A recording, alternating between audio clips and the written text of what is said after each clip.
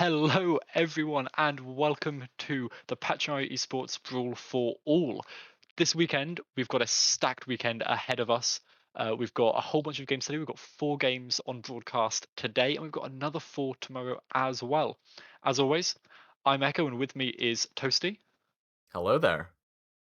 So this is your first time with us, Toasty, up over here in Pachimari Esports. How are you finding it so far? It's pretty good. Things are being pretty organized, I guess you could say, compared to Hmm. something I've been used to before. And of course, we have got a lot of good games coming today. Of course, the first one we are casting is going to be Juwang versus the Holy Order of Torbjorns, which are two very, very unique names, I suppose. So, based on just that, we're gonna have a good game. Yeah, definitely. I think both of these teams, they're part of Pachimari Esports as well, so it's a little bit of a friendly Rivalry. rivalry. Yeah, exactly, between these two teams, and it's going to be quite close because Holy Order of Torbjorns, they've got a tank that is ringing for them today that is really high SR compared to the rest of the team, and actually a little bit higher than Juang actually have on their team too. However, Juang, they did pretty well in our first tournament here at Pachimari. They got all the way, I think it was to the semi-finals previously. We've seen Thoughts kind of fall out relatively early on in some of our last tournaments.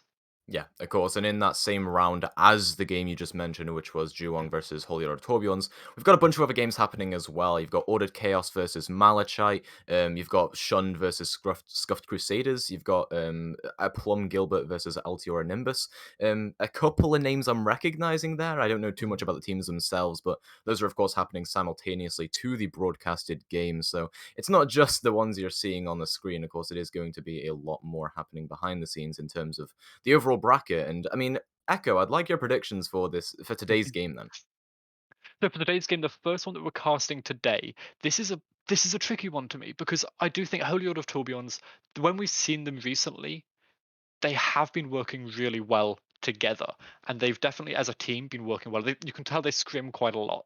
Whereas Juang, we haven't seen them on broadcast in quite a while, and they don't scrim as much as a lot of other teams. It's only kind of 1 or 2 times a week, which is a lot less than a lot of the other teams today in this tournament. So I think purely based on that, I believe I'm a strong believer that you have to scrim a lot as a team. So I think I'm kind of going to go with Holy Order of Tourbillons to win the first broadcasted game today. Fair enough. Yeah, I mean they do have quite a legendary name, so that's kind of all I can base my predictions off of. But yeah, I mean I'm definitely backing them for this. There's gonna be no caster bias whatsoever, but they do have a very unique and very interesting name compared to Juwang. And of course, like you said, it is a rivalry matchup, both part of Pachimari Esports. So both teams are going to be wanting to win it out as much as humanly possible. And later on in the bracket, we could also see a lot more rivalry matchups. Yeah, because we do have Shunned in the other side, in the other half of the bracket, as you would. They're currently going up against Scuffed Crusaders really soon, and that again is going to be quite close. But I do think Shunned have a bit of an uphand, or the upper hand in that game, purely because Shunned, they're one of the higher SR teams in today's games. But I think one thing just to kind of clarify for everyone out at home is, so this weekend at Pachimari for the Brawl, we've decided to split our weekend in half. So the first day today, we have all of the teams have an average of below 3.5k SR, so they're in diamond or below. So all of the teams today you'll be seeing kind of high plat to high diamond, somewhere around that SR. Whereas tomorrow they're a lot higher SR. Yeah, definitely, and I mean that'll make for a very not anticlimactic. I don't know what the opposite of anticlimactic is. End to the Climactic. weekend, I suppose. Yeah, climactic, pretty much. Yeah, but it is going to be a very exciting end to the weekend, I suppose. Tomorrow, where of course I am also casting tomorrow as well, which should be exciting. And focusing on today's games overall, this is kind of just the warm up matches, I suppose. It doesn't make them any less significant. It is still a tournament bracket in its own right. I mean, like you said, there's a ton of teams from the same org here. We got Pachimari teams, we got multiple Plum teams. So I'm definitely super excited. To one, watch from the sidelines after after the first game here, where I won't be casting anymore, but I will be watching. And then of course I'm also excited for tomorrow, where I'm not entirely sure what teams are playing tomorrow, Echo, but if there are rivalries there, I'm definitely excited for that. Yeah, I would expect we've got a couple of the Pachimari teams coming in tomorrow as well in the higher SR brackets, which obviously going to be exciting to see. But again, like I said, we'll focus on today, and I think another match to watch out for here is, so you mentioned that we've got both of the Aplom teams, Malachite and Gilbert, coming in today. But they're both going up against relatively tough opponents, and Mm, Ordered Chaos, they're one of the favourites to potentially win this entire today's tournament because they are scrimming at a really really high level. So I think Malachite, they're going to really struggle to kind of get through because this tournament, today's bracket, is a single elimination bracket. So if you lose a single game, yeah. that's it.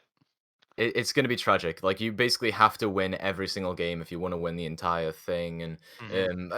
and like we say, of course, some of these games are ones you don't really want to be losing, regardless of if it was double elim or single elim, because it's against teams from the same org. And you were talking about, of course, Ordered Chaos being a favorite here, and from our, pre-game talking and me just listening in, you were also talking about Shunned as a very, high up team in terms of this bracket here, who Crusaders, they have to go against them. Yeah, and that's going to be really tricky because again, Shunned and Chaos, they were the two favorites to kind of be out into the finals potentially, depending on how the bracket got seeded. But we're going to see them in the next match. So if they both win, which is what we're predicting at the moment, I think, from what we know of Malachite and Scuffed Crusaders, they're going to struggle. So going into the next game that will happen in about an hour's time, I'm expecting we'll see both of them. And in that case, we'll have a really, really exciting semi-final before going on to our grand finals and our losers finals later as well. For now, we will go to a quick little break and be with you ready for the first game in a couple of minutes.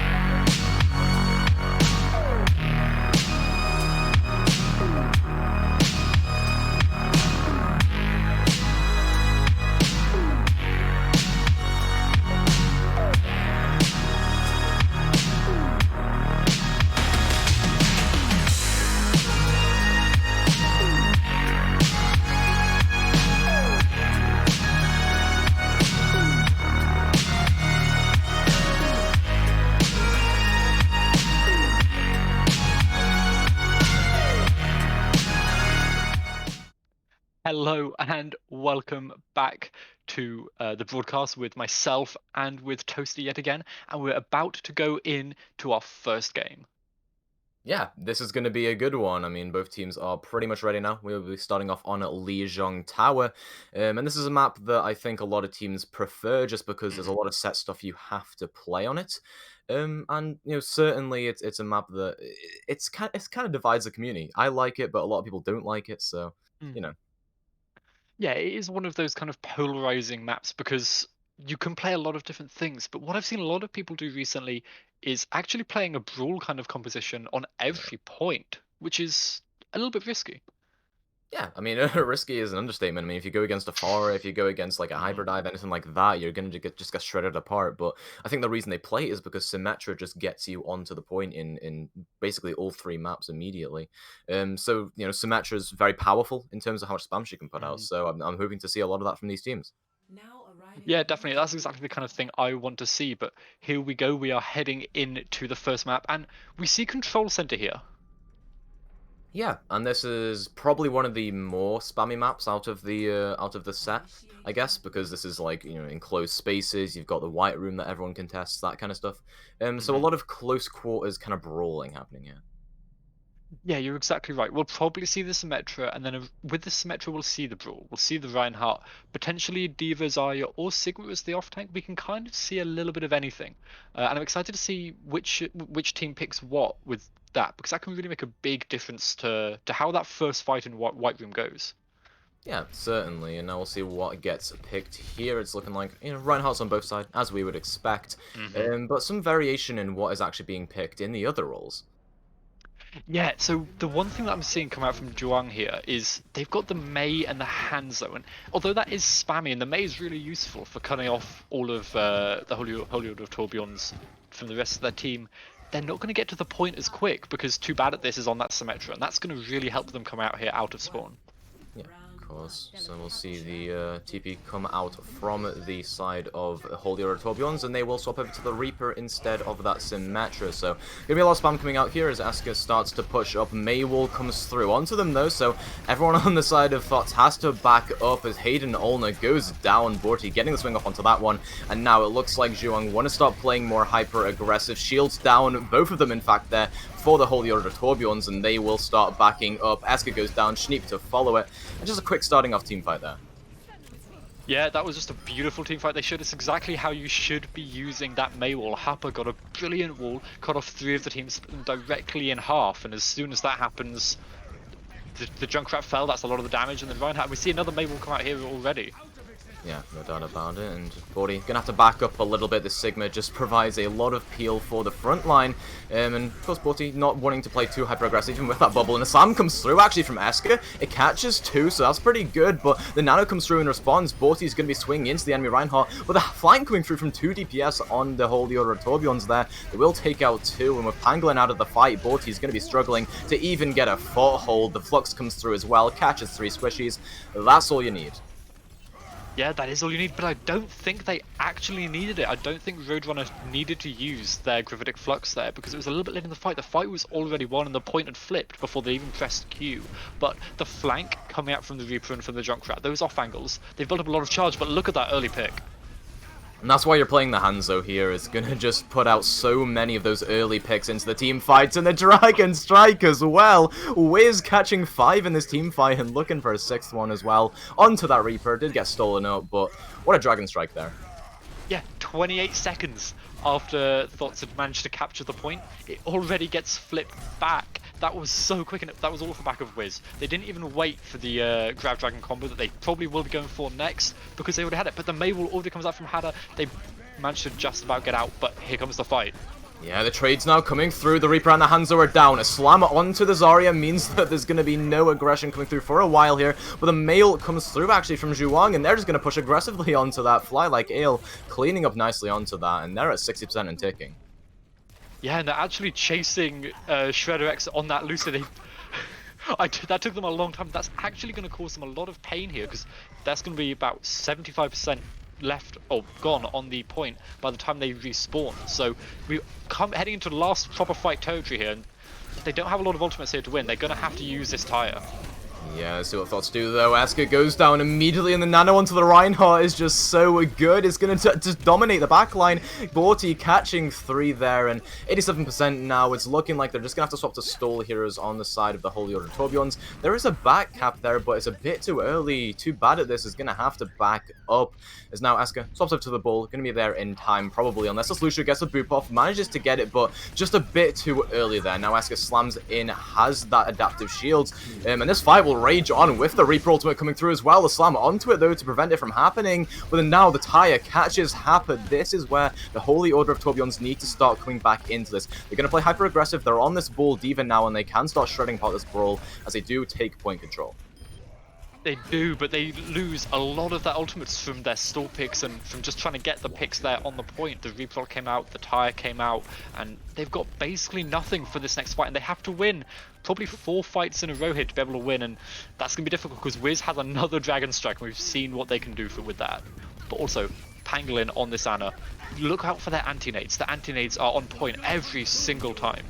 Yeah, the Junkrat zoned off by that Dragon Strike, and it helps Happer get that pick off. And with Asuka going down as well, it's looking like the Holy Order of Tourbillons are in a spot of trouble right now. They've not even got any ultimates to clutch up right now, Echo. It's looking tragic for them.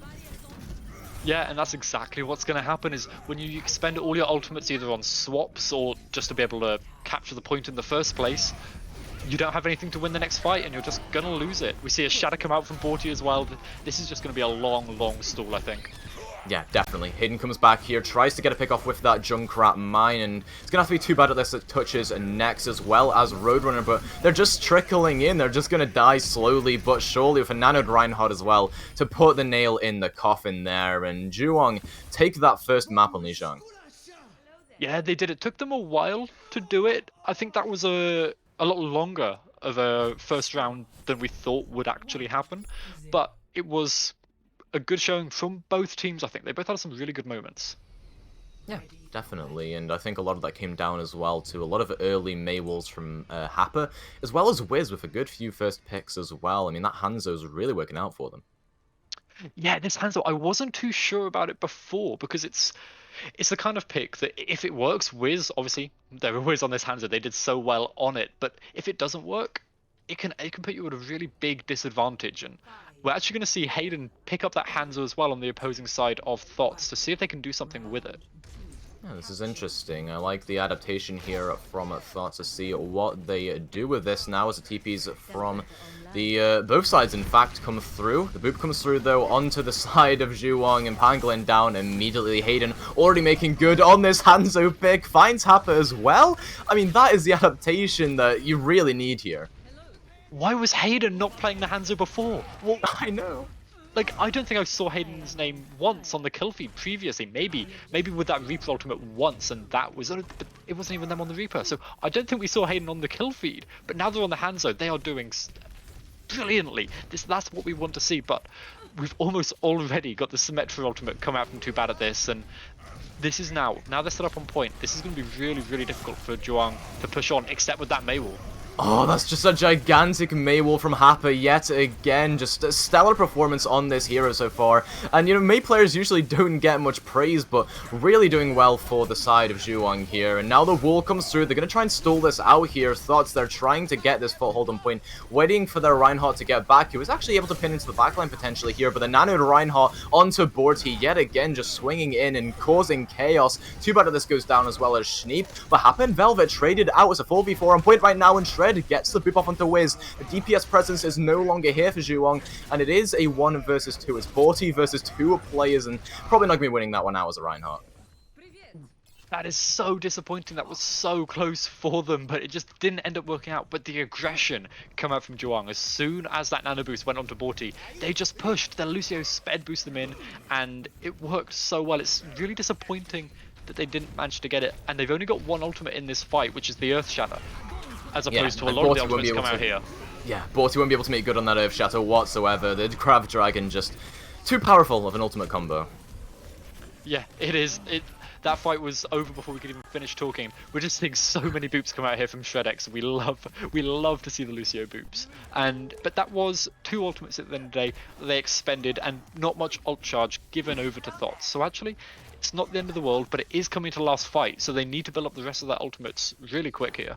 Yeah, this map has gone extremely quickly, so it has to be a retake now from Zhuang. The slam actually into the Mabel there from Borty. That is so tragic. That's one of the few mistakes we've seen from Happa so far. And the slam comes through as well from Esker just to put the nail in the coffin. Finds 2 picks off here and going to be looking for more in the front line.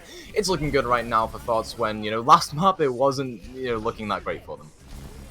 Yeah, that was just a little bit of team miscommunication come out from Zhuang, and like we said beforehand, that's kind of what we expected. The Mabel didn't come down from Happa, it blocked their own shatter, and I think if the Mabel hadn't been there, that would have been a really good shatter and it could have won them the fight. But as soon as that happened, it looked like the team, they didn't really know what to do. They were so split off from each other, and there was almost no team coordination at that point. That really, you need that. As soon as that chaos hits, you have to work together.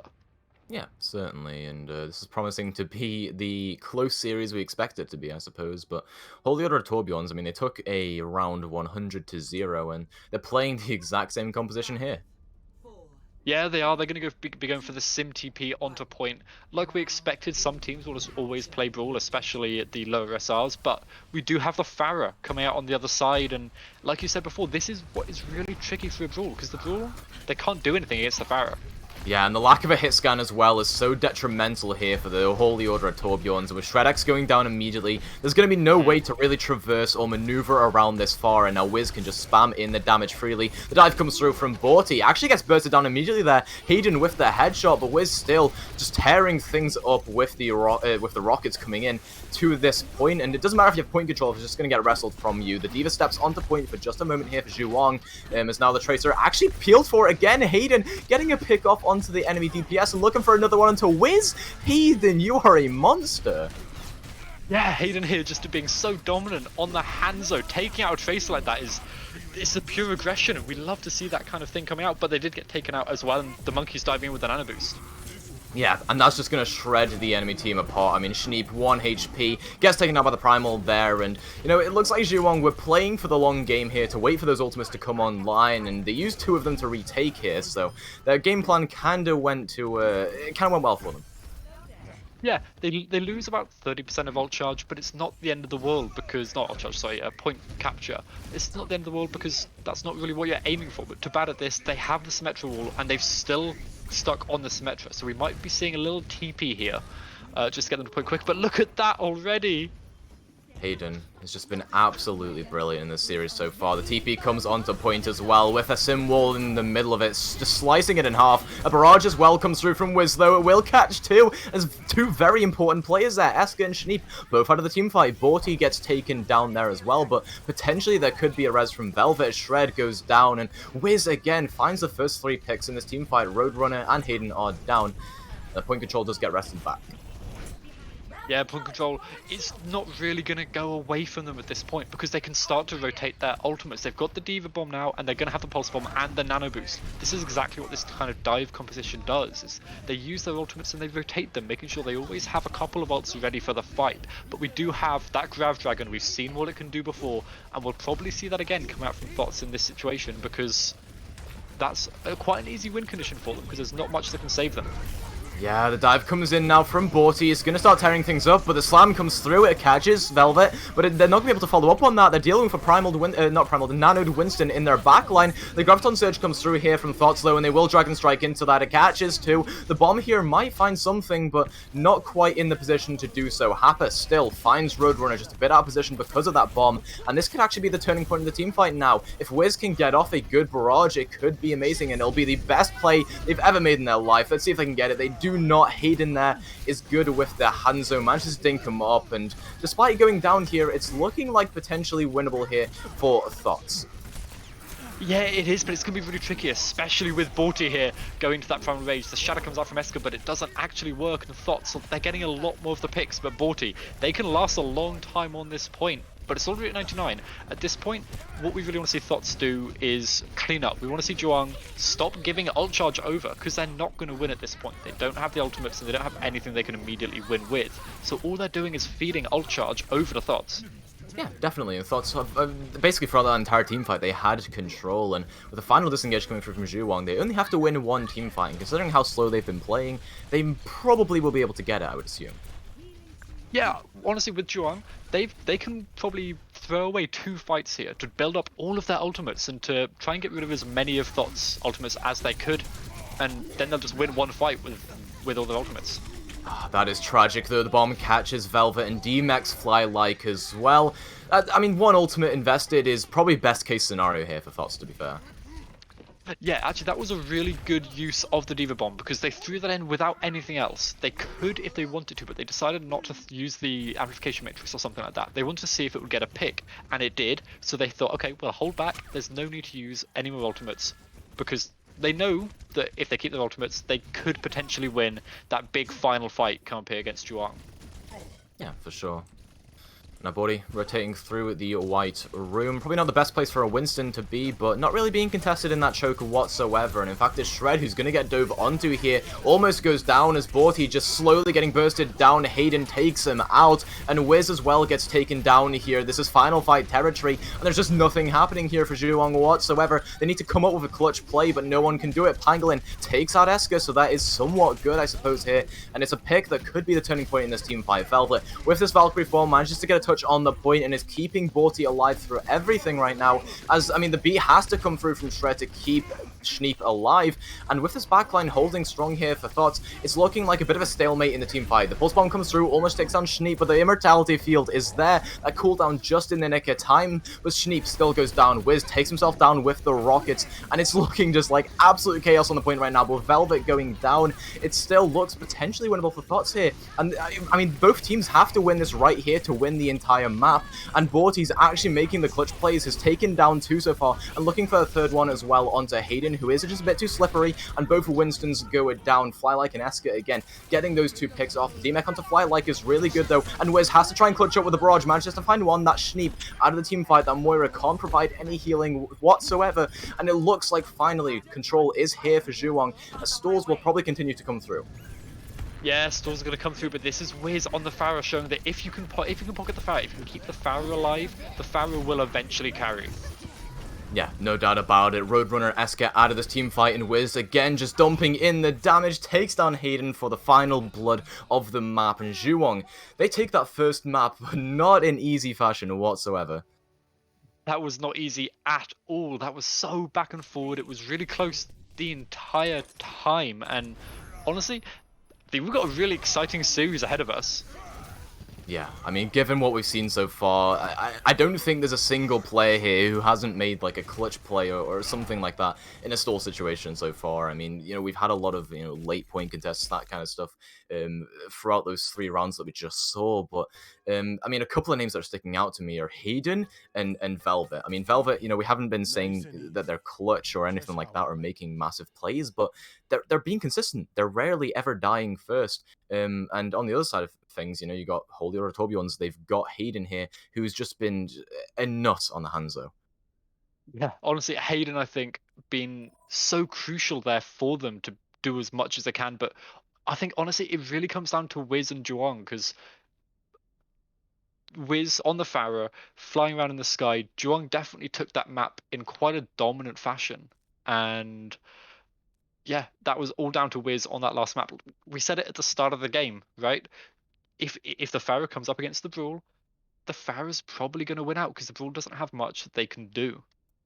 Yeah, no doubt about it. I mean, you just stay at a range, you don't let the hit scan poke you out, you don't let the Hanzo poke you out, and you just play from afar and dumping damage until you get that barrage. And then once you get the Hmm. barrage, you're making massive plays. I mean, Wiz, you know, constantly getting those barrage kills, late barrages in the Hmm. team fights where, you know, if you take a slow team fight, you're inevitably going to get it. And that's why you're playing the Pharah. Pharah is naturally just accumulate damage over the fight and then release just that massive barrage towards the end of it. Yeah, absolutely. Um, yeah, so we are heading out into King's Row here.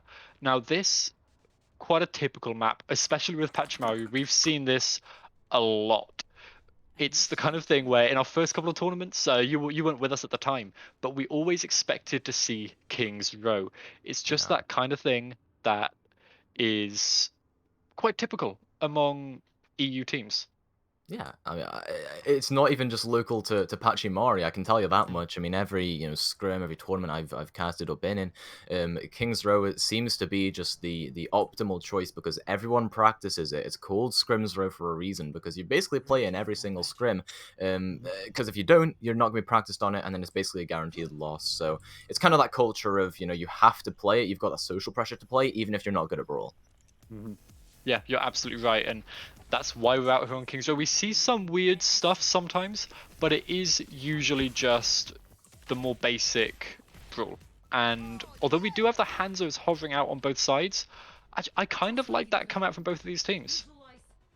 Yeah, I don't think it's too bad. I mean, we saw, Wiz doing a good job on that Hanzo in the first map, and then Hayden came through with the adaptation onto it later on and made some massive plays. I mean, constantly killing people, constantly killing flankers even, right? You wouldn't expect a Hanzo to be dinking a Tracer in your backline, but it happened like 3 or 4 times for Hayden.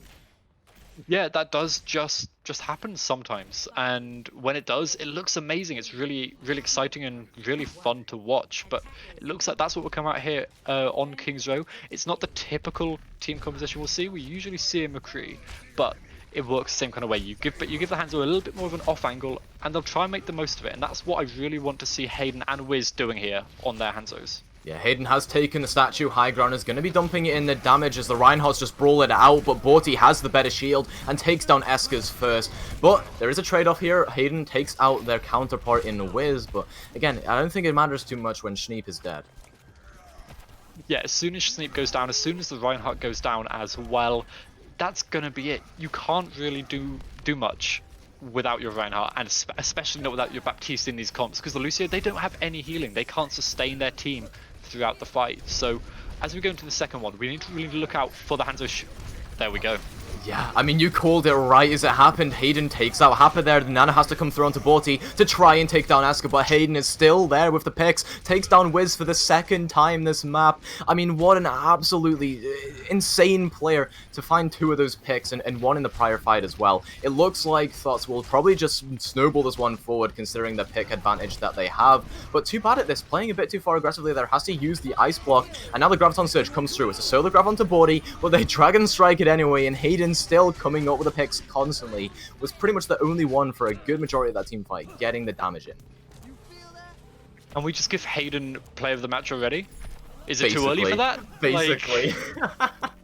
This is just really dominant performance coming out from the Hanzo, because they're not just using the Hanzo to get picks, they do, and a lot of the time that's exactly what's working. But they're also getting rid of Borty's shield. When Borty has no shield, the rest of the team, they take more damage. They got the Graviton Surge. It means Hayden can get more picks, or I guess something like that could happen the other way around.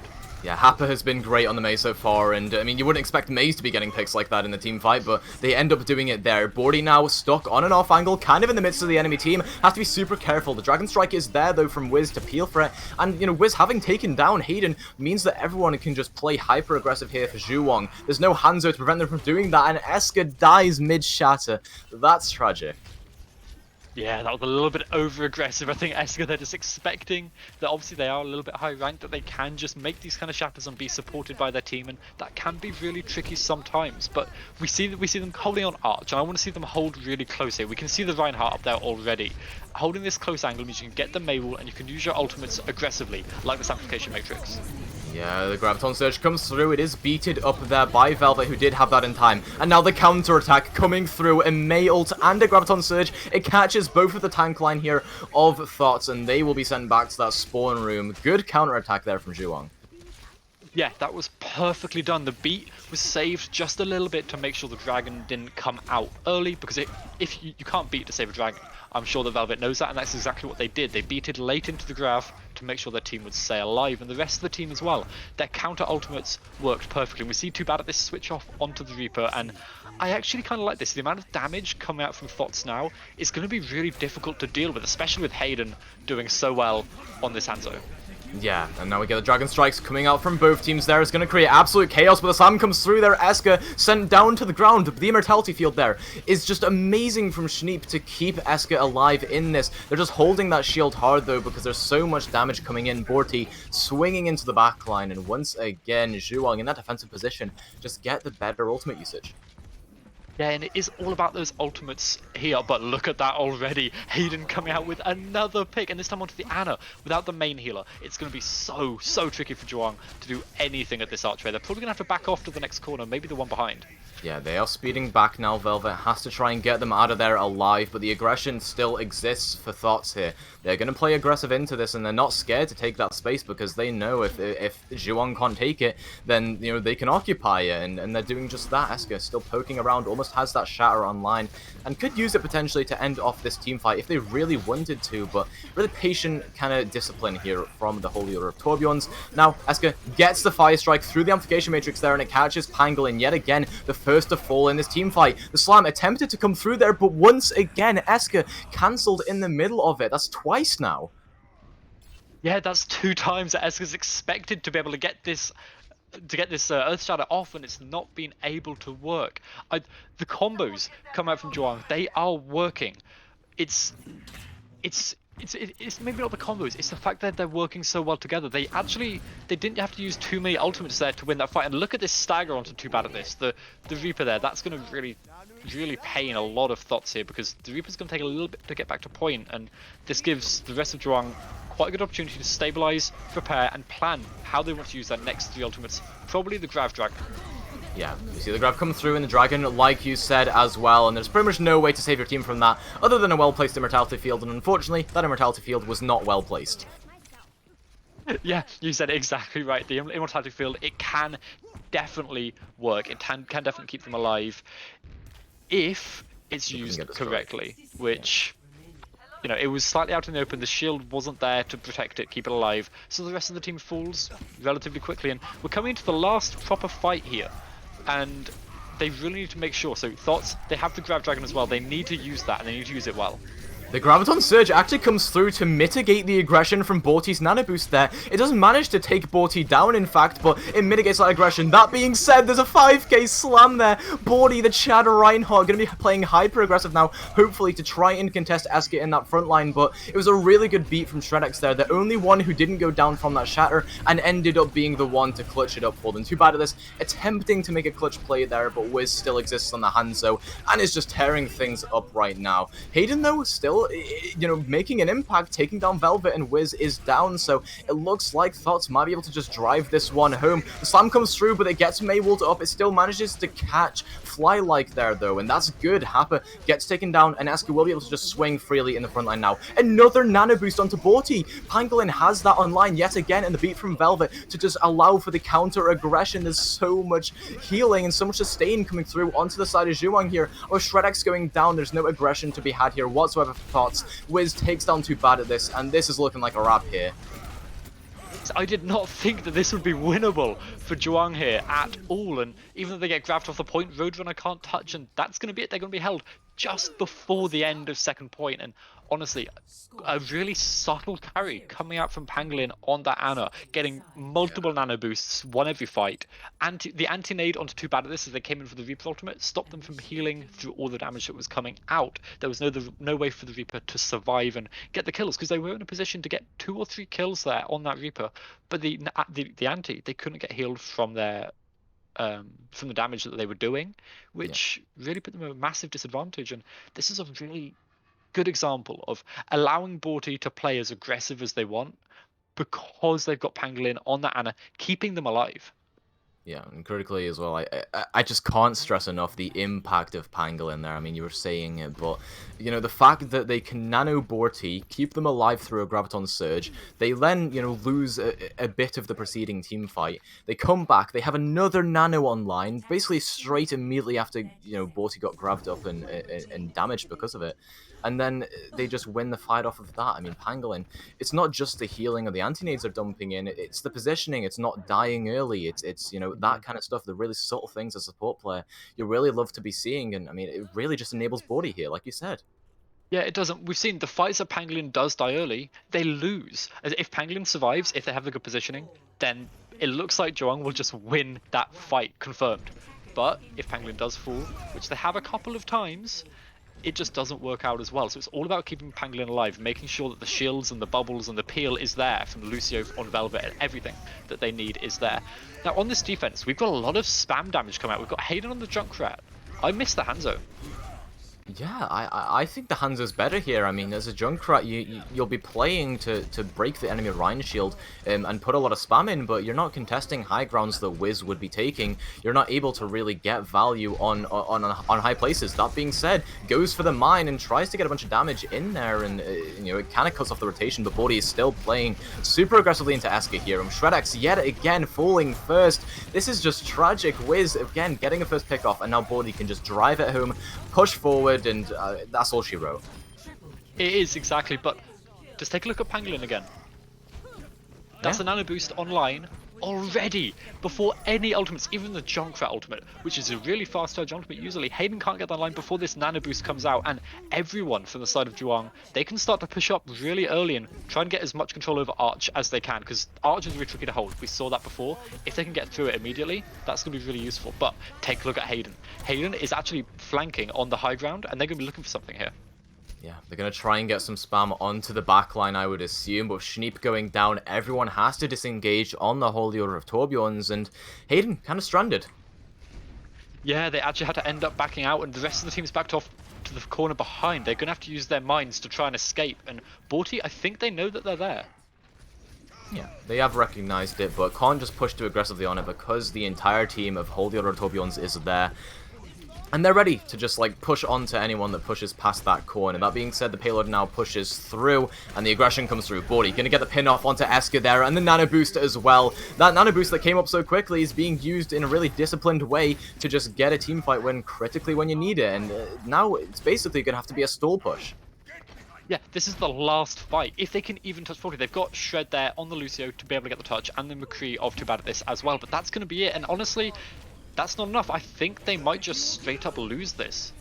Yeah, I mean, the shadow comes through and it does catch 5 there, in fact, so Esker still trying to make a difference, but it doesn't matter. The one person who didn't go down was Wiz, and they just put in so much damage that no one could follow up on the 5-man slam.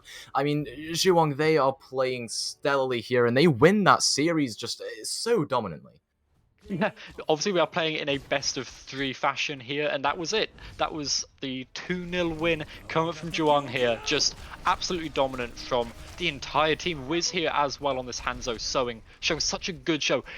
Maybe lost a couple of the duels over to Hayden, but also won some of them, like that one right there that we saw on the play of the game. That was just a really, really fun game to watch. Of course, yeah, and we were talking about how, like, back in the death segment, we were talking about how, it might be a very a very climactic game, right, where there's going to be a lot of action, and it wouldn't end in a very anticlimactic way, but it did. I mean, that was literally just a team fight where there was a dragon strike and a 5-man slam, but neither of them got value, and the payload just pushed through. Like, I didn't even realize the payload had pushed through until it happened, and it's just insanity how quickly that ended after the first map was just so close. Yeah, the first map, it looked like we're coming into a really, really exciting series here. We're going to be quite close between both teams we were expecting, but Zhuang, they just came out. It looks like they've practiced their King's Row.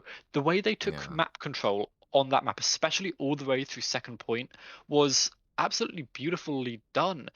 They pushed perfectly. They didn't go too aggressive. Like you said, they didn't push up onto the Junkrat who was a little bit out of position. They didn't kind of go too aggressive or anything like that because they knew that it really wouldn't work for them.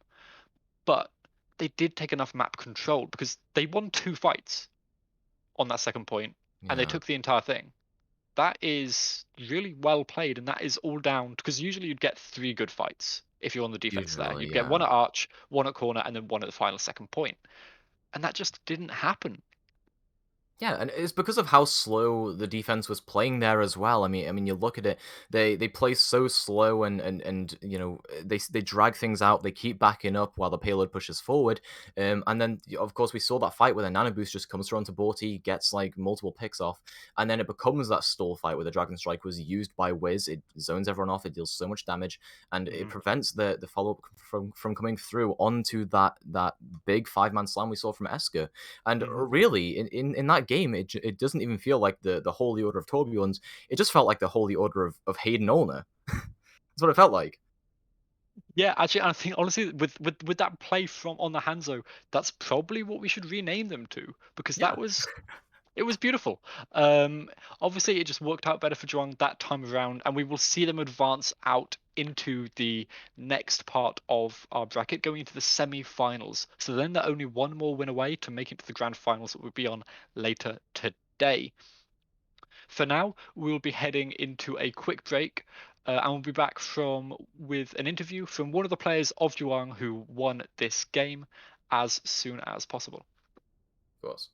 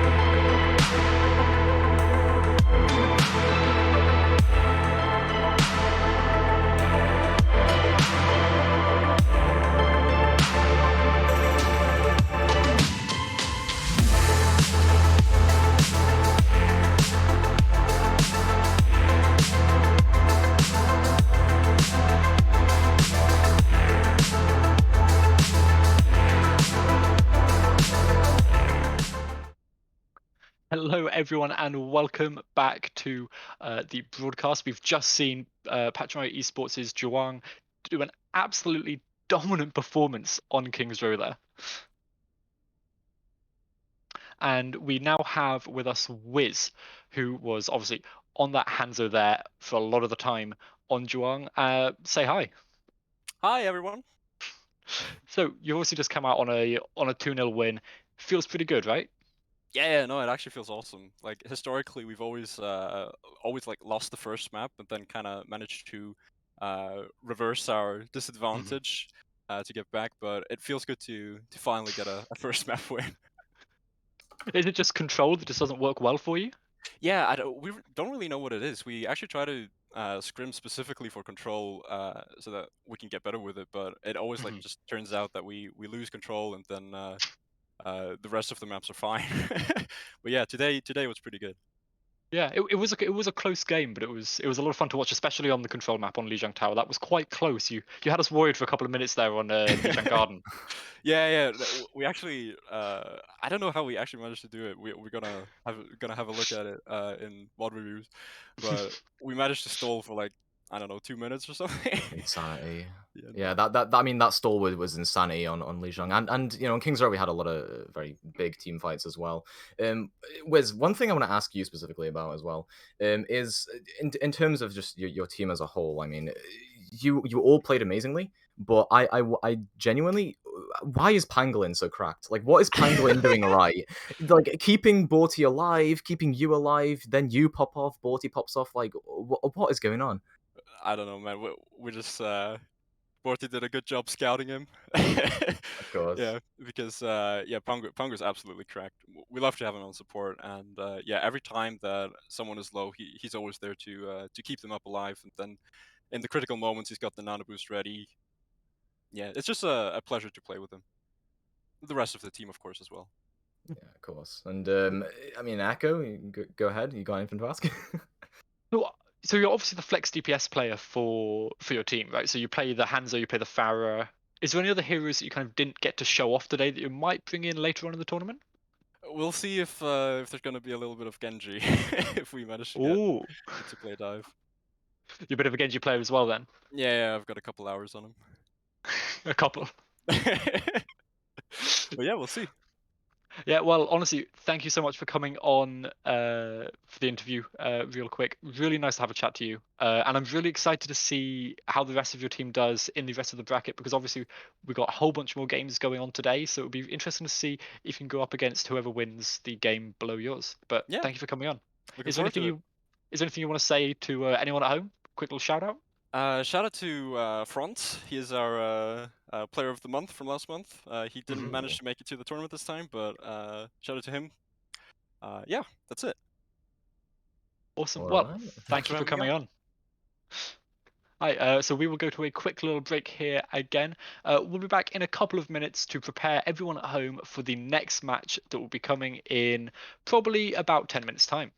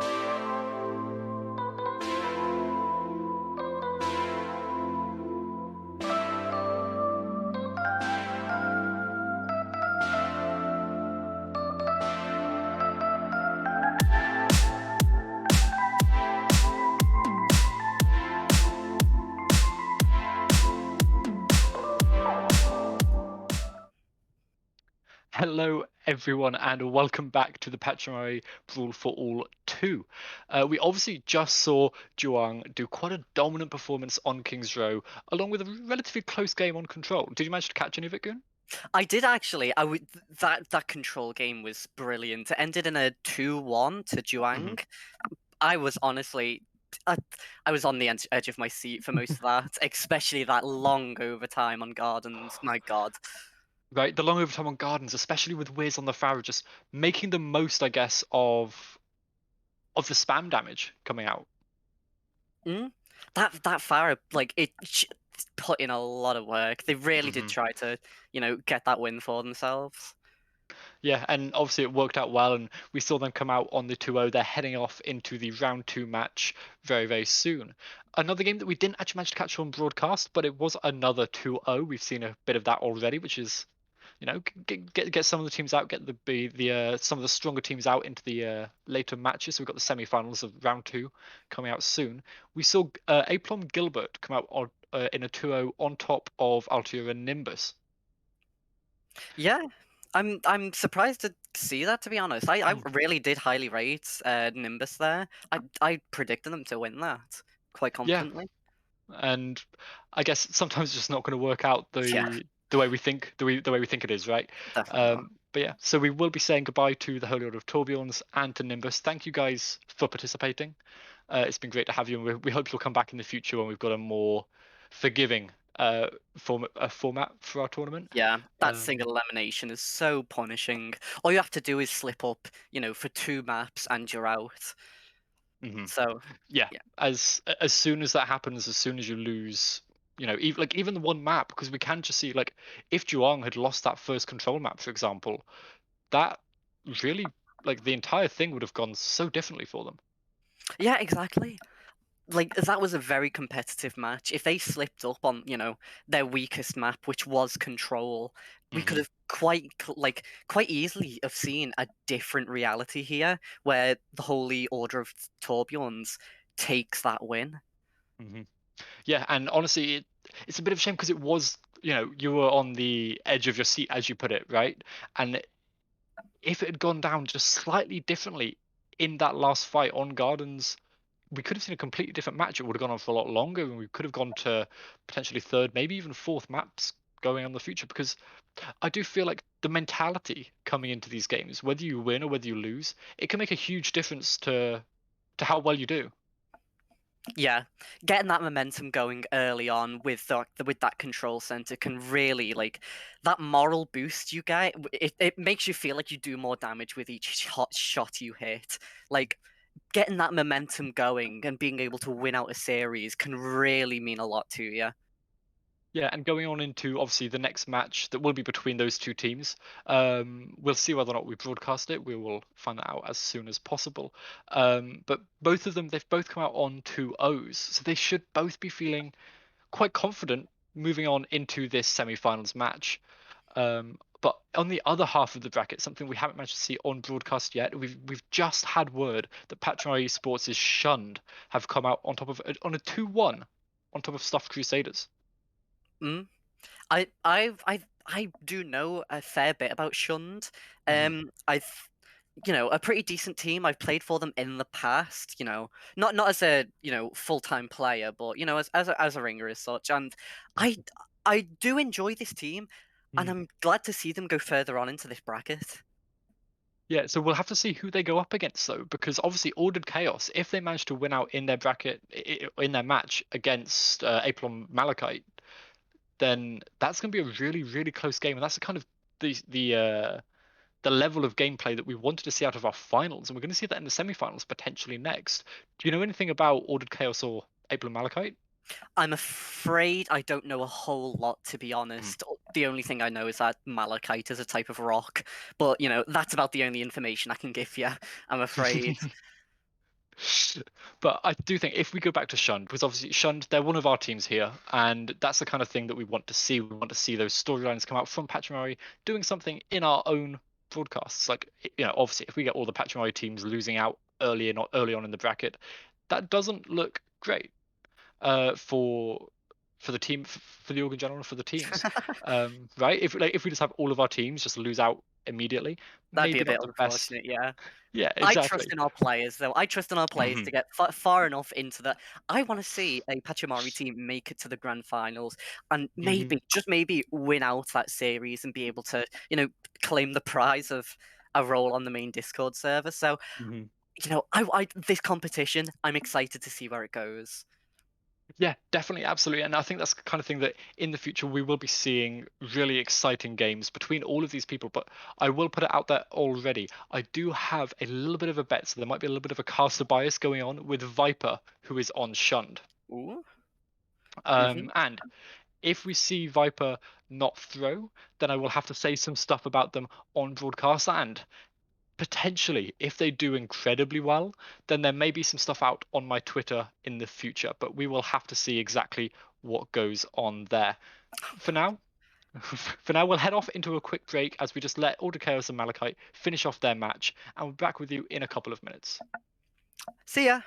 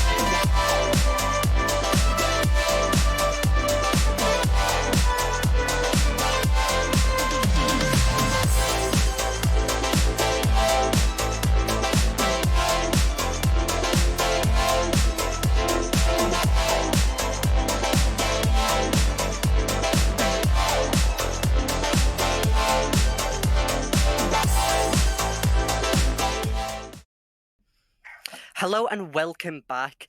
The next match we've got coming up is going to be Pachimari Juang versus Aplom Gilbert.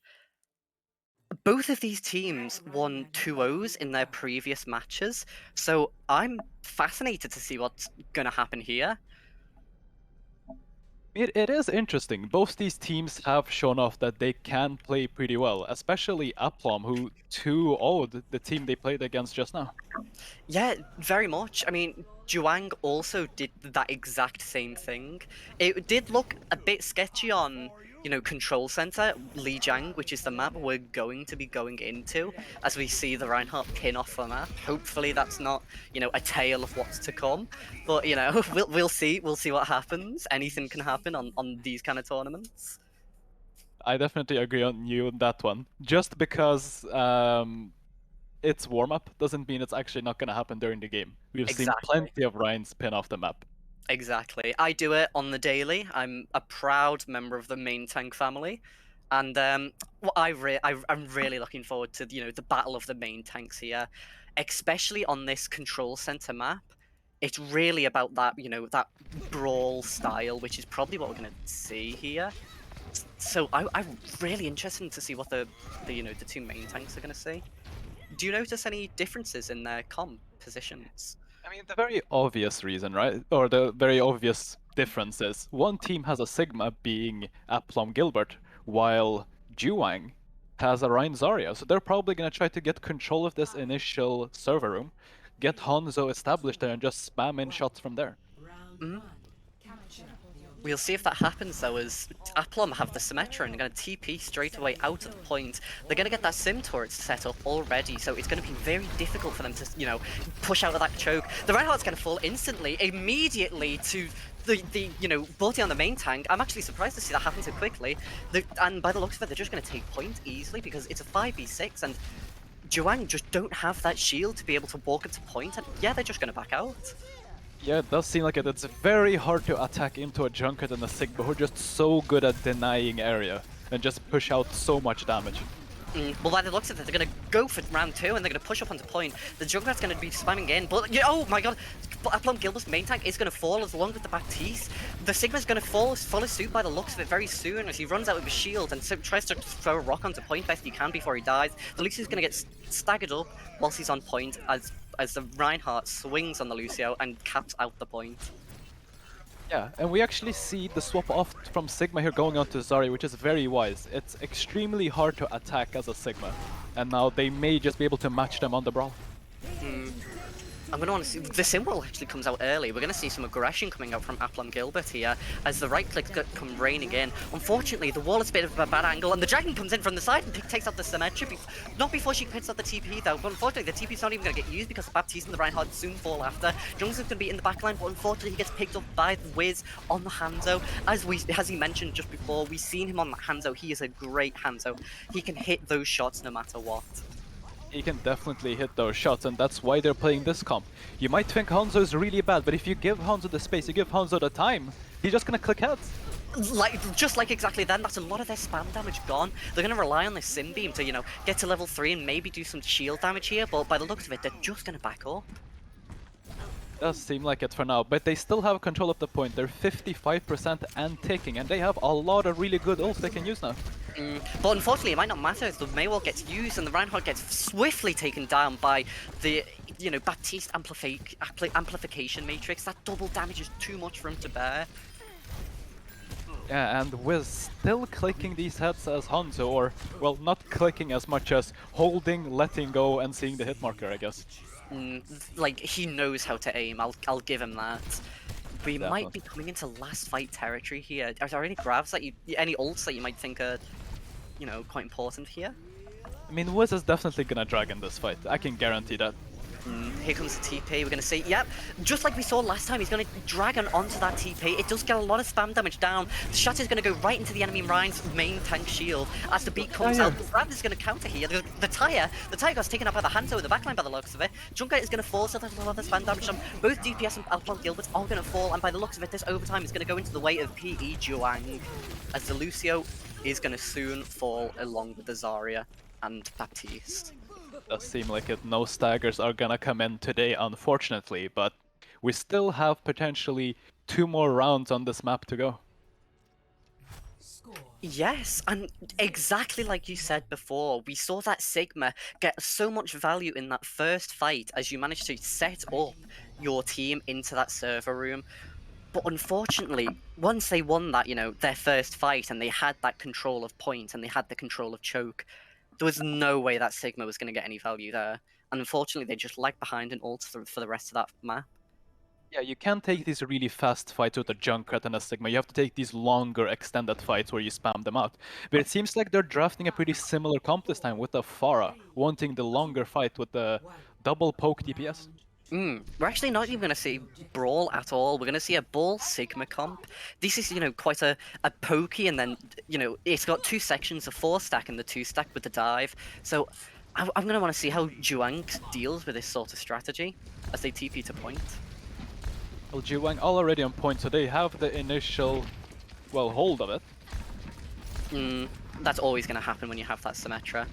The Pharah hasn't got a lot of damage in so far. It's the Sigma in just, in main just absolutely gets rolled over along with the Ana. That's, most of your healing and just like poke damage gone from the main fight. You only have that Pharah and Mercy to be able to poke in and try and make space for your Ball and Tracer. So I think this fight is over. Yeah, they're not giving the Pharah any space whatsoever. She has to really poke from really, really far away or, risk dying, quite frankly. And when Pharah is not doing that much damage, it's really hard to try to win these fights. Yeah, exactly. Only managing to get to 50% right now it's not a great ult percent, but I mean, that barrage, when she gets it, it will provide major value. As we see the McCree just walk off into the main, and the Paladrive is actually going to find a pick onto the enemy Zarya, but Symmetra just beaming down the Far Mercy in the sky there, as the Ana, takes out Juang's Ana, so that's a lot of their sustain gone. Now they only have the Lucio for healing, as Wiz just TPing left and right on point, just, making as much space for himself as he can, as he beams down that Sigma shield and soon pushes him off. I tell a lie. Actually, the Pharah's going to come back and he's going to use that barrage with the nano and the damage boost. He's going to find a nice little pick onto the Lucio as he puts spam damage onto that Ryan. That was nearly half of his damage gone in one shot singular as he picks off the Zarya straight away, and the res comes on to the Wrecking Ball. Really nice take there from Aplom Gilbert. Yeah, this is a lot more of what we're expecting with the Pharah. The Pharah to just poke them out, get them to about half health, and then just go in and let the rest of your team clean up. This is how this comp should be played for the most part. And when you enable this Pharah, now when they have to attack, it's going to be so hard for them to try to get in here. Well, you say that, but I mean, they do have 5 ults here. With the only one they're lacking is that Diva ult. So I'm gonna want to see if that ult advantage manages to get Juang the point. Oh, the Hammond actually managed to boop the McCree out of the TP range, and in fact, he doesn't manage to support his team on point. All 4 ults have been used so far, but to no picks onto Alpon Gilbert at the moment. I think the Nano managed to find its way onto the Diva, but I mean, she's going to get Demek pretty soon as she runs away to try and get the Mega. She's out of the fight for the moment. The Sigma has Flux, so we're going to see if he wants to use it, but probably not, as the rest of Juang manages to fall here. That was an awful fight for them, unfortunately. I mean, yeah, it's not the best. You give a lot of ult to Aplom here, who already has a nano barrage again, and you know exactly how lethal that can be. But if they just force point again, they may just be able to force them to fight on unequal footing. They'll have to go and contest. I mean, that's what we've seen for the first few fights, so maybe they can repeat that success that got them to 87% in the first place. They've actually decided to swap to the Winston here, as the barrage does come out, the damage boosted onto the Ana. Both Anas are out of the fight at the moment, so that's a lot of sustain for both teams gone. The Sigma is going to get booped off by the Lucio here, Viper, I think, and then we see Tracer coming in from main with the pulse bomb. Maybe she can get some value out of that, but in fact this Pharah onto the point, trying to get as much damage off as they can, trying to find a few picks onto those squishy targets. Manages to get a D-Mech onto the Diva, but that Diva bomb comes out, it's going to find a pick onto both DPS. The Pharah and the Tracer out of the fight, and Mercy soon follows with them Pharah back to spawn. A pretty decent fight there on the side of Juang. Definitely, they use Sigma ult and barrage, but only actually managed to kill the Ana. That is not really what you want to see. Wiz promised us a Genji, and he is absolutely delivering. We see this blade coming up for what looks like last fight. The overtime is going to come into effect. The Genji blade is going to come. Actually, it's not going to come out. In fact, the Nano is going to find its way onto the Tracer on Falcon Gilbert. The Nano blade, it's going to be available to Wiz. We're going to see if he wants to use it anytime soon. But, you know, the D.Va's just going to fall on point because against that barrage and the Tracer, there's nothing you can do. But Wiz with the blade, he's going to find two. The Farm Mercy goes down along with the Sigma. Oh my god, he's going to try and slash and dash onto the Hammond, but unfortunately that health bar is just too much for him to be able to, you know, cut down to size, and he's going to manage to survive it out and cap over to Alplom Gilbert on 84%. It's last fight territory for both teams here. Wiz came in huge, but it wasn't quite enough, unfortunately. Yeah, I mean, sometimes it's just never enough. The Primal is going to be available to Forty here. He's going to find the Pulse Bomb. He jumps up into the air. He's actually going to find his way onto the enemy Mercy. He's going to pop that Primal. He's running for that Mercy. It's not a great idea to be able to, you know, just commit fully onto that as he walks into the Hammond's mine. Most of his health is gone here, and he's probably going to fall soon after. But actually, the Lucius gone Zhuang is actually going to come in clutch and manage to beat out and protect Forty from dying here. The Ana does have Nano, so we're going to see who that's going to find its way onto. As the Farret falls on the point, the Pulse Bomb is going to become available. By the looks of it, he's going to take the Tracer 1v1 into the spawn area of Alpom Gilbert. The Tracer is just going to absolutely say goodbye as he tries to chuck the bomb into the D.Va, and it does get eaten. That's not the greatest amount of value you could get. This Nano is still available, and it's going to get used immediately onto what looks like the Winston. That's going to provide so much space value onto that point. He's going to find a pick onto the baby D.Va. As the overtime, it nearly goes down, and unfortunately it does. And by the looks of it, Pachimari Zhuang wins out this series once again. What a map, Goon. A lot of back and forward here, but I think so far, I'm definitely keeping my eyes on Wiz. The guy is absolutely nasty on anything he plays, coming in clutch again and again for his team. The guy's a monster, Urazi. He like, his mouse, it's like, it's got, I don't know, man. It's just insane what this man can hit on the Hanzo, and his Genji at the same time. I'm just impressed with this DPS player all around. Yeah, definitely. Wiz coming in huge for his team, and I think that's one of the factors to why Zhuang won. Aplom Gilbert did get a lot with their Pharah. Not initially when they denied her, but eventually, when they weren't able to put these resources on the Pharah came in huge again and again and again. She really did struggle to get those angles at the start of that's the start of, you know, Night Market, but, you know, he managed to get some, you know, big barrages along with that combination of the Nano onto it and the Mercy Pocket. Some great value coming out there from the Pharah, a repeated hero that we usually see on Lijiang. Yeah, Pharah is one of the common choices. You usually either TP to point, or you pick some kind of poke DPS, and Pharah is a very common one for sure. Both of these teams match up, you know, one favors the Brawl and one favors, you know, the more poke-orientated comps. How do you feel that these sort of play styles mash up against each other? Well, in general, I feel like Zhuang did a really good job of forcing their win conditions. They were not forcing out these really long fights where Aplom comes out in the advantage, and I think ultimately they were the ones who were dictating the pace of how the game was going, where we fight, how we fight. They were always forcing these fights on point, even though they weren't winning that often. If you force them to fight on point, you're still gonna have some kind of advantage. And I feel like that's really what the difference between Zhuang and Aplom was. They were in the driver's seat, quite frankly. That it's almost similar to a playstyle we saw in year 2 of the Overwatch League when Vancouver Titans, an expansion team built up out of the Korean contenders team, Runaway. That was their playstyle. They played their 3-3 compositions mainly focused around that point, which meant, you know, they got the value out of it whenever they, you know, even lost a fight, because it'd be about 15% that you'd gain onto that control. So pretty, you know, smart plays coming out of here. Yeah, definitely. But here on Kingstrow, I don't think I need to tell anyone that this is a Brawl map. You basically have to be able to play Brawl here. But if you can innovate around it, if you can force the enemy team on a composition they do not want on, Like, if Aplom Gilbert somehow can force Juwang off Brawl, I feel like they can start being in the driver's seat yet again.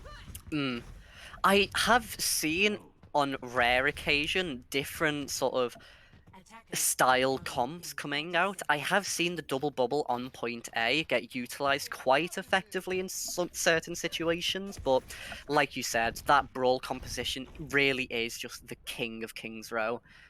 There are some adaptations you could make to it. Maybe swap your off tank for like a Winston just to get that cleave damage in, sort of known as Bulldozer, I've heard.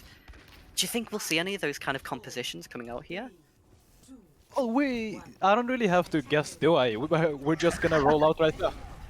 Right, yeah, just by the looks of it, the only difference here is that I see a Mei on this side of Juwang here. In fact, we're just going to see a fight get taken right onto point. We see someone in that top right window as Hanzo manages to find a pick onto the Lucio. He's heard of Wiz's like absolute performance on Hanzo and he's going to try and replicate it. What an absolute dominant display by the defending team, Aplom Gilbert, absolutely destroying and dismantling the attacking team, Pachimari Juwang there. I feel like if anyone should know the strength that a defending Hanzo can get, it should be Juwang. So just running into a Hanzo who can free shoot on you in a straight line is not the play when you're playing Brawl. And we can see a swap come out here instantly with just matching Galax here on Hanzo. Yeah, I want to see this. It's like a battle of the titans here. We see a great anti-nade come out. The Reinhardt is actually very low, and the immortality just a bit misplaced there. It's destroyed by the Zarya as the Reinhardt finds a 2k onto both of the anti-targets. Unfortunately, the tank line is going to find a 2k onto themselves. Actually, they managed to find a pick onto both of the DPS as well as themselves. The Zarya is going to fall like by herself. The Kree and the Baptiste are going to fall immediately, and that second fight is going to go into the way of Pachimari Juwang. Yeah, Pangolin finding such a huge anti-nade, and Univ could not get the the immortality field down in the right place. They just had to back off. They couldn't fight in that area, unfortunately. I do know Pangolin as a player. In fact, he used to play for, a team I used to manage. I know he is a great Ana. He positions quite aggressively to get those anti-nades in, and I love his game style, to be honest. We're holding quite far forward here, trying to get some free ult percent, but look at the McCree. He's just flanking in the backline, trying to get something with this McCree ult, it would seem like. He's going to find two headshots onto the enemy Ryan there. The Shatter's going to come through and it's going to find three. The Ana and the Mei and the Reinhardt are all down. Both Reinhardt's going to get traded there. The MTT does come out a little bit, but unfortunately, Aplom Gilbert, the defending team, is just going to get rolled over by that, the nano that came up onto the Zarya and the dragon that came out from Wiz. There was just no space for them to push there. Yeah, that dragon from Wiz was absolutely huge. As soon as his entire team got shot, he just dragoned over them. So if you want to come in, if you want to kill my team, you have to go through this dragon. And an immortality field can only keep you alive for so long. It did cost them that fight, just from Wiz's Dragon there. We're actually going to see the High Noon is going to come out. It's not going to find anything. Unfortunately, a bit of a Charlie 9 does come out there. A stun is going to get used and finds two, but unfortunately, they just didn't touch. As simple as that may seem, they just did not touch there, and they lost the fight just because they couldn't get that extra meter onto the point. Yeah, you definitely don't want to touch too early, but they missed the mark by a little bit. Maybe they got booped back. I'm not really sure what happened, but unfortunately they did not touch. But they did use grab, so you do not have the ultimate combo of Mei and grab here to just wipe the enemy team. Kind of unfortunate that happened. We are going to see the grab dragon combo. The grab is going to get used, and unfortunately the dragon is going to get used exactly afterwards.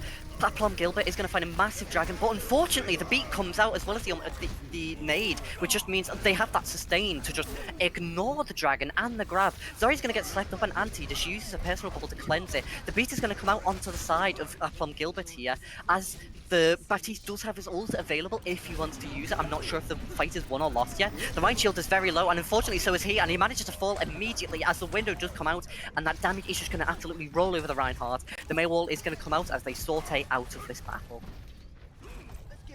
Yeah, definitely. The zoning dragon wasn't quite enough from Wiz to keep them in the fight, but they can just go straight back in now. And with Shatter, we know what Borty can do with the Shatter. Yeah, we've seen it before, and I want to see it again. Actually, a large Mei wall, but unfortunately, the Ryan just doesn't get punished. He was singled out entirely there, facing down the entire enemy team, but He just But now they walked don't out. have an immortality field, so a huge shot that can just seal the deal for them. Yeah, I really want to see this Shatter come out. Unfortunately, both shields are very low, so a Shatter could be huge on either side here if he manages to build it. The Rhino's going to get taken out of the battle completely as the Dragon comes out. The 2K, the Lucio and the Reinhardt and the Ana and the Zarya and the Mei are all going to fall, and unfortunately it's just Wiz, the last Bastion, is going to get rolled over by the McCree there. Unfortunately, the Shatter just didn't get used. Yeah, Borty had the chance to shatter that ulting McCree, but he decided not to. He was not only he thought he could kill him in 2 swings, but the healing was just too much. Yeah, that sustain and the health boost that McCree received there, just, you know, it was no way you could kill him. Unfortunately, they've given up their advantage, and both teams have the Shatter here. The Maywall's going to come up and block LOS of the Graviton Surge there. A big Slatter comes down. 3 people are going to die, and the Mate is going to fall with them. The only DPS to fall along with that Grav. The Reinhardts are both going to fall here. Both to the tank lines. The McCree is going to find a pick onto Wiz, and that's a lot of their pick potential absolutely gone, and all of their damage is gone as they walk out of that fight one more time. Does seem like it, but now they're going in 5v4. Wiz is actually not with them right now. I'm not sure, but Aplom are actually giving them the space. I'm surprised as well. The Shatter is just gonna, you know, go straight into that Zarya bubble as the Zarya just pushes up, and that window got so much value there. Yeah, the Rhine, well, existed less than a Tracer usually does, standing that far up. How much time did they have coming into point C? Because it's at 3 minutes at the moment. They had close to 5 minutes, I think, or like 4 and some time, if I'm Yeah. not mistaken. That's some quite good defense, and they've been cycling their ults pretty well. The High Noon is going to come out, unfortunately, against Maywald. He's actually just going to drop, and Fuzzin is just going to destroy the Reinhardt shield. We're going to see if they want to go aggro, but no, they're just going to back up and let them deal with this advantage. I tell a lie, both grabs are going to come out. The grab on Albon Gilbert is going to come out onto the attacking team, but, you know, the counter grab is just going to come out as well. The Hanzo is going to use the Dragon Strike there, and the Reinhardt on Alpon Gilbert is going to fall as well. The tank line is non-existent on Juwang at the moment, and so Genji falls as well. Wiz swapping over that Genji instead of the Hanzo. Yeah, Fly like an ale grabbed in that fight too, after their entire team got grabbed and dragoned. Feels like a little bit of a panic ult there. Yeah, I think they're just getting a bit worried. I mean, they came into this point C with so much time on the clock, and they're just kind of making silly mistakes that's costing them just too much. Oh, the Mei wall is the Mei Blizzard is actually going to be big, but unfortunately he just runs into that Storm Arrow from the, you know. Oh my god! Oh my god! The 3-man fight strike comes out from the Altom's main tank there, and it's just going to find another one onto the Zarya with that amplification matrix once again. That was a disgusting combination there. Great tactics used. That's probably the fattest fire strike I've ever seen in this tournament. Yeah, he managed to get a 4K with Fire Strike alone. That was disgusting. The Shatter's going to come out, it's going to find 2. Genji and the Reinhardt are on the floor. Reinhardt with that Shatter is going to get killed up by that Hanzo's arrows. Wiz is going to manage to survive though. The beat is available, but I don't think they're going to use it. With 16 seconds on the clock, you kind of want to reset and be able to touch best you can. I think it's possible to get a recontest here. Probably, but they've used these ults willy-nilly. First the Grav, then the Mei ult. They could have just used all 6 and guaranteed the cap here, but now they're just pushing an aggro. The beat is going to come out, but the counter grab is just going to lock them in place. I think the beat was a bit early and both of the supports fall. It's a big Shatter on the front line from Borty, but unfortunately without support you can't really do much. Wiz, although he is great 4 HP with a naked Genji blade, there's just not a whole lot you can do. As Gilbert managed to fully hold point C there. Yeah. It's not what I expected from Juwang there, but it feels like they didn't really know what to do near the end there. They came in with such a good time, such a good pace, and I guess they were just trying to out-mechanic them.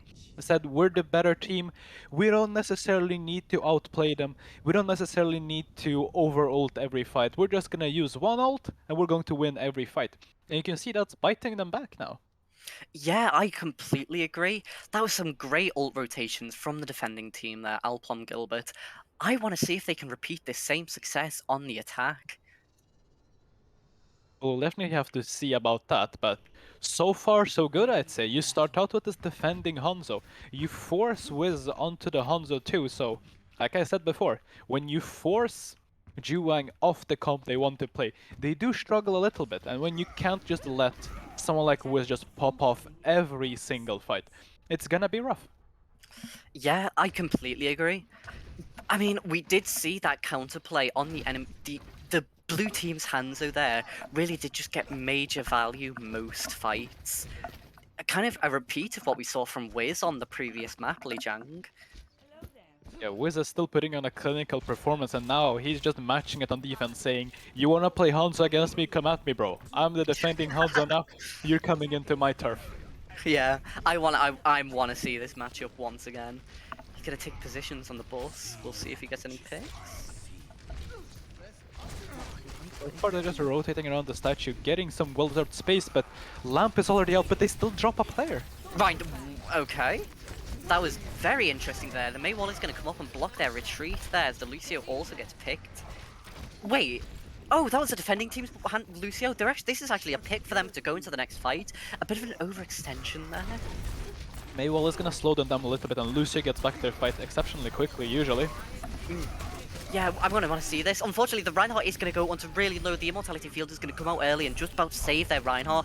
Both tanks are in critical health right now, as the defending team are just going to give them that 2 ticks just so they can come in with a better chance of winning. The shield is going to get broken. Maybe if he can get Shatty, he can get a big one. I don't think either teams have shields at the moment, so neither teams really have that space to be able to hold point. And when you're that defending team, longer fights are better for you, so they just want to just push them out back into their spawn. Yeah, definitely. These longer fights are really paying off for them. If they cannot capitalize on advantages like picking up the Lucio fast enough because you're getting Maywall, the enemy team is playing and Pangolin is just gonna find things like this. Wow, I didn't even notice the fight started then. Pangolin got a huge anti-nade there. Unfortunately, you know, the feeling was mutual and Alpon Gilbert managed to find 2 there, I believe, onto P. Juang. Hopefully their Reinhardt doesn't die here as he in critical health, but unfortunately they just get grabbed off point, and unfortunately nobody can touch, nobody can contest this point, and we see a second C9. This one was forced in this situation, so not as embarrassing as the previous one that we've seen, but great usage of Graviton Surge there. Yeah, definitely. Driver CRF70, if I pronounced that correctly, huge grab to force them off point than Flying Ace. Even though they got a huger grab and got arguably more picks, it doesn't matter because they just kept the point. Yeah, absolutely brilliant. We're gonna see the High Noon come out here. It's actually gonna find it completely destroys the shield and finds a pick onto the Mei. That Mortality Field, hopefully it'll live, but unfortunately it doesn't, and everyone is sat in Wiz's Hanzo Dragon Strike there. And once that Immortality Field is gone, there is no health available for them to, you know, stay alive. The point is gonna be contested as best they can as Hanzo is hidden in the corner, just waiting for that reset. Yeah, and the Baptiste from Aplop Gilbert, sorry, staggered himself a little bit there, not dying too fast and flanking all the way through the backline. Not sure that was the play for them, but they're coming back now. Almost 4 minutes remaining, pushing point B.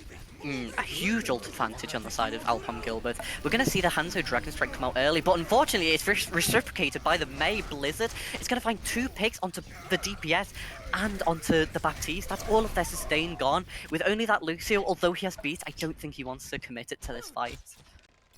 Yeah, definitely. If you have this Mei and you don't really have anything to answer it with on the enemy team, it's gonna be very, very hard to try to do anything about that.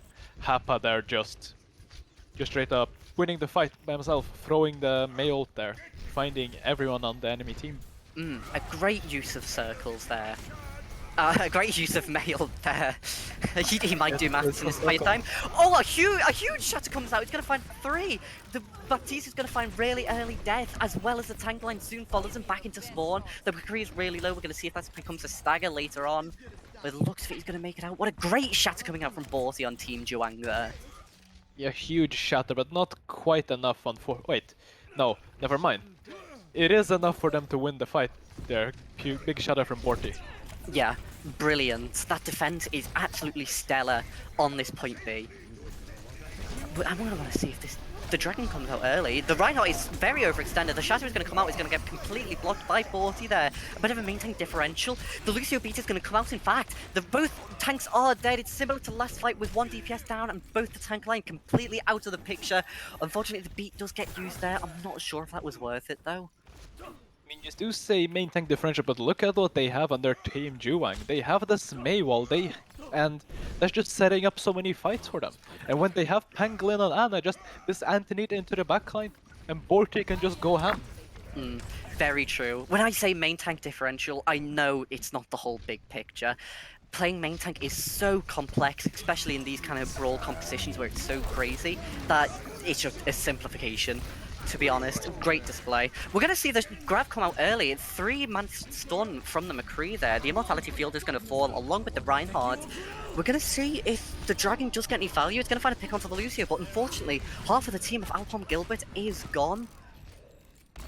Does seem like it. Hanzo is exceptionally low health, and same with McCree, and they're just gonna back off, it would seem like.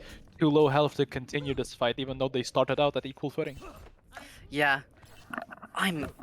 We're seeing sort of a similar story to what we saw on Point C from the previous round. They're kind of just Uno reverse carding them. They're just, doing what they did to them, but on Point B. Does seem like it. And then again, Mei ult does come in, and the wall stops them from retreating. That's actually huge. That wall, just like you said, it's going to prevent the Reinhardt from getting back to his team. Pangolin coming out from a huge anti-nade. It's going to find a stagger onto Baptiste. And I think that's about it. I tell a lie. The McCree, who also got anti-naded just moments ago, also gets picked off by Wiz on that Hanzo. Great use of ults there. Yeah, definitely. I agree on you on that one. They didn't have to use too many ults, and they just kept holding them. And now they have 20 seconds remaining and coming into a very hard ult deficit. Yeah, I think they're going to use one ult that previous fight, which puts them at such an advantage for this fight. The Dragon is going to come out, it's going to completely split off their Reinhardt from the enemy team. Unfortunately, the opposing Reinhardt is going to fall to the McCree with that Baptiste double amplification matrix damage. The Nano is going to... Oh, I don't even know who the Nano comes off onto, as they managed to find it out. The other time he's going to come out, but unfortunately the fight ends there, as Aplom Gilbert are going to push up just a little bit. They are going to push up just a little bit, but I feel like Juwang still have the distance to push up, even though there are 4 people on point. You only need 3, so I'd expect, 3 people to push up, try to hold them while 3 people are on point. I wonder if they're going to attempt to contest this here. We might see exactly what happened previously with a bit of a Charlie 9. They're going to try it. Unfortunately, they do make it under point, but the Mei wall, oh my god, the Mei wall, that was the highest noon I've ever seen. The high noon is going to come out. It's going to build those 3 charges onto the Lucio, onto Zarya, and onto the Mei. And I don't know if you noticed this, but Juwang's Mei actually walled up the Kree, which, it turned a high noon into a higher noon and manages to get above that shield, above that, that front line screening, and just manages to destroy the back line there. Yeah, definitely. I didn't know it was 12 PM already, but... Yeah. You can't even talk. Not only is it 12 o'clock, but 12:01, we're going to see more ults get used immediately after. That Graviton Surge mixed with the Dragon Strike is going to come out. It's going to absolutely destroy their entire team. The Fire Strike, the long range Fire Strike is going to find a shot on this one into the backline as the Lucio is just going to get cleaved up. He's on 20 HP. You're not dead, man. You put up your shield. He could have maybe survived there, but unfortunately, I think he just, was out of the fight already. This might be winnable for the attacking team here as we see Alphon Gilbert try and push up this advantage. The Reinhardt shield is low, so maybe we can see it. Unfortunately, the Dragon Strike is going to come out. Drop your high noon, man! No! We're going to see 2 picks come out here onto the Zarya, onto the McCree. What a great Dragon Strike there. What a last stand defense. That was brilliant. And it doesn't even get better from... Look at the ults on Juwang here. They almost have 2 game-winning ults by themselves, both Grav and Mei ult. And when they have to touch this payload in 10 seconds, how are they possibly going to get through this? We might see a Grav coming. Just like you said previously, this Mei Zarya combination here, it's going to get all of them into one space, not going to let them leave that Mei field. And, that's just the result of it. Pachimari Juwang is going to win out King's Row. What an absolute brilliant match we just saw there. They were holding on just by the skin of their teeth there. That was so close all the way. Exactly. We're going to see this play the game from Borty here. Yep. There's that last overtime sort of attack there. there comes out the Shatter, are brilliant. So much damage coming out from Borty onto that Graviton Surge. They just had such the ult advantage, there was nothing they could do. Yeah, that wasn't the easiest to attack into. If I'm an attacking team and I know they have a Mei, I'm gonna know it's rough. When you try to push into them, they're gonna have that Mei ult to escape. They try to turn it on you. Now you can't run back because they have the Mei ult. And oh no, they have Mei ult. I guess we lose this fight. Like, what can you do really? Not a whole lot. I mean, you could try and counter it and get a Mei for yourself, but you know, that Mei on the enemy team, it just provided so much utility for their defense, for their attack. You know, you saw the Mei ult get thrown out every now and then. We saw the walls come up, preventing their escape. So it meant that people got staggered into fight. It was just great coordination coming out there from the defense. Yeah, I feel like on attack, if you matched the Mei, it could have maybe got more value, but Aplob Gilbert's McCree, still, it's always 12 p.m. for that guy. Always popping up, finding these huge McCree ults again and again. But it's these neutral fights. It's where just a few abilities make the difference between winning and losing. And when it's not just, okay, I had a better ult, so I win. Yeah, especially in matches like this where the teams are so evenly matched. Although it was a 2-0 on Juang there, that's not to say Alplom Gilbert absolutely put up a dominant display. That was a brilliant match on both Kings Row and Lijiang. Yeah, definitely. That was very exciting to watch, and I feel like it was even more exciting to cast. Yeah, I you did hear me mauled a little bit, especially when, the High Noon did get countered by the Dragon Strike right in the second to last fight, but I mean, it's fun. What can you say? Was a brilliant match. I'm so happy to have casted it, honestly. Yeah. And it seems like Ju Wang has moved on to grand finals, from what I'm being told at the very least, or the grand final matches. And Gilbert got into the third place game, which they will play out later. I'm so happy to see a Pachimari team in the grand finals. Just like we said before, we want to see that homegrown talent make it all the way and maybe even win out the series, the whole tournament. I'm excited to see how that grand finals match is going to go. Yeah, we haven't seen too much of Juang, but I'm so excited to watch more of them. If they keep playing like this, if they keep showing this performance, and if they don't, choke like they did a little bit, if they keep their mental, if they keep playing like they should, I feel like it's gonna go really, really well for them. I completely agree. That mental in this game is so much. I think we're going to go to a little break just in a moment here, so I'll see you when I see you. See you in a bit. See ya.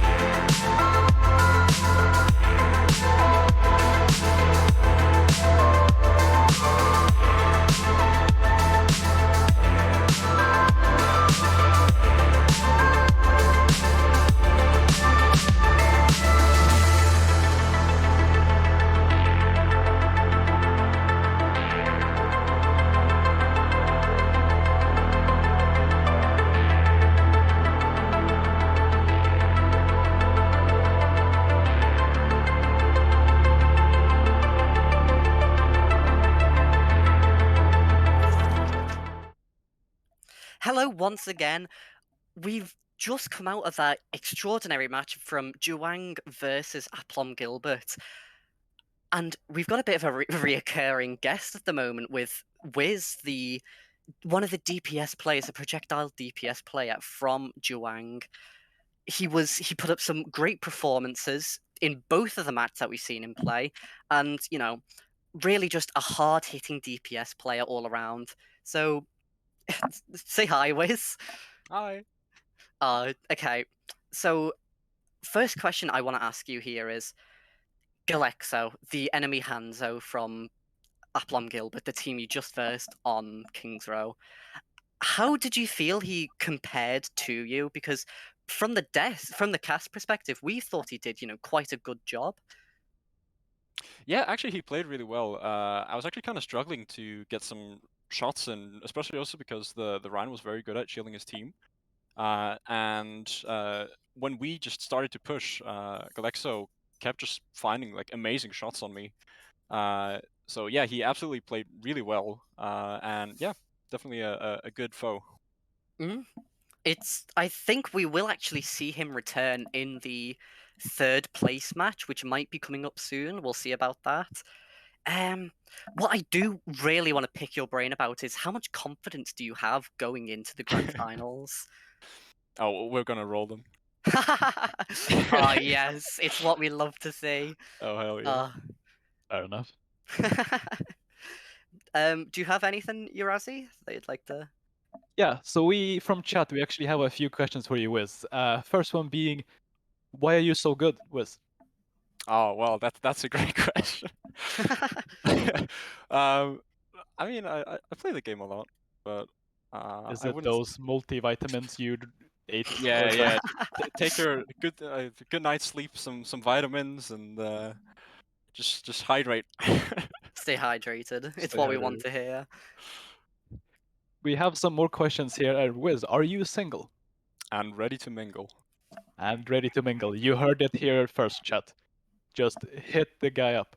Hit up his DMs. Hit up his DMs. We have some follow-up questions to that question. Actually, do you have an OnlyFans, Wiz? Well, that's you only get to know that if you slide into my DMs. Some of those Hanzo's play were borderline sensual. I'll give you that. Yeah, so if you want to see some more of that, you should definitely slide into this guy's DMs. He'll link you right away. Other than that, we don't have too many questions that are relevant. But for the most part, I'd say, what happened there on King's Row on defense? Or on attack, I mean, on third point? Yeah, the problem was our ult economy was a bit worse than the enemy teams.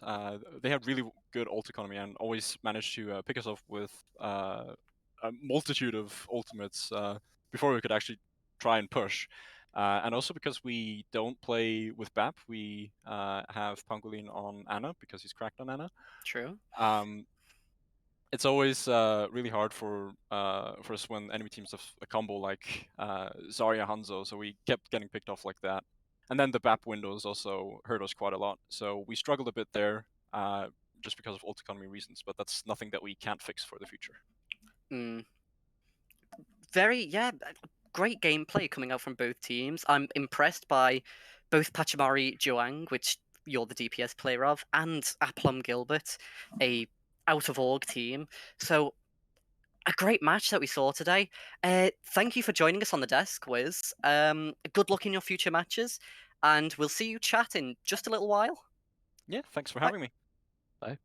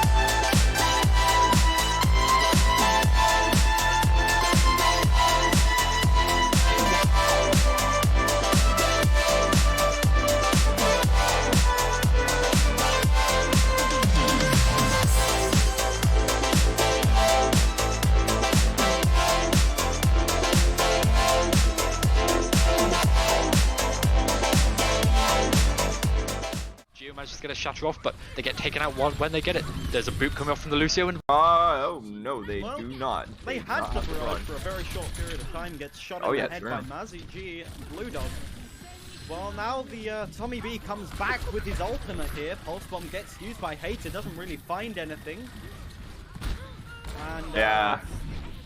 Yeah, I'm gonna be General honest with you. That entire fight, I was just looking at Nalo, who just ever so slightly, just fell off the map. Managed to Guardian Angel back to their Ana, and then just got stuck on a row and just fell in anyway. It was great. Ooh, but that pick on the Rhine is rolled, I think. Yeah, I do. Well, yeah, I mean, no one's moving either way, so it will be a pause. It just kind of depends on how long it. now behind the rest of the team and sort of on his own. Gets taken out there. Bomb comes out and it finds my. 3. That's Last map, but this map, they look like they just don't know what losing is. Oh my lord, Illuminati doesn't know what. Yeah, definitely. And just like in real life, depression is really going on a killing spree right now, just killing everything. And yes. But for now, we're temporarily gonna take a little bit of a break to fix some technical issues, but we'll be right here to take the next map between. Tommy B loses his life. Ford gets taken out as well, and well, that's a visor coming out from Hater. Did he get Victrola slightly out of position. slightly Quite out of dead now. position?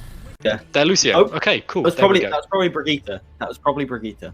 Yeah, Was maybe. it? I have no idea. Anyway, we got Brawl coming out. Joni on the Zarya as predicted. We got Bastion as well, although they may be watching the stream. Used, and I think that's 3 caught in there, but the Blizzard comes out and Blue Dog falls first again. I think falling first in 90% of the fights here. I don't really know what's going on. Here, I am thoroughly impressed with this gameplay, and I take back everything positive I said about Step Up. General almost EMP, you know, a little bit of that there. Oh, but Tommy B. You gets can't use taken an out EMP again. if you're dead. No, that will become incredibly useful. However, And the grab, one's that coming was through. from both teams, I think that is, but it's seeming like Jamyol Esports come up on top, even without their Sombra, and allowing them to use the EMP next fight. Although he booped, they booped Hater away from them, stopping the... Well, that slam coming out from Deep Plasma is going to come in quite useful, even with your teammates stuck in a Graviton Surge. yeah, regardless of whether or not he booped himself off or he booped them away, whatever it was, yeah, it was all in vain. They died. It was a large slam. Well played, Deep It Plasma. was a large slam. Yeah, Deep Plasma. Yeah. Clip it, dude. I think- Put it on your Tinder. I don't know. I was gonna say put it on your wall. I don't know how you're putting it. Taken out. Victrola falls incredibly low. Is he going to be able to stay alive? Yes, he is. Mazzy G manages to find Hater. This is looking, well, more turnable now for Step Up as they come through here. They do have the barrage. This is the No second Rhine. fight in a row where Blue Dog has got a pick, but this pick is even more valuable though. Mazzy G comes. You're absolutely right, but look at Good Time here. They're holding up here. They're waiting for the rest of the team so they can boot them off, and they don't know, but Good Time messes up the boot, and they get a big power drive, but they're going to get taken out, and that is so bad for Xon's chance. They have no ball here, and that's a lot of their disruption, a lot of their... And we see a bomb coming up through the window. It looks like it might get someone, and it does. The Lucio is in the window, and that's so unfortunate. Tigeman's going to kill onto the Baptiste as well, but we get a trade onto the other side on that Tracer, but Tige coming out on this Farah. They are so good, and that's a nice 4k for them, taking them point back, even though they did lose a little bit of percentage. Prepare for bubble, make it double, as Tommy B would say.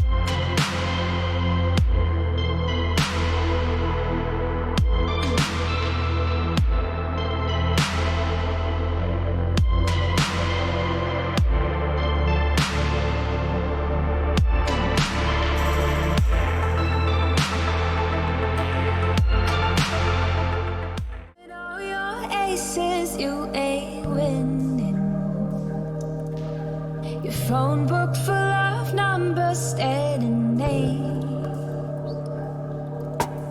All them vain decisions keep you jaded.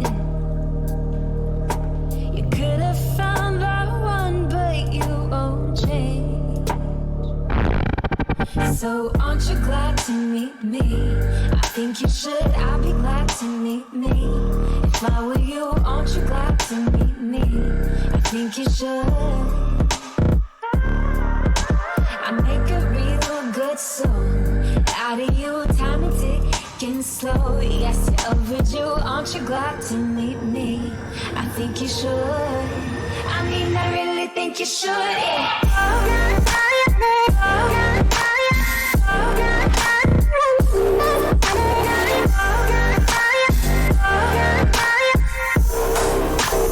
Aren't you glad to meet me? I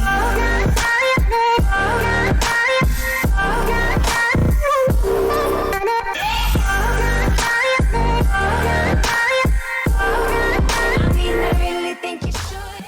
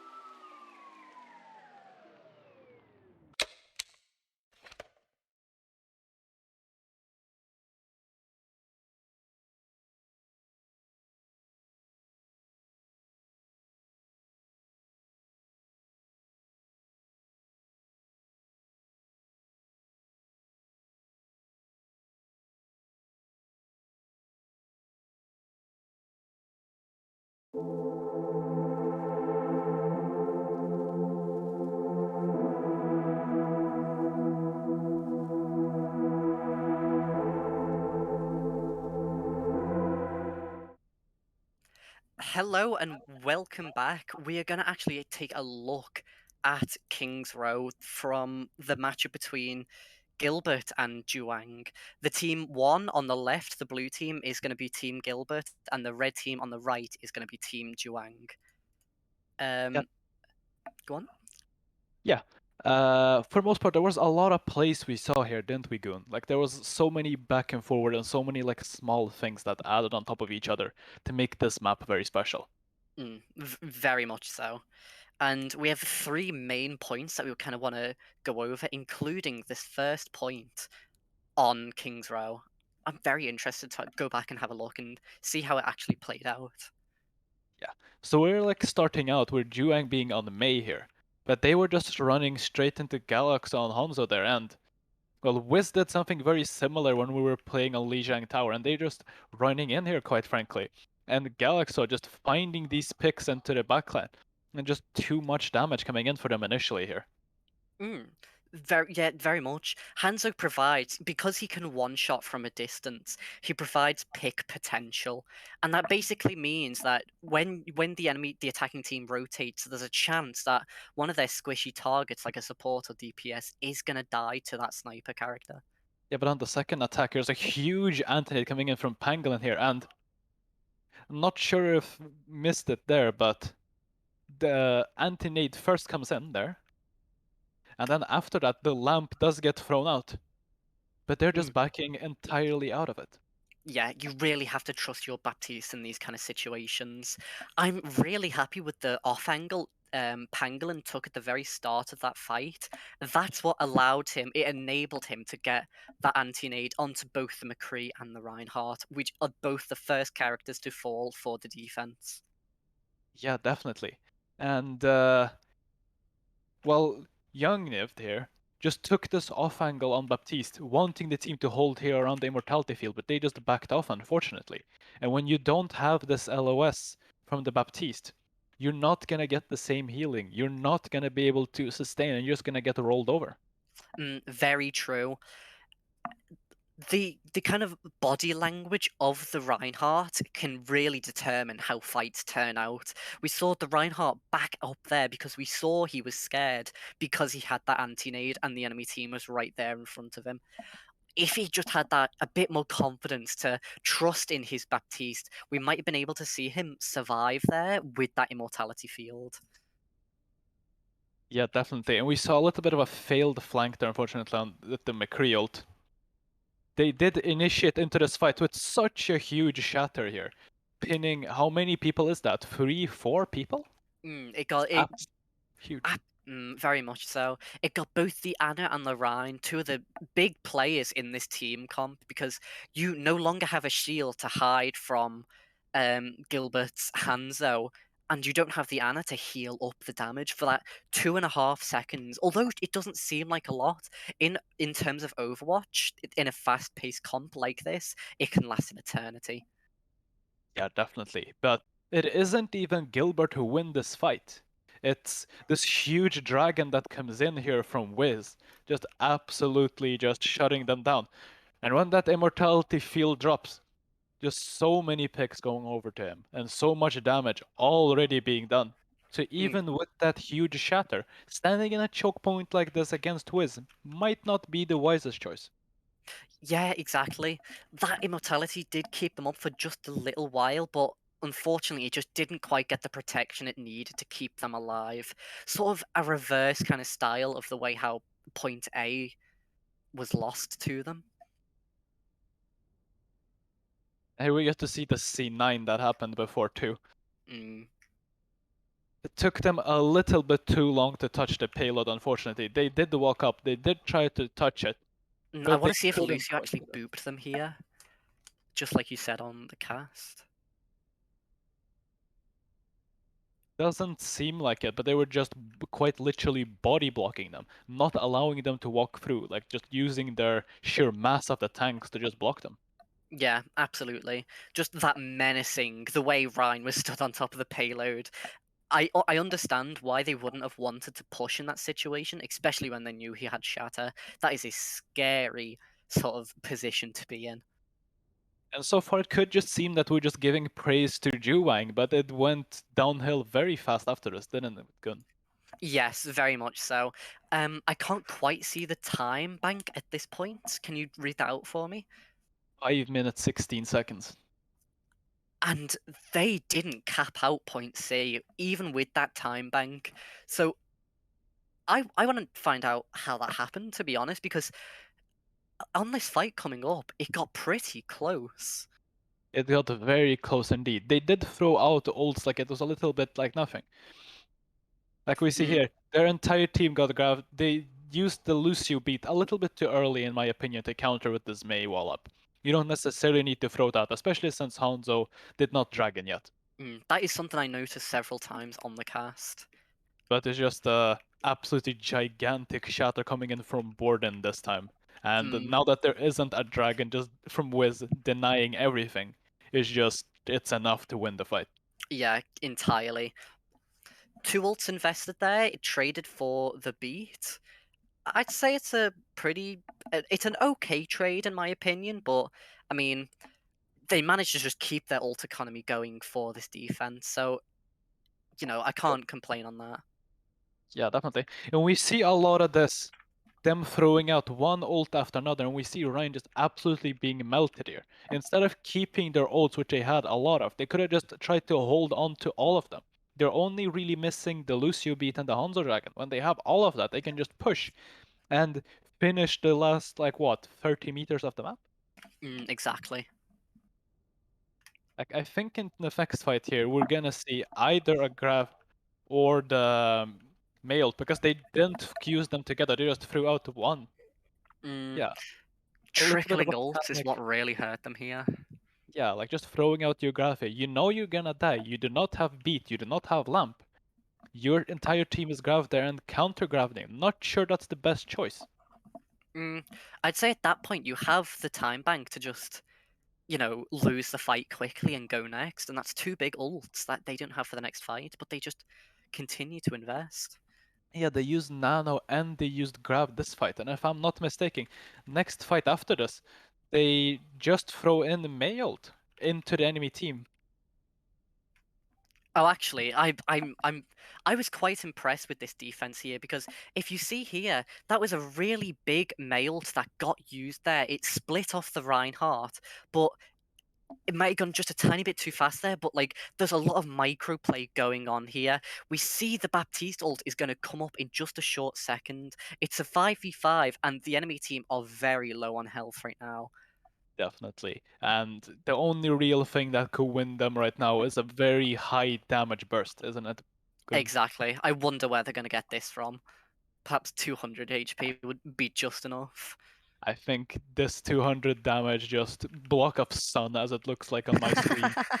Just a blur of death. I am so impressed by this timing. When you see the fire strike go, you can't even tell it had the effect of the window. It just took out the entirety of the back line, including the Genji. I might have skipped a little bit too much, but quite alright. We can see kind of the reaction that the enemy team had to pull here if we slow it way, way down. You see, the fire strike is coming out way before it even comes up. And even in 0.25 time, there's just no time to react. There's a small chance Genji could have, deflected it back into the enemy team, but that coordination from the Baptiste there, he got some great windows during this map. I have to admit that. Yeah, at the real speed here, it's just that fire strike comes out, and it's just instant. Not a whole lot you can do. There's not a whole lot of counterplay you can do there. Unfortunately, no. It was too much, too fast for them. And you can't really counter it if they time it this well, unfortunately. We saw a lot of these things, very similar. And if I'm not mistaken, they actually did not manage to finish the map before the time bank was here because they had just too much here. Correct. They got full hold on point C. did indeed get full hold. They dropped their Rhine, and after they dropped the Rhine, they have the Grav, they have the Dragon, they have the 12 p.m. That high noon. Yeah. So even though they beat aggressively to go in, they just grab and dragon them, and we know beat is not a great counter to it. Genji dashes out on 1 HP, but both supports are dead, and there's not much you can do at that point. Unfortunately, the beat was mistimed. Like time after time on this point C, it didn't quite get the value it needed to sustain the team through those graviton surges. Yeah, definitely. But even Genji here on 4 HP, still trying to clutch it out for his team, finding a few picks, but getting killed in the end there. Nearly finding 2, but even with those 2 kills, I doubt there was much he could have done. Wasn't a lot that you could do, unfortunately. And for the most part, we saw very similar things to this. Yeah, you're completely correct. We saw a dominant display over point A on this attack coming up from Team Gilbert here, but like, just the static defense just would not be moved, and it really did make them struggle to get through.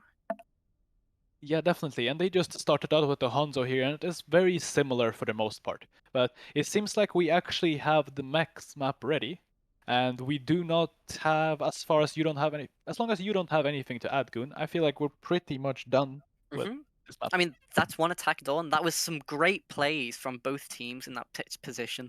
We saw the full push onto point C, but maybe we'll see it again in this upcoming match. Maybe indeed, but for now, we are going to take a small break to wait for both the teams to appear, both the teams to be in the lobby, ready, and we'll catch you guys then. See you later.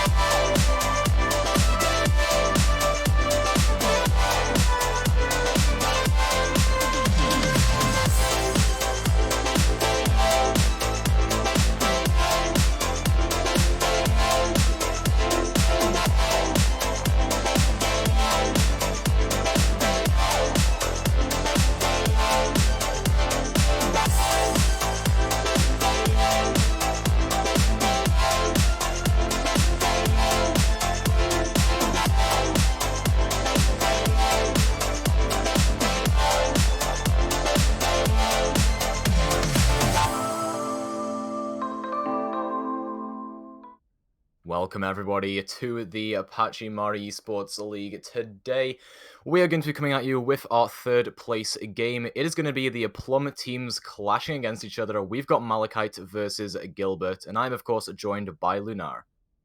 Welcome. And we've got a banger of a game here, Lunar, wouldn't you say? Yeah, I'm very interested to see. This matchup is interesting because they are coming from same organization. Yeah, it's a nice little rivalry matchup. We were talking about these earlier on, and of course, these teams being from the same organization means that there's going to be a lot of ill feelings towards each other, I suppose, and it makes for an interesting game. Yeah. Also, this game, whoever will win, they will claim 4th place, and loser will have 4th place. Yeah, that's obviously a lot to play for, considering both of these teams, they got knocked out from pretty strong opponents, two of the opponents that went into grand finals, so it's going to be interesting to see which one will win. Yeah, we can expect very interesting matchup.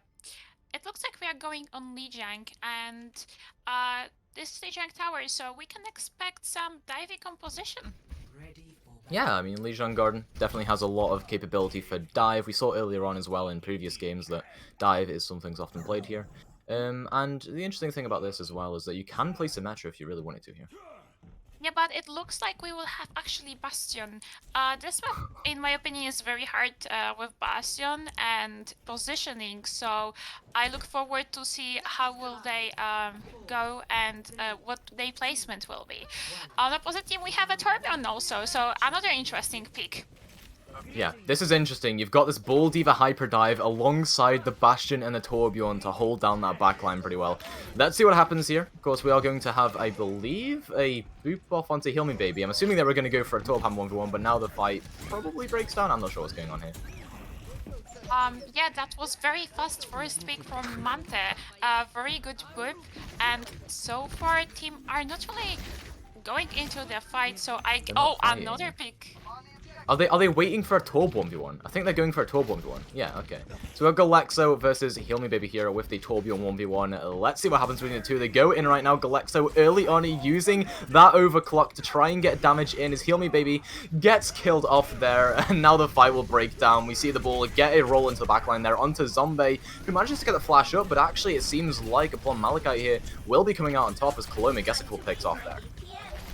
Yeah, that is interesting sportsmanship. Both teams know each other, so obviously they found interesting way of starting this tournament for us. Yeah, this is a very weird game to say the least, and point control over here for Malachite, and they will keep that control. Yep. Now we have a swaps here from Torbjorn to Hanzo. Maybe we might see more aggression from Team So, and wow, look this. Yeah, I mean, Heal Me Baby gets a punch off onto Burundi there as the fight will now begin to commence. We got Jada getting a boop onto Yaniv as well. So Lucio's getting a lot of boops off here as Heal Me Baby claims up onto Driver there. And once again, Malachi are still in control here as Burundi just comes back, returning to try and get some picks off. The Zombie overextending ever so slightly there. Yeah, there is definitely an interesting matchup with the Lucios, but Heal Me Baby, wow. Yeah, really doing a number on this Doomfist, definitely getting a lot of picks off right now. The ball tries to get a boop in, but the anti-nade actually helps Heal Me Baby get the pick off onto Zombie there. That is gigantic. And now Sam comes through, manages to catch one there, so the Bastion will be sent down to the ground. But Wiggy is the one that goes down instead, and Galexo here almost up to that Dragon Strike. Is Heal Me Baby into the backline, almost takes out Yaniv just on a sliver of HP. Bastion lets loose this ultimate, finding Mante, so Lucio's off of the board for both of these teams right now. Bastion once again trying to kill his Hanzo, but just can't get the aim in time. Heal Me Baby now with that Meteor Strike, trying to find something, but Zombie takes them out. And once again, this fight seems to be just slowing down ever so slightly. Yeah, the fights are definitely happening very, very fast, and there's not a lot of time in between because these Lucio boosts are so crucial in this game. And so far, they are still in control of the point. Malachite, they have over 80%, so potentially we see last fight here. And Heal Me Baby have another pick on Lucio. That is Insane. It's honestly insane here. The Doomfist is just getting so much value, and they'll go hyper-aggressive yet again. They take out Driver with that, and it's 96% in ticking. It's going to have to be a Baptiste that goes to touch the point, but the fight is still just raging on in basically the spawn of Gilbert there. Galexo, you know, manages to take out Jada there, so it's not too bad for them, but with Unive getting taken out on the point here, Malachite should come out on top. Not even a stall to be had. That is correct. Well, they did have a little bit process on this point, but it was unfortunate because Malachite, they had very fast fight. They were engaging when Gilbert, they weren't just prepared for them. They were just having this heal me baby. They were having the peaks very early on, and that slowed Gilbert down so much. Now we are entering another round, and it looks we have still Bastion, so Malachite is not changing their strategy. On the other side, Gilbert, they are picking Reaper, so they are going for more brawly composition. Yeah, this Brawl style is definitely something we'd love to see from these lower tier, kind of Platinum Diamond teams. You see Gilbert here, they will get that white room control immediately, as the Bastion looks to be going on a flank here for Malachite, but Zombie down immediately, heal me baby, with that spam. Once again, getting a starting pick off, whether it's on Doomfist or Junkrat, and now aggression comes through. Galexo manages to find the trade pick off there, so with the Junkrat out of the fight, there's going to be so much less damage here for the side of Malachite. The pin comes through from Wig, but they almost go down because of it, and the Bastion on the high ground actually just dumping in damage, takes out Driver, takes out Galexo. Wig does get traded out, and Burundi has to go around the side of the point. Almost gets moved off the map and actually does there. Jada, insane with that boop, but gets taken out by Zombie there. Even so, I mean, Mante, Unive out of this fight with no healers there. Looks like, once again, Malachite will come out on top. Yeah, Gilbert definitely needs to do something about this Bastion. They are uncontested so far, and Sigma is shielding them too, so they need to do this rotation on the high ground, pick up Bastion, and in my opinion, this is the win condition here right now. Yeah, and another win condition could just be to take out that Zarya as well, as Rylus manages to do that pretty effectively. High ground rotation, though, is pretty good right now. Gilbert, they want to just drop down, I would assume, or poke from this high ground, but without a Zarya, it's quite difficult. Now, the server room fight will commence. Jada pinned up by Burundi there, and a slam actually comes through. Burundi catches one with that, and that's Wig, who just falls immediately. Now, Gilbert, they can just rotate over to the point freely and take that space. Yeah, even though they were down Zarya, they still kept on rotating, and they succeeded, so that's what we like to see. And now Malachite, they are forced out. They will have a problem now with having this Bastion set up since they lost control of the point. I'm interested to see if they will actually keep it. Oh, it's a good pin there from Wig, actually, and they get this slam off onto Zombie as well, who does go down. Wig with a 2k so far into this team fight and looking for more as they just go super aggressive, taking that point presence. Galexo almost takes down Coloma here, who has to just get kept alive by Rylus, and Wig going a bit too far forward. They're almost taken down, but just barely on a sliver of HP, surviving. And finally, I mean, the point control goes over Malachite here. Yeah, and they do have also more percent on that point, and their retry is coming out, so potentially first pick in the fight. And Gilbert will be stalled again if it happens. But they are committing ultimates into these fights. Yep, heal me baby. Finds Mante off there with the tire, which is just a really good early pick. It cements a bit of the percentage here for Malachite. As, I mean, there's people stuck out in the server room as well. I mean, you can see the Graviton Surge coming out from Driver here to try and take out Heal Me Baby, who does get taken down. Galexo, the one to finish that pick off, but Driver still booped off by Jada there, but it does not matter. Galexo, Burundi are here in this team fight with a high ground control here from Zombie and Unive. They're just able to fire down upon that Bastion and prevent them from getting value. That being said, Amplification Matrix utilized, but it's just a bit too late. Gilbert is in control of the point now, but Malachite, they do have 88%, so potentially last fight if it happens, but Mante? Yeah, they're just having a little friendly powwow with the Bastion. Yeah, friendly, like you said, friendly. Now we have another fight incoming, and wait, that's insane! The flash onto Coloma there during that Flux. That is a really good play there by, I believe, Zombie to set that one up. The Flux didn't actually find anything, and now Death Blossom can come through, is going to clean up. Galexo with 3 and a 4th one as well onto Wig. That is insane. Good stuff from that Reaper player there. Yeah, they for sure had advantage with this Bastion being out of the fight for entire game, but now they don't have any ultimates, since we saw interesting beat from Manta earlier on. But Malachite, they do have ultimates, so we potentially see here Shatter combined with the Bastion ultimate here. See what happens here. Shatter could be a massive if Wig can land it, and with no Reinhardt on the board as well, it's going to be a pretty easy Shatter if I do say so myself. Wig still goes down. Galexa once again flanking with the just a massive amounts of damage that Reaper can put out. The Bastion has to use the ultimate alongside this High Noon from Heal Me Baby, but it doesn't find anything. It gets cancelled out by Unive, who kills them off. Now the Bastion on the point gets taken down there, and Mante gets a boop off onto Jada with the Lucio a diff. Looks like Gilbert will take this round pretty dominantly. Wig grabbed up there and killed off. Yeah, definitely we can see some friendly competition going on in these teams, and it's lovely to see, but it is confusing for everyone a little bit. Don't you agree with me? Oh, yeah, I mean, this is a very confusing game. You got the Bastion going on these weird flanks, the boops off. I mean, the Lucios are specifically getting a lot of picks as well. It's not a normal Brawl by any means. Yeah, for sure it's not normal, but it's very interesting and different. So we need this matchups too. Now we are entering. So there will be a Symmetra here on one side, and on the other side Bastion again. I wonder how it will impact that Malachite will be a second to the point because of lack of Symmetra. We shall see. Symmetra TP onto the point here for Gilbert. They will take that early point control. Zombie and Galexo, though, they go extremely low and actually Heal Me Baby, finishing that one off once again. Doing work on this far, and no matter what hero they're on, it seems like they're just the carry for their team. Malachite, they're going to drive this one forward and get that point control just after some cleanup here. Yeah, I agree. Like you say, Heal Me Baby, they just have so big impact, but this sleep was so close, and Mante will try to boop them out. Unfortunately, it was very close, but I actually don't know the fast happened so fast. So Bastion, again, he had so much potential here. You just forget about Bastion for 1 second, and then you're dead. They are just melting you down. So they need to prioritize Bastion, in my opinion. And, well, Heal Me Baby's going down. Yeah, I mean, there's an alternative to that, which is to just kill the rest of the team before the Bastion can do anything. And that's exactly what just happened. Coloma is down, and so is Heal Me Baby. Two very important players. That being said, though, the pin comes through onto Driver, going down. Wig, once again, just getting this amazing distraction on the Reinhardt that allows the Bastion to do so much work. The cleanup does come through.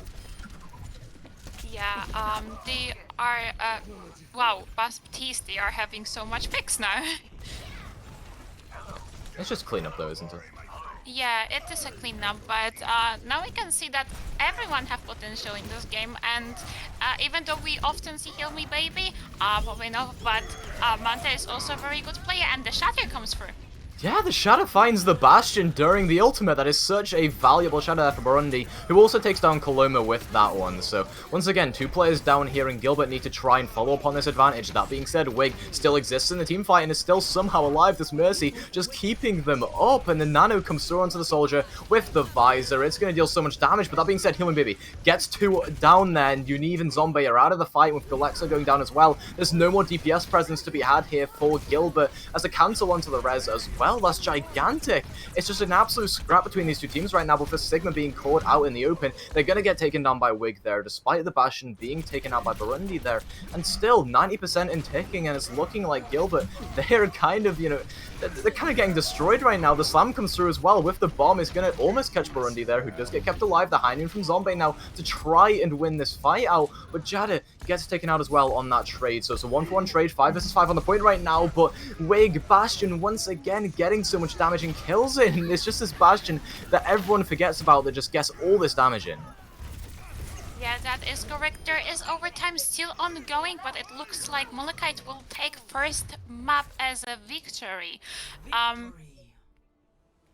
What do you think about this match, honestly? Did you saw what you expected to see? I mean, considering that, you know, before this I saw someone that has Bastion in their name, I thought they would be playing Bastion, but I didn't realize it'd be this much of a meme. I mean, look at it. It's literally just the Bastion flanks, and everyone else just kind of just their own thing. It's basically like quick play at this point. But hey, I mean, Malachite, you know, they still lost a round there, so it's not too bad for Gilbert here, where I think they can still come back into the series despite how silly it is. Yeah, I agree with you totally.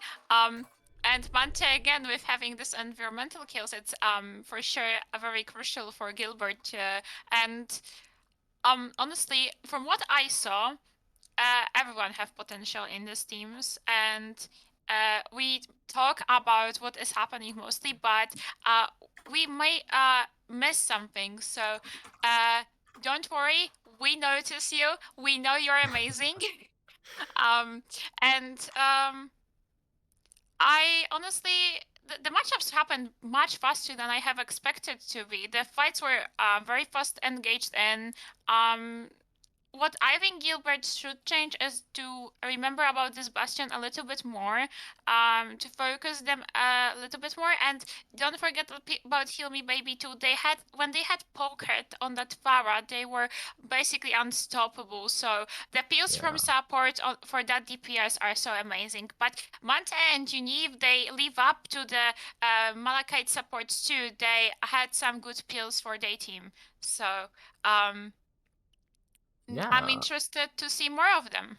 Yeah, no doubt about it. There's a lot of players on both of these teams that are really just driving it home for the specific teams. I mean, you've got players like Burundi, Driver, also Mante as well. For Gilbert, that are still winning a lot of engagements for them, getting those first picks, etc. I think the problem comes when Gilbert can't follow up on the mid fight because they forget about the Bastion, like you said. And I definitely think that one of the things they need to do is either base their strat around countering the Bastion, or they just need to win the fight as quickly as possible to make sure that Bastion can't just accumulate damage. I think that is correct, but we saw them picking Heal Me Baby earlier on, and what they should have, unfortunately Bastion went on a flank, but they should have a go and try to find him, because then unfortunately Mante was very unlucky to find Bastion outside of the map, and like on our outer border, and died almost instantly to it. So it looks like next map is Hollywood. So obviously we expect Bastion, because yeah, Bastion, yeah. yeah. We expect that. So we might expect from Malachite spammy composition with that Bastion. They might have double shield, Hanzo.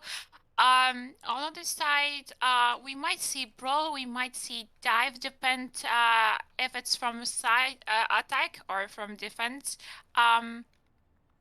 But we can see definitely some interesting rotation around it. And we will have actually Widows on both sides. So, wait, Mante is going Widow? Oh, wow. Wait, we got roll swaps, let's go. Zombies on the Zenyatta. That's actually... Okay, so the thing is about this, though, Mante, I mean, had decent mechanics in the last round, so the Widowmaker could potentially work out for them, especially against a Bastion, where, you want to play at range, you want to spam them out, and that's exactly what this composition aims to do. Yeah, also, Gilbert, they don't have really main tank, they have both off tanks, so, I don't know how it will work out, especially that Malachite, they do have Bastion, so there will be a lot of spam incoming. Yeah, it's going to be difficult for the engagement to happen here, I suppose, for the side of Gilbert, where I think it'll come down to whether the Widowmakers can get picks off or not. So let's see what happens. The flanking hog now going to get peeled for, in fact, so Heal Me Baby actually almost getting taken down.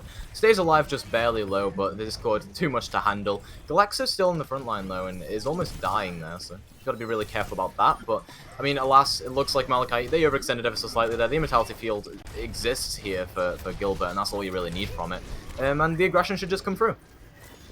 Yeah, it does. They were a little bit too confident, and the huge shatter coming up.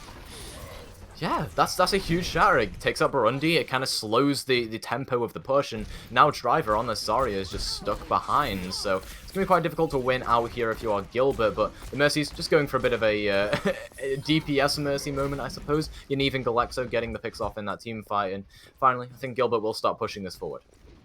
Yeah, we also see in the chat that they want with a 1v1, and so does we, so give us the juice. Yeah, you got to give us that Widow 1v1. Mante does take out Rylus there, so, you know, still getting Widow picks, regardless whether it's on the enemy Widow or not. Burundi there, 2 picks towards the end as well, and Chada gets the kill off onto Driver on the Mercy there. Yeah, and Jada, wow. So I don't think that Malachite will contest this. Hog is getting back, so they might have a hold, close hold, because Hog is right there to get the first pick. Good hook, but unfortunately no follow-up. Although Bastion is sitting on the high ground, so Gilbert will need to do rotation if they want to take this Bastion out of the fight.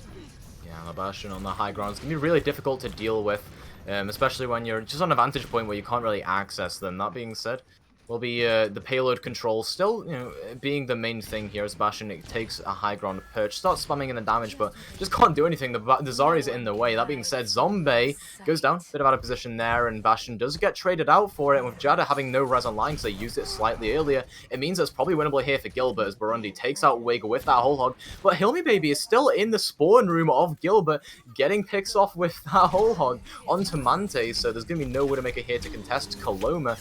And it looks like, I mean, the fight's slowing down ever so slightly. Yeah, there was, I don't think that graph was necessary there, but I guess everything to confirm a pick. Coloma gets the picks.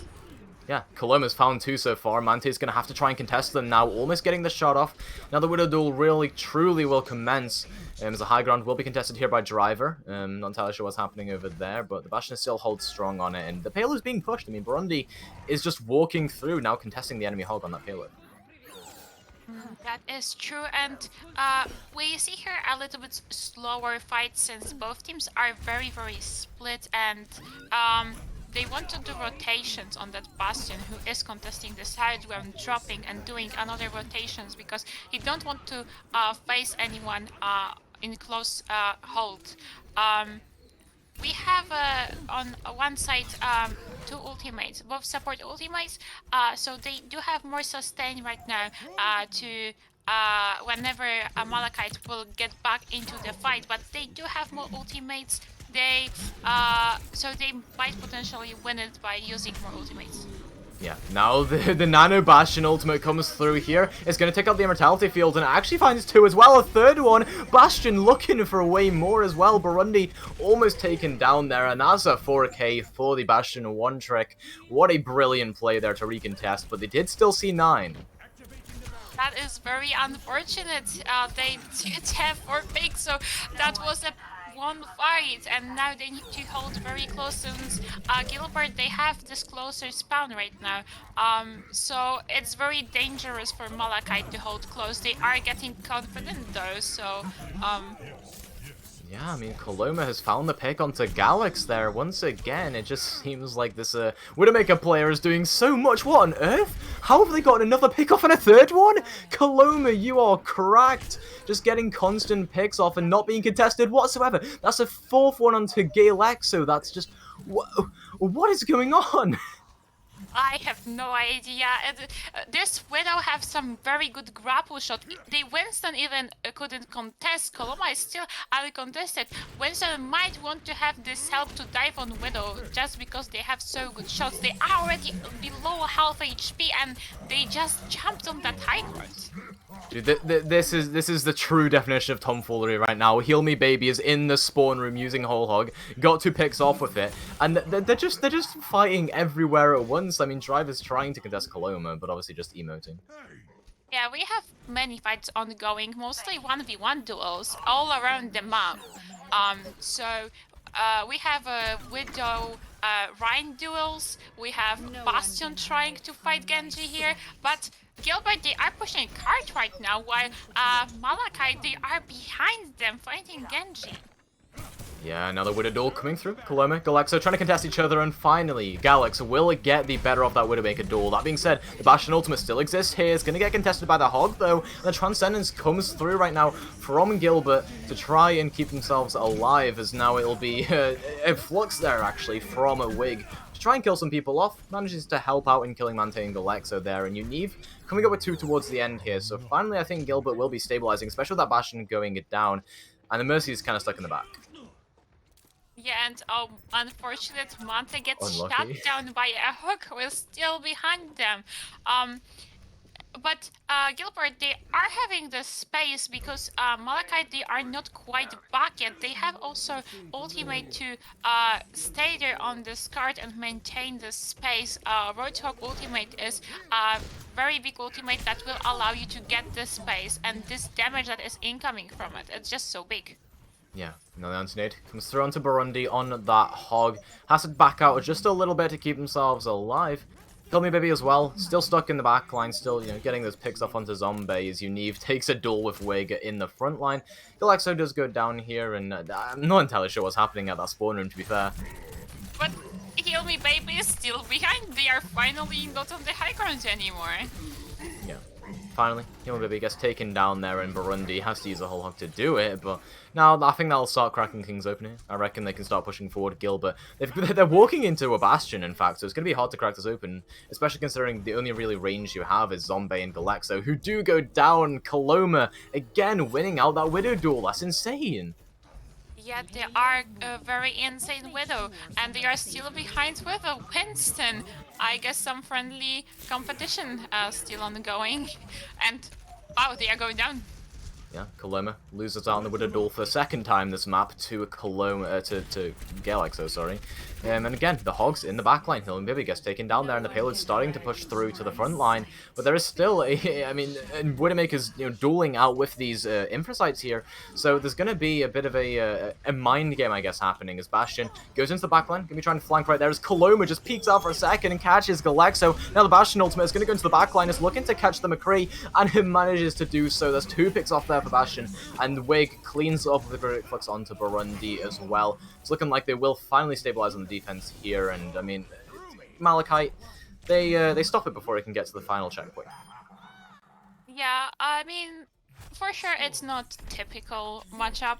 They have both lots of respect for each other, and they are throwing ultimates sometimes when it's not necessary, just to show the friendly environment to each other. So we don't see as many fights. We see more like two friends, like 2 group of friends playing against each other.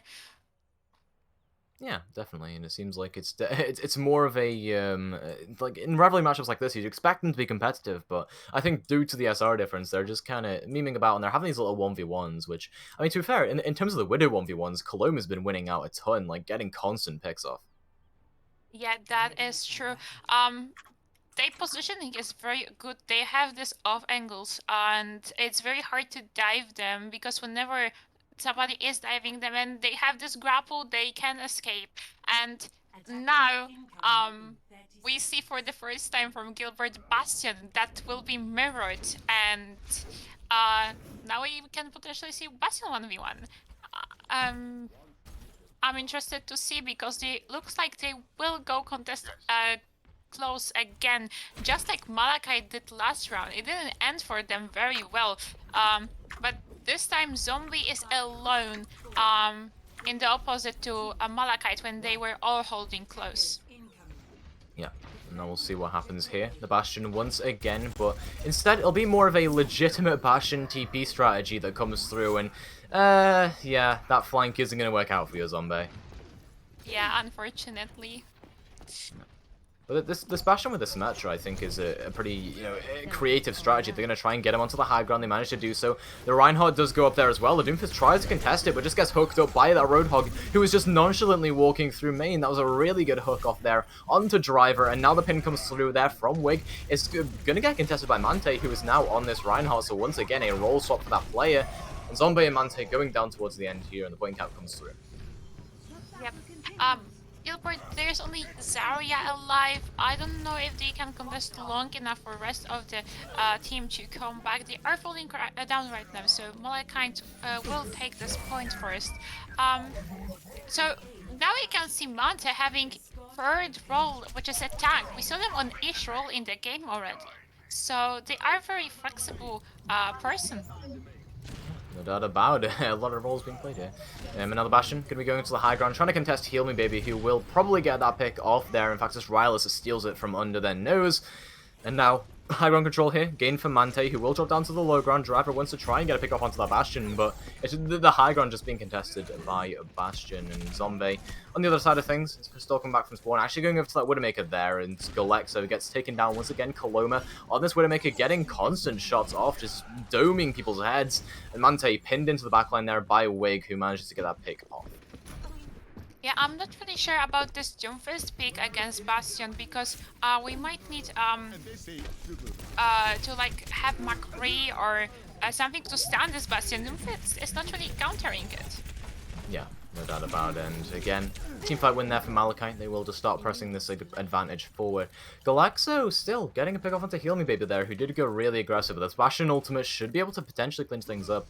Just contesting that high ground. Going for Unive now, who did just, I don't know why they're peeking a Widowmaker directly in front of them, but hey ho, I mean, Coloma gets another bit of pat statting happening there. There's a pin into the backline, manages to catch Mante actually, but the return shatter taking out Wig, so it's potentially recontestable right now by the side of Gilbert, but they have to try and touch it. They're desperately trying to walk towards it, but Galexo just half a second too late.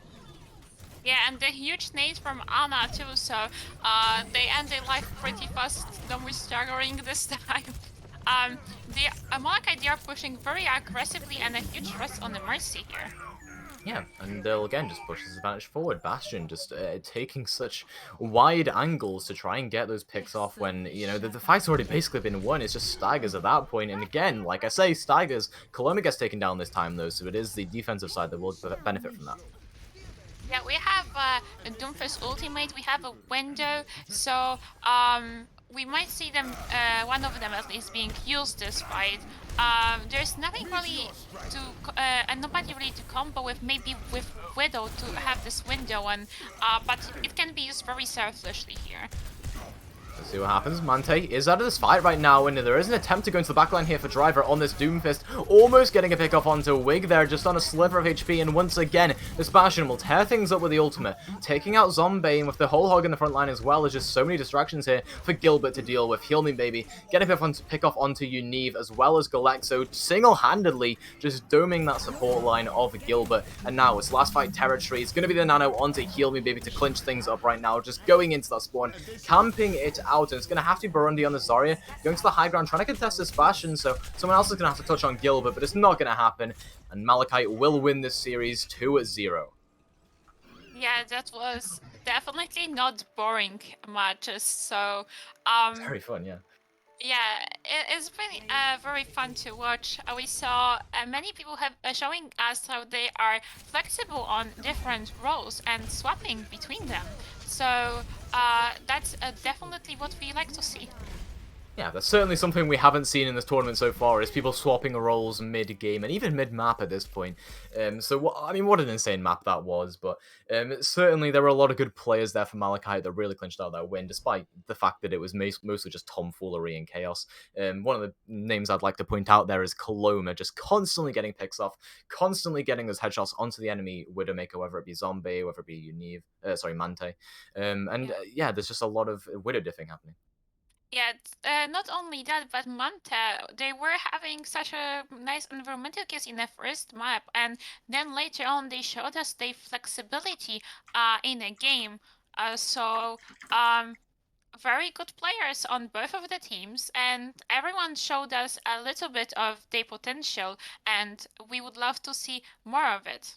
Yeah, certainly. I mean, what a series that was. Malachite showing dominance throughout all of it, but it was very chaotic. And that being said, you know, that makes Malachite our third place team. They are third place in this tournament. Gilbert are fourth. So 2 aplomb teams in the top 4 is not something to be scoffing at.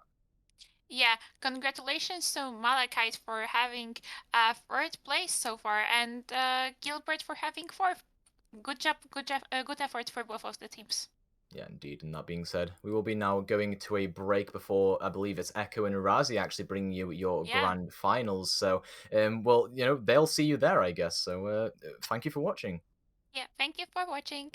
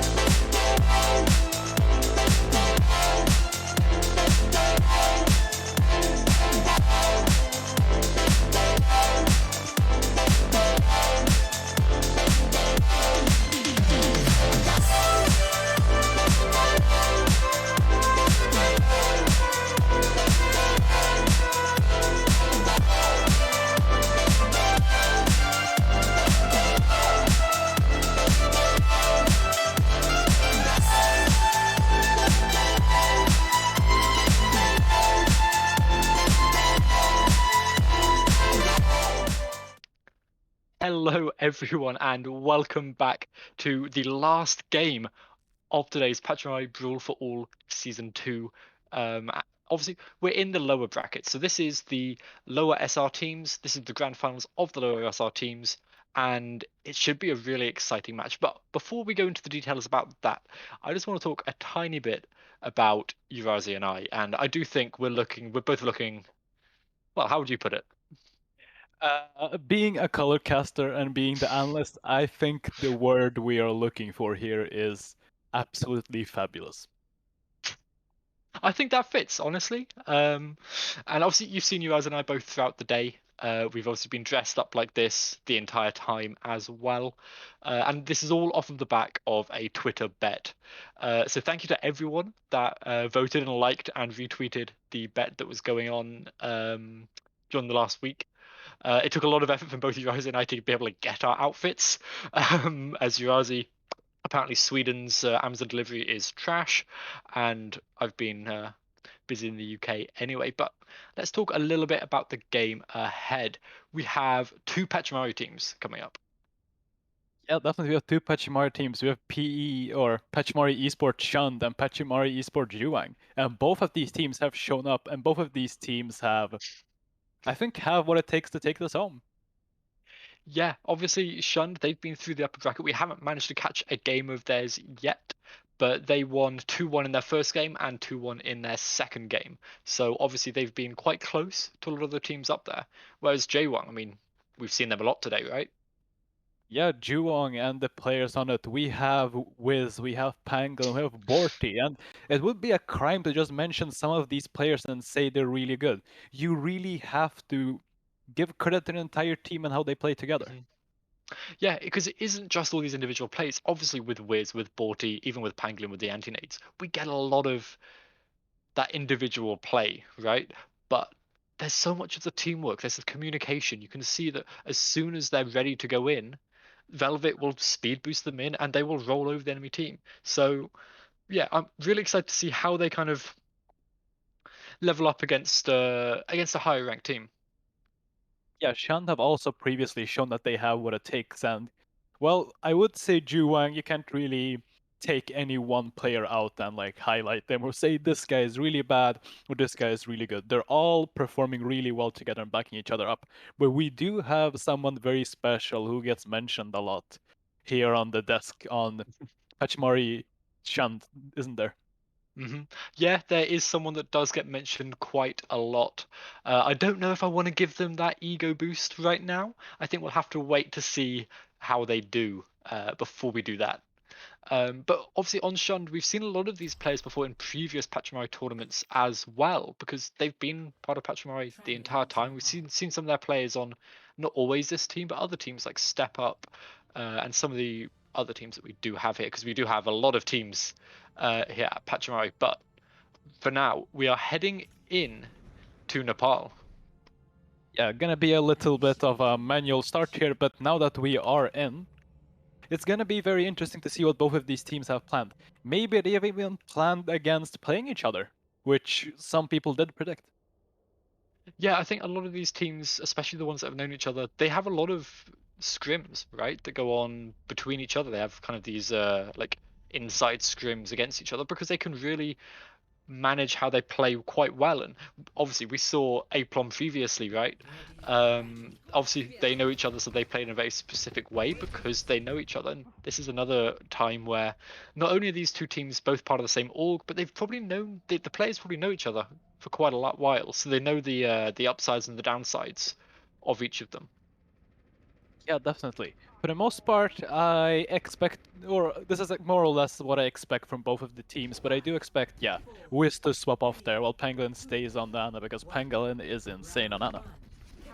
Yeah, so we've got the kind of the double bubble coming out on one side, and we have Jaewon, they're coming out on their typical Brawl with the Hanzo. What's the kind of, like, how do these two comps fare against each other? I mean, as you can see, Double Bubble wants to go into them, in, out, really fast, while the Ryan and Zarya just wants to speed onto them, like they're doing right now. Yeah, and we just see Borty go extremely aggressive there already, and it doesn't actually work out as well as they probably hoped. We see the rest of the team there just doing a lot of spamming, but there's a boop already! A double boop coming out from Viper immediately as soon as the round starts. With that, Shund are going to be able to cap the point, and it flips over to them. Jaewon, they're going to have to push in with this Rein Zarya comp. Is that going to work okay? Yeah, they have to push in. Ryan had the right idea. You can't let the Zarya Winston just keep buying time and get this longer fight. They have to speed on them like they're trying to do right now. Yeah, we just see the Reinhardt going in as aggressively as they can. They don't have a barrier, so they're just swinging with all their might. The Zarya is trapped with that Maywall from Happer as well. The Winston goes in, trying to get as much as they can, and the Shadow comes out on the top of the stairs as well. The back is falling so low, but Sporty gets stunned up. They have to play extremely careful just for a little bit to make sure there's enough room for the rest of their team to do something, but they actually end up falling. J1 are going to really struggle without their Reinhardt to do much, and maybe they're going to move on to the point now, but the Winston from the enemy team is back, and they're going to want to try and jump onto the point here. That is gonna happen, but staggers are coming in. Yeah, they are. Viper got another boot there onto Happer as well, looking for even more. The nano boost goes onto the Hanzo, and although the I'm not sure if the nano boost on a Hanzo is really worth it. I mean, nano boost on a Hanzo is not that worth it, but a nano boost on Wiz is an entirely different story. Wiz just gets that the extra boost because Wiz is so good. For the most part, yeah. And these fights are going on for so long. I don't think you can afford to do this if you're Juwang. You need to group up, wait until they overstay their welcome, wait until they overextend and just speed on them, but they're so split right now. Yeah, they are, and there's a big stick as well onto Wiz. There's the carry of J1 gone, and we see the High Noon coming out, and it actually gets Pangolin as well. That's two people down, and both beats come out from both sides to try and keep everyone alive. We see the Monkey jumping into the back, and we just see an attack feeder in the front here, just spamming with their right click as much as they can. They managed to get rid of the Lucio, although look at this, we managed to get Velvet getting another boop kill onto Seb right at the end of the fight there. Seb will lose all of their charge, which actually could make all the difference because they're nowhere near a grav. They could definitely, but there's some ult combos coming in here from Juwang. They have the very famous, what is it, Space Dragon? Where you grab and dragon into it, and they don't even have beat to counter it, and an Immortality Field can only keep you alive for so long.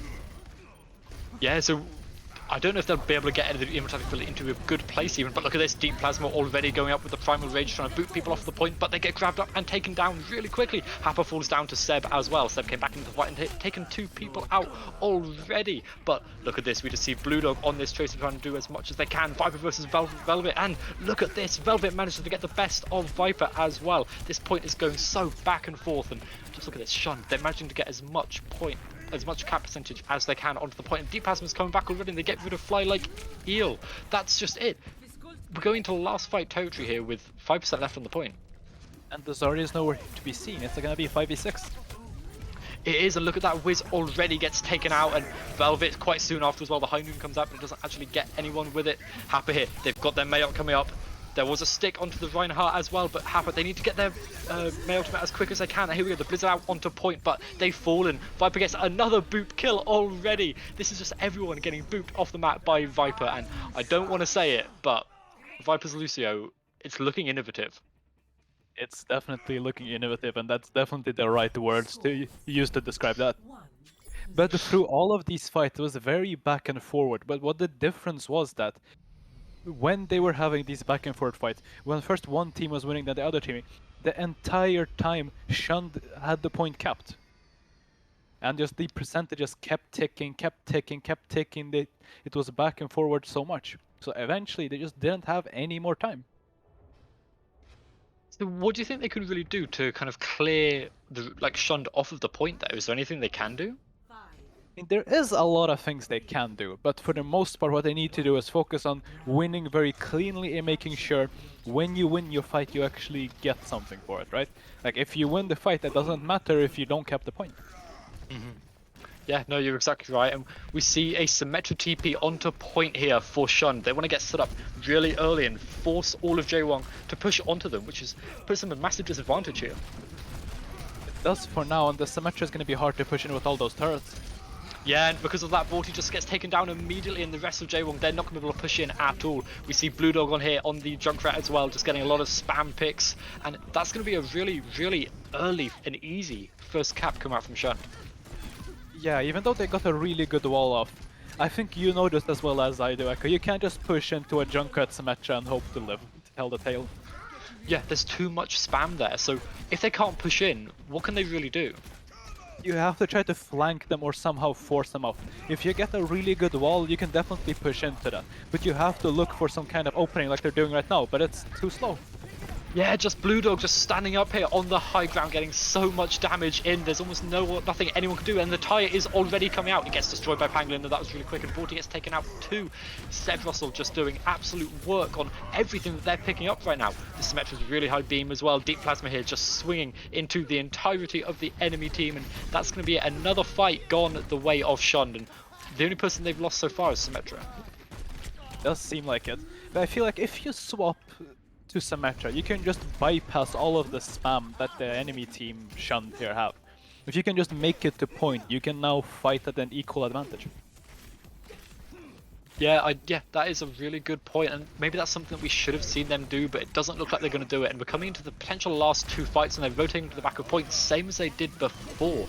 The High Noon comes out from Wiz, but they got booped around by Blue Dog there as well. And this Symmetrical, it's just going to keep them all alive, so they can't even do anything with it. The High Noon goes out eventually, and all the Lucio Beats charge is going too. There's picks going both sides. We just see a lot of damage going all the way, and a big slam come out from Borty. This might finally be what J1 need to be able to cap the point, but it looks like they're by themselves. And Blue Dog, Tack Feeder, they come in and they just get rid of everyone else, and as soon as everyone else is down, there's nothing Borty can do. Happer does get a pick as they pass as well, but we've got 8 seconds left for them to touch point. Are they going to be able to? They may be able to. Velvet is gunning for it right now. He is going to get the touch. Yeah, he managed to get the touch, but got taken out by that Diva Bomb coming out from Seb Russell, and everyone else got grabbed off of point, and that was it. P Shund with a rather dominant showing. It was definitely very dominant, 100% to 0 in the end there on the last map. And look at this. I don't want to say it. I don't want to feed this player's ego too much, but Viper's Lucio is looking quite creative. Is looking quite creative. I think he got a double kill here, if I'm not mistaken. Booping Zarya and the Mei off the point. Yeah, that was a really nice play coming out from Viper. This is the kind of thing that you mentioned it before. This is the kind of thing we're expecting to see. We're used to seeing this kind of play from Viper, and honestly, as much as that was an amazing play and it's really good coming out from Viper, the thing about Shund, from what I can tell, is it looks like the entire team is working really well together. It's not just these individual components. It is definitely not those individual components, and Wiz specifically and Pangolin came in very clutch in a lot of maps, but when you start focusing these people, when you're starting to commit so many resources on shutting these players down, it becomes very hard and very frustrating for Juwang to try to answer that. Like, what do you do if they just throw 3 ults at Wiz? Yeah, honestly, it's just so difficult to do. But that was a really, really dominant showing coming out from Shund. And we'll go to a quick little break and we'll be back with some more games in just a little bit.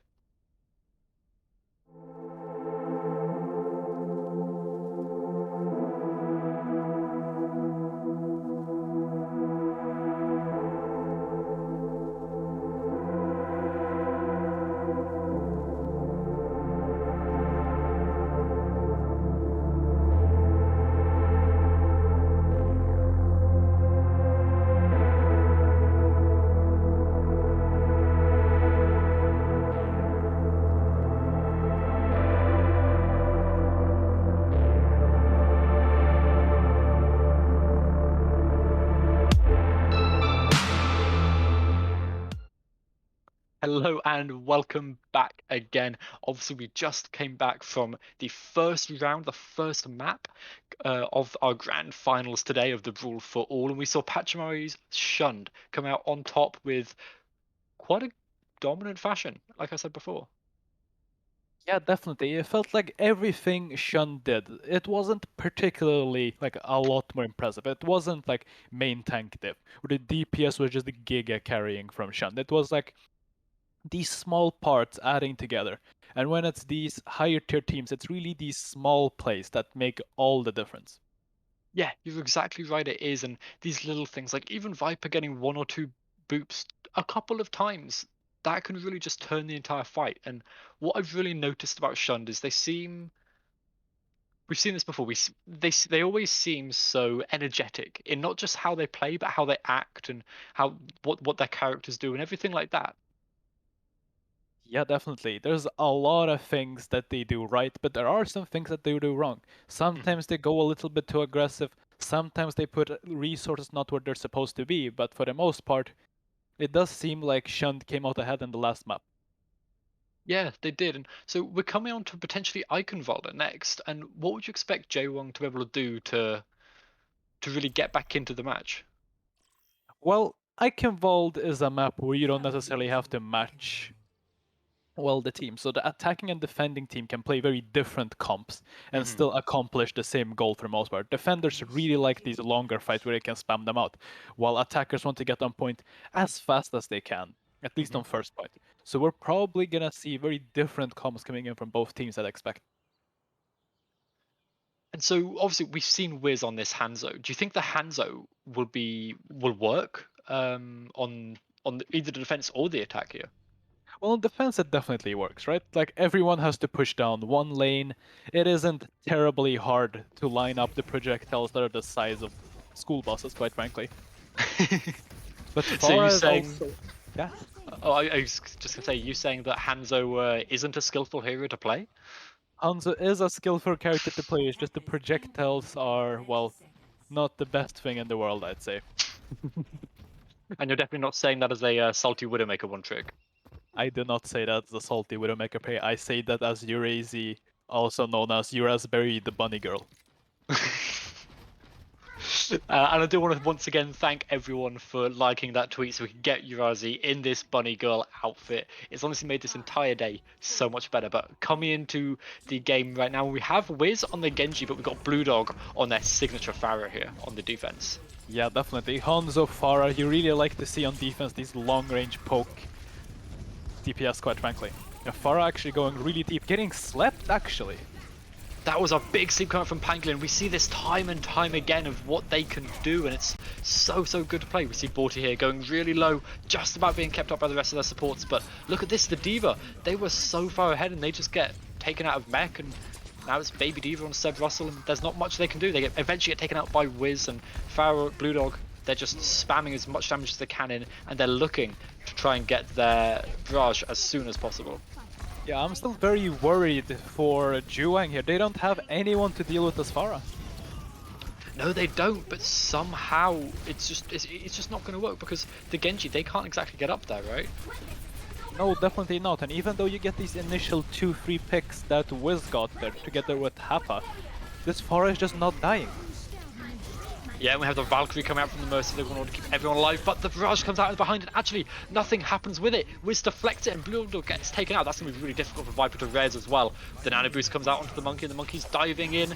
And here we go. We have the Blade come out from Wiz. They take out Viper. That's one. They're looking for a second. They don't manage to deflect one shot into the McCree, but it looks like they... Oh, on the escape, they just managed to take out Phosphor as well. We just have Deep Plasma in the front trying to keep everyone else alive. And even though Wiz got 3 people with his Blade, nothing else is working. The rest of the team, they didn't manage to push through at all. They're just too tanky. They have too much health. It's very hard when you're in a dive team. Like, dive team, they can either put in a lot of resources, and then you have to either win the fight from there, or you have to back up. You can't take these longer fights with a Ryan. They're just not gonna work for you.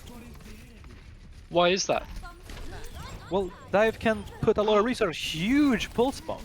Yeah, big pulse bomb came out from Happer onto Tac Feeder and they rolled into Viper as well. A bomb comes out to try and turn things around, but it doesn't actually get anyone either. Borty just here on this Monkey, trying to do as much as they can. Another bomb coming out on this side of Jaewong. I'm not sure what that one was doing, but Happer actually gets taken out as well. Tac Feeder coming back from spawn, they're going to try and break that shield, and Viper is on the point, just trying to keep it going as long as they can. Stall the point out to try and stop the side of Jaewong getting as much time as possible. But they will be coming back from spawn, and it's a little bit of time to get back to the castle here. Yeah, definitely. This is a lot more what I expect from them. This quick dive where you just get so much. Just like me, dive doesn't last for very long, so you need to really end these fights very quickly with the pulse bombs and whatnot, like that. Yeah, exactly. And we see Budo getting taken out really early here, and look at that. This is a brilliant Monkey ultimate coming out as well on the side of Jaewon from Borty, but Tac Feeder just doing as lot of damage, as much damage as they can. A slam comes down on the low ground, and that's 2 people down to it as well. The Monkey gets taken out from the charge of Deep Plasma, but Wiz takes out Tac Feeder using this deflect. This has got multiple people now with Wiz on here. The bomb comes out and actually gets the D-Mech out onto Fly Like an Eagle as well, but Wiz gets taken out in the front line in the meantime. Seb Russell here just diving as far in as they can to try and get rid of that Mercy. The Mercy does eventually fall. It's just the Ana left, and they're getting staggered a little bit here as well. There's going to be a lot of time taken off the clock, and this is proving really tricky for Jaewon to really push through.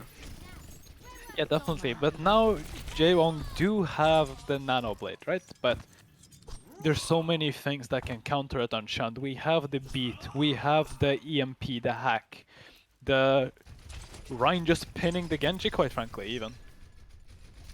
Yeah, and these are all the kind of things that Wiz needs to look out for. They're going in for the blade now, but they got hacked. You were exactly right. The EMP came out and it got rid of 2 of the ultimates from the side of Jaewon. That's so disappointing for them because now they've lost their Nano and their blade. But the pulse bomb is huge yet again. Yeah, another stick coming out from Happer onto Tag Feeder that takes out Phosphor as well. That's 2 people gone, including the main healer. Deep Plasma, any damage to them now is pretty much permanent, especially with Viper falling as well. We've got Seb Russell just in the meantime trying to keep everyone, the rest of their team alive, so there's no more staggers. Because any more staggers and the point will almost be all the way through here. Yeah, definitely, almost certainly. And we actually almost see it go through. Viper just manages to get a touch onto the point and the bomb comes out, but it's not going to find anyone. Viper uses their beat just to keep himself and Blue Dog alive, and Deep Plasma, they've got the now and a big bomb come out from Seb Russell and a remake kill onto Wiz as well. Seb Russell, they've just single-handedly turned this around, especially with that mech kill. That's something I don't think we've seen yet today, and it's always exciting to see. Yeah, I don't think we've had any tournament days since they changed that. But that's something you have to keep looking out for now. Yeah, and that's the kind of thing that people are so used to not having to worry about it. Yeah, definitely. Like when I throw out a pulse bomb and I know I'm gonna die from it, and if they change something like that, like D.Va being able to just 100 to 0 you with remake, it's just a different playstyle you have to adapt now. Yeah, it absolutely is, and Wiz, they actually get hacked again and then shattered. That's a big shatter come out from Deep Plasma. They just strolled forward. They knew the Monkey wasn't going to get a bubble out in time, and that's going to be it. Another fight win coming out from Shund, and this is looking really good from them. Yeah, Monkey Bubble actually has a cast time, so you can't just reaction to shatter for the most part. You'd really have to predict it, and as the frame is coming in where it's coming out, you'd have to use it just then. But now we do have a lot of ultimates come out from the side of Jaewon here. Same with Shun, they do have the EMP, but they get the first with Hainu. Yeah, it does manage to get res though as well by Velvet, so all of the team is ready to go, and the Nano Blade is coming out as well. They manage to get rid of Tac Feeder, they get stunned up, but it doesn't actually matter too much. They're trying to slice away at Deep Plasma, but it doesn't work. They get taken out in return. But, however, whilst this is going on, the rest of Jaewon, they are pushing forward onto the car, and it's just Seb Russell on the point with that mech. The rest of the team, they're probably not even going to bother trying to recontest, because it's already going to be an overtime. Seb Russell, they get it down as low as they can. Finally fallen. The point is going to go through on 2.3. But there's not much time left on the clock. Not a lot of time, definitely. It's quite common for most teams to be held here, and with less than 2 minutes remaining, it's not a lot of time. And Blue Dog, they've got this EMP up already. Do you think they're going to be looking for something there? Yeah, definitely. But not before Tac Feeder finds a pick. Yeah, as soon as Tac Feeder finds that pick, you know it's almost over already, but maybe not. They actually get rezzed as well, and Wiz, they managed to take out Viper as well with a headshot. Deep Plasma somewhere in the backline. Not sure what they think they're doing here. They're just kind of wasting their own time, and they're getting themselves staggered out. A big EMP comes out along with the bomb, but the team's going to try and hide, and the bubble comes out from the Monkey to save the rest of the team. Jaewon, they are pushing so fast through this point. They might actually be able to cap it relatively soon if they can get Viper off of this point. Does seem like it, but the Viper is persistent. He's gonna try to stagger it out. Yeah, Deep Plasma's got the Shatter, and they actually managed to find 2 with it here as well. And they managed to take out Wiz. That's one of the win conditions gone. Happer actually takes out themselves. They didn't get the double kill this time around. Phosphor does fall, and the beat comes out from Viper trying to keep the rest of their team alive. Shunned now. They have so much sustainability. They have so much time on this point to last as long as they want. The Reds are trying to come out from Velvet, but it actually works. Forty is rezzed on the point, and they're going to last as long as they can, but they get taken out so quickly by Blue Dog. All of that spam damage coming out from Seb, Blue Dog, from Tac Feeder, everyone. That's a lot of damage, and you can't really survive long against that.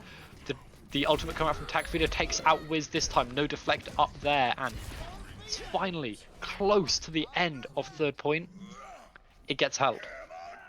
Yeah, this is what you expect for the most part. There's not a lot of teams that actually manage to complete the third point, especially with that little of a time bank. What was it, 1 minute 30 seconds?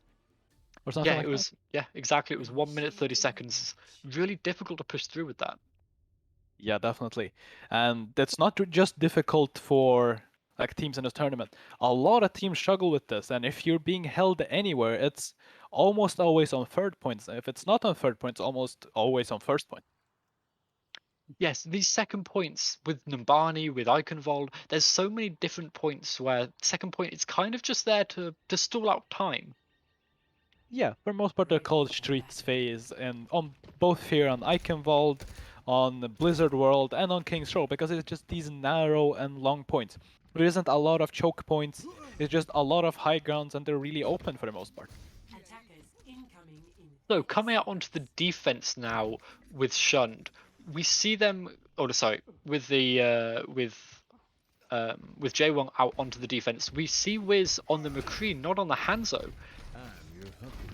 Well, you're looking at that. I'm looking at something entirely different. I see a Symmetra and a Mei, and I think I know what's gonna happen, Echo. Yeah, I think we both know what could happen here, and this is risky. We've seen this before, and it not work very well. So I'm excited to see if they can get this to work or not. They're lining it up for now. Mei trying to get it. They do get it up, but teleporter may be too late. Are they gonna be able to cross the entire thing? Yeah, they managed to. They managed to get everyone through, but Tacfeeder gets taken out immediately. Seb Russell on the other side takes out Wiz. They're 1-to-1 on each side, but Deep Plasma gets walled off, and that's going to be so detrimental to them there. Borty tries to charge them, but they actually managed to get the counter charge off as well, and the Immortality Field kept them alive so well there as well. Now, we're going to see Tacfeeder returning to point on this Tracer, whereas Wiz, they're still walking back from spawn, so this is going to be really, really risky, and they're pushing onto the point now. The Mei wall comes out, and Tacfeeder falls really early, again, this time to Wiz. Definitely, yeah, but they get the Amplification Matrix first. Yeah, the Amplification Matrix comes out, but they don't actually find anyone with that Fire Strike combo. It didn't work out for them well this time. Maybe Borty's going to look for something similar. They have the Shatter here as well. Both Ryan's looking for the Shatter, and they actually just about get the Shatter off as well. 40, they get taken out by the charge of Deep Plasma, and the Nano comes out onto the Zarya, the grab into the point, but no one's actually there to get grabbed up. The Mail as well. The Seb Russell's bomb didn't find anything either. This point, this is feeling like goats. This fight's been going on 1.5 minutes already. Seb Russell gets taken out eventually, and Deep Plasma, they're going to be wanting to push forward as they can, but look at this Mail come out from Blue Dog. Wiz is going to get stuck in that as well. Viper actually got knocked down by Borty's Shadow and then got frozen up as well. Deep Plasma, they're going to be looking for as many kills as they can. Somehow, everyone is kept alive by Phosphor. And here we go. We're finally going to see it. Surely, as soon as Happer's down, the point's got to be ticking over to Shunned. When you do say that, I also see, okay, I was seeing Velvet flying in there 500 miles per hour, but it seems like he decided against it. That was a long fight. Yeah, definitely, and no one died. It was probably the least eventful and longest Brawl fight I've ever seen. Yeah, it just felt like there was a game in 2019 in Overwatch League that just felt like that. It was a 4-minute fight and no one died the entire time. That's exactly what it felt like. Tacfeeder though, they're going quite aggressive here, and the rest of the team, they're going to really want to like make the most of this. Although, look at this, so Shunned, they're going to be rotating through up onto the high ground. Do you think that's a good idea here? Probably, yeah. If you just keep letting the McCree being on the high ground, it's gonna be hard for them, but Tacfeeder is actually sneaking up. Maybe they're gonna get a good pulse bomb off again. They attempted it, they got it onto Happer, but it didn't actually manage to find anyone because they had that ice block cooldown ready. And look at this, the high noon come out from Wiz, but it gets blocked out by Seb Russell on the Diva. Phosphor gets taken out by a charge, and Wiz, they now have free reign, like you were saying before.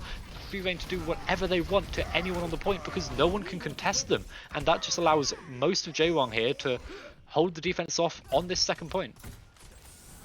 Yeah, you can't really let the Wiz stay on this high ground.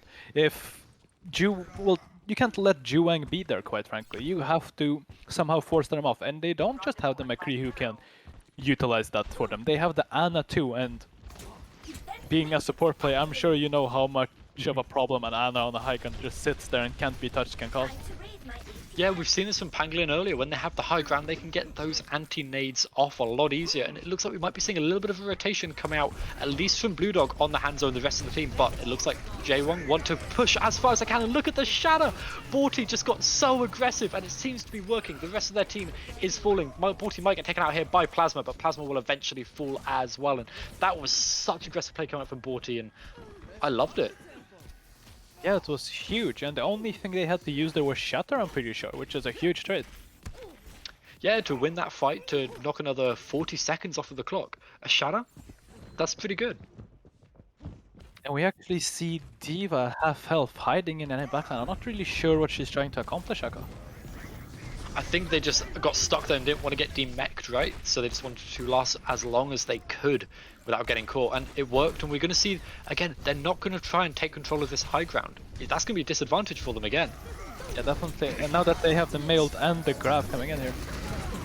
And look at that, although the bomb does get 2 from Seb, Wiz on that high ground, just left completely alone, got 3 kills with their Deadeye. And Plasma, Phosphor, they're rotating up into the castle by themselves, and this seems like a bad idea to me. Yeah, it's gonna be 12 PM every minute if you keep leaving this McCree on the high ground. You have to force him out of there. What this guy is doing is illegal. They've tried a couple of times now to get them off. Is there a way that Shun should really go about getting rid of Wiz on that high ground? I think you need to make an entire team rotation, and you have to do it cleanly. Like, you can't just go up those stairs on the, well, their left side or right side. And they're trying it again, but Borty has the shatter, and we saw what happened last time with that aggressive play. Tac Feeder falling extremely low already as well, but look at this. Happer's now on the ground, so Borty have to follow them, and the grab comes out onto cart, but it doesn't catch anyone again. The shatter gets stunned out by Tac Feeder. That was huge, and Deep Plasma gets taken out because of it. The nano boost onto Borty doing so much work, and that was another one fight. And again, they didn't try to take control of that high ground. They did not, but at this point, I don't know if they're allowed to anymore. As soon as they even attempt it, Juwang notices it, and they know they have to do something about it. They know, okay, if they clears off the high ground, Wiz won't be able to pop off anymore. We need to do something about it. And just brawling them on the low ground, they don't really have a choice. Yeah, it looks like they've swapped team compositions as well, but a big anti comes onto Seb Russell, and they're probably going to get demeched. Oh, they just managed to survive, but they have the Echo as well, and this Echo, they're going to be doing a lot of damage onto that high ground. It's probably quite a useful way to keep an eye on the high ground and make sure Wiz is kept in check a little bit. The Icebox is forced out from Happer, and Wiz uses their roll, but they don't manage to go to the low ground. The high noon comes out, but the shadow coming out from Borty, that's huge, and Tac Feeder manages to get taken out by Wiz as well with that high noon. Wiz gets another kill onto Plasma, and Velvet getting 2 kills right next to each other as well. This is probably it. I don't think anyone on the side of Shund will be able to touch here. I do not believe so, Echo. So that will be it. This series is drawn up 1-1. We got one map, the first map going to Shund and the second to Jaewon. That was such nice play from Wiz, from all of the team to really make the most of that high ground. And that's the player of the game we've got. I think that's the free kill McCree, if I'm not mistaken. We're gonna see what 12 PM really looks like, and when you give this guy the McCree, this is the kind of performance you can expect if you do not manage to contest them. And did you see there as well, the beat from Viper got cancelled by that high noon? That is very unfortunate. Yeah, you're absolutely right, it is, and there we go. So we're drawn up for now, heading off into our third map in just a little bit. So we'll pop to a quick break and we'll be right back.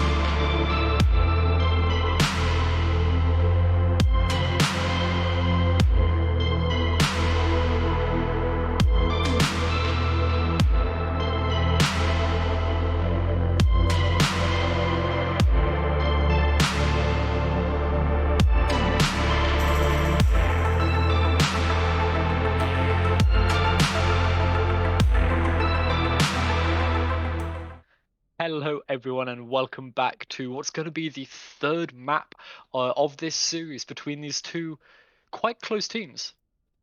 Yeah, have we gotten a third map today, Echo? Because so far, after taking a quick look at the bracket, most of the matches today have been 2-0s.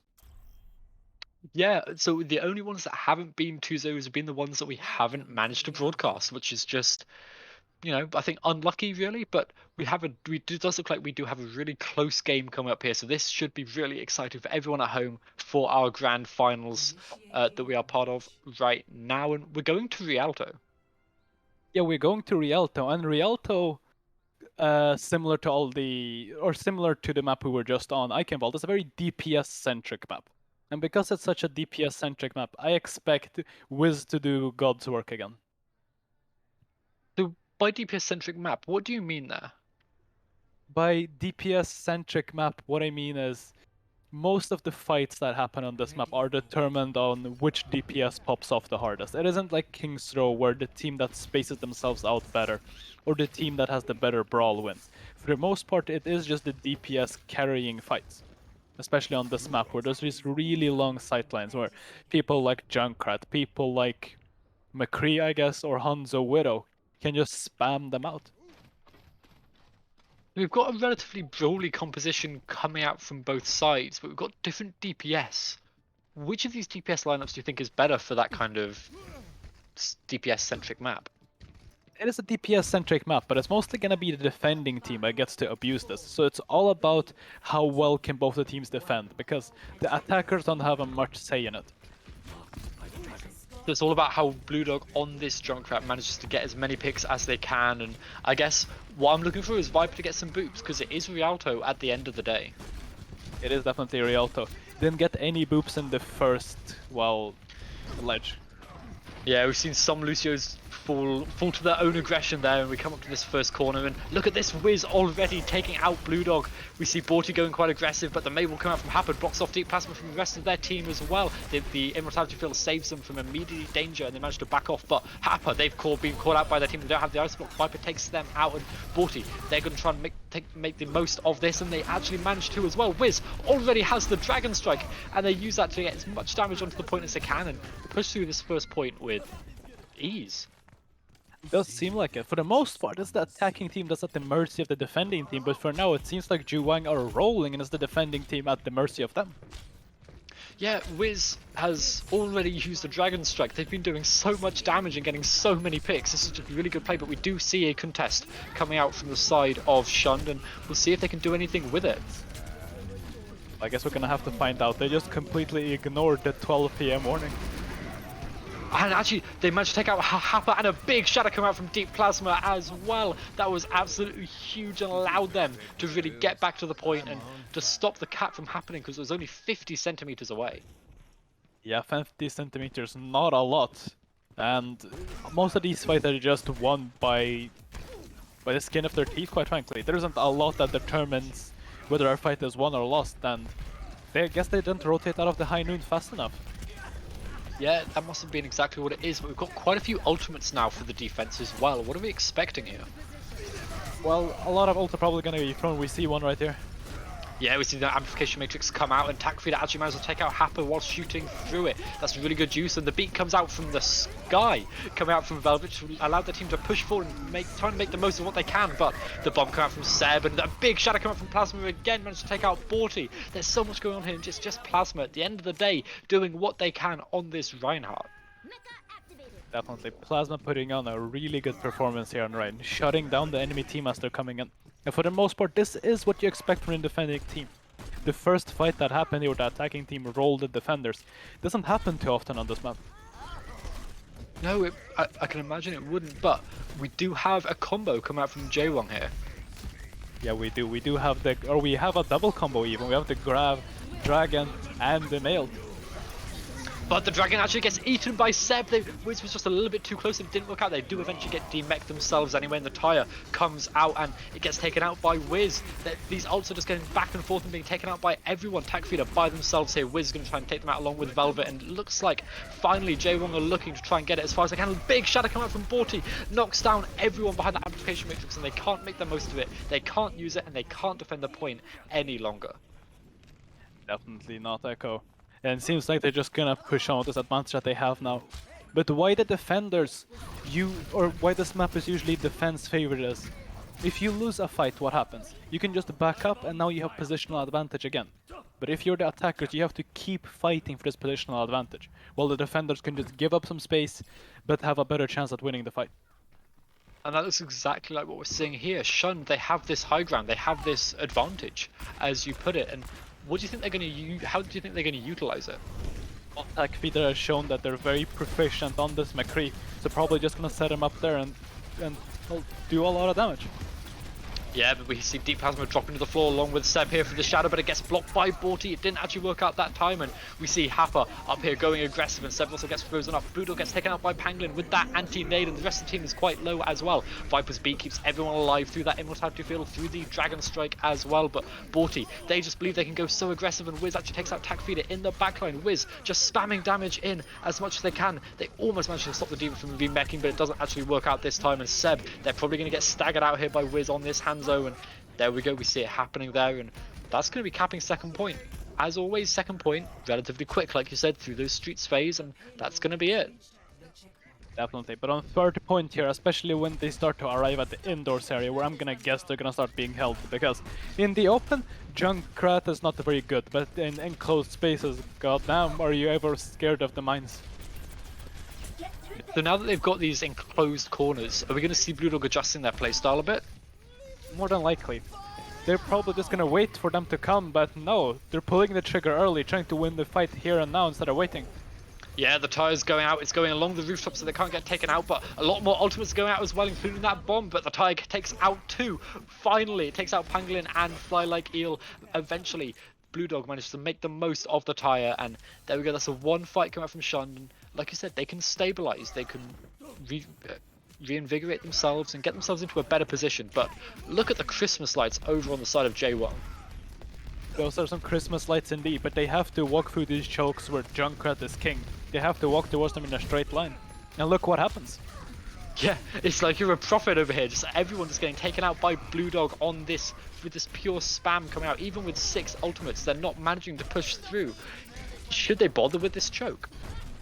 I mean, you don't really have a choice, do you? You either choose the shit choke or the really, really shit choke. You don't really have an option. I mean, I guess you could beat to close the distance, but at that point they can just back up, go into the indoor area, and now you have to do the same thing again. Yeah, you're exactly right. So I guess we're going to have to see what they try to do, and they are giving them a little bit of space here. They have a little bit of time to kind of push forward, and Seb goes a little bit aggressive, but their grab gets taken out as well. It gets eaten. Seb eventually gets demexed because of it, and Viper's or the Mayot comes out from Happen. It freezes up a lot of people. Borty with that nano boost, getting so much damage in. Wiz just destroying Deep Plasma as well with the punch going out from Pangolin to finish him off. Seb Russell on this Baby Diva. They're going to get staggered out as well. That's really unfortunate because that's a long time that they can't contest this payload, and it's almost there. Can anyone touch? Viper tries it. He gets booped, staggering his... Yeah, the beat got staggered out, and the tire comes out along with a big shadow from Plasma. The tire gets 3 people. This might be them managing to hold it at this point. Look at that. Finally, they managed to do it. They stabilized, even without Seb coming back to point in time. Blue Dog with that tire took out 3 people and kept them in this round. Yeah, definitely. Blue Dog coming in so incredibly huge there. And now after this, what can they possibly do? They have 50 seconds to push through 2 or 3 giga hard chokes to push through. They, more than likely, someone will drop and they'll have to reset yet again. But we see Wiz on this Hanzo. Do you think they can just look for a really early pick again? Because it's happened before. But oh, look at that wall. There's a big wall out onto Plasma. Plasma has absolutely no barrier either. So the big shadow come out from Borty because of that as well. Borty just going so good. But look at Blue Dog. They managed to get 2 picks the other way. And Takfida as well following up 2. Deep Plasma does eventually fall, and Sebros on the point falling really low too, but look at Blue Dog, they're on this point. No one's actually contesting them. They managed to just about avoid getting destroyed by anything else, and they've got free reign right now to shoot as much as they want into the enemy team, and Fly Like Eel falls because of it in a really staggered pick. Blue Dog getting a pick onto the Mei, and Phosphor taking out Velvet as well. This is gonna be it. It looks like they're gonna be able to hold this point right at the end of third point, all on the back of Blue Dog. Yeah, Blue Dog coming in huge again and again and again. Junkrat is just so favored there on the third point. There is quite often nothing you can do unless you kill him very early. Yeah, you're exactly right. It was just, you've got to make sure you get rid of that Junkrat, and the Junkrat wasn't able to be, I guess the Junkrat was hiding well enough, because Junkrat, you don't have to stay in line of sight. You definitely don't. If you just stay around the corner or even like 10 corners back, you can still lob those mines to be just where you need them.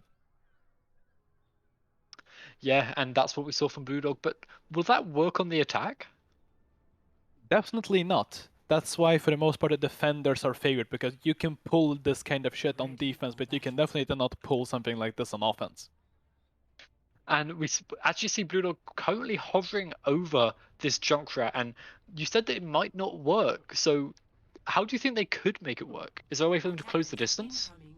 They can definitely close the distance, but with Junkrat you don't really want to close the distance. You want them to come to you, but the defenders don't have to come to you. You have to come to the defenders. So unless you get control of the payload very early, if you do get control of the payload, the defenders do actually have to come to you.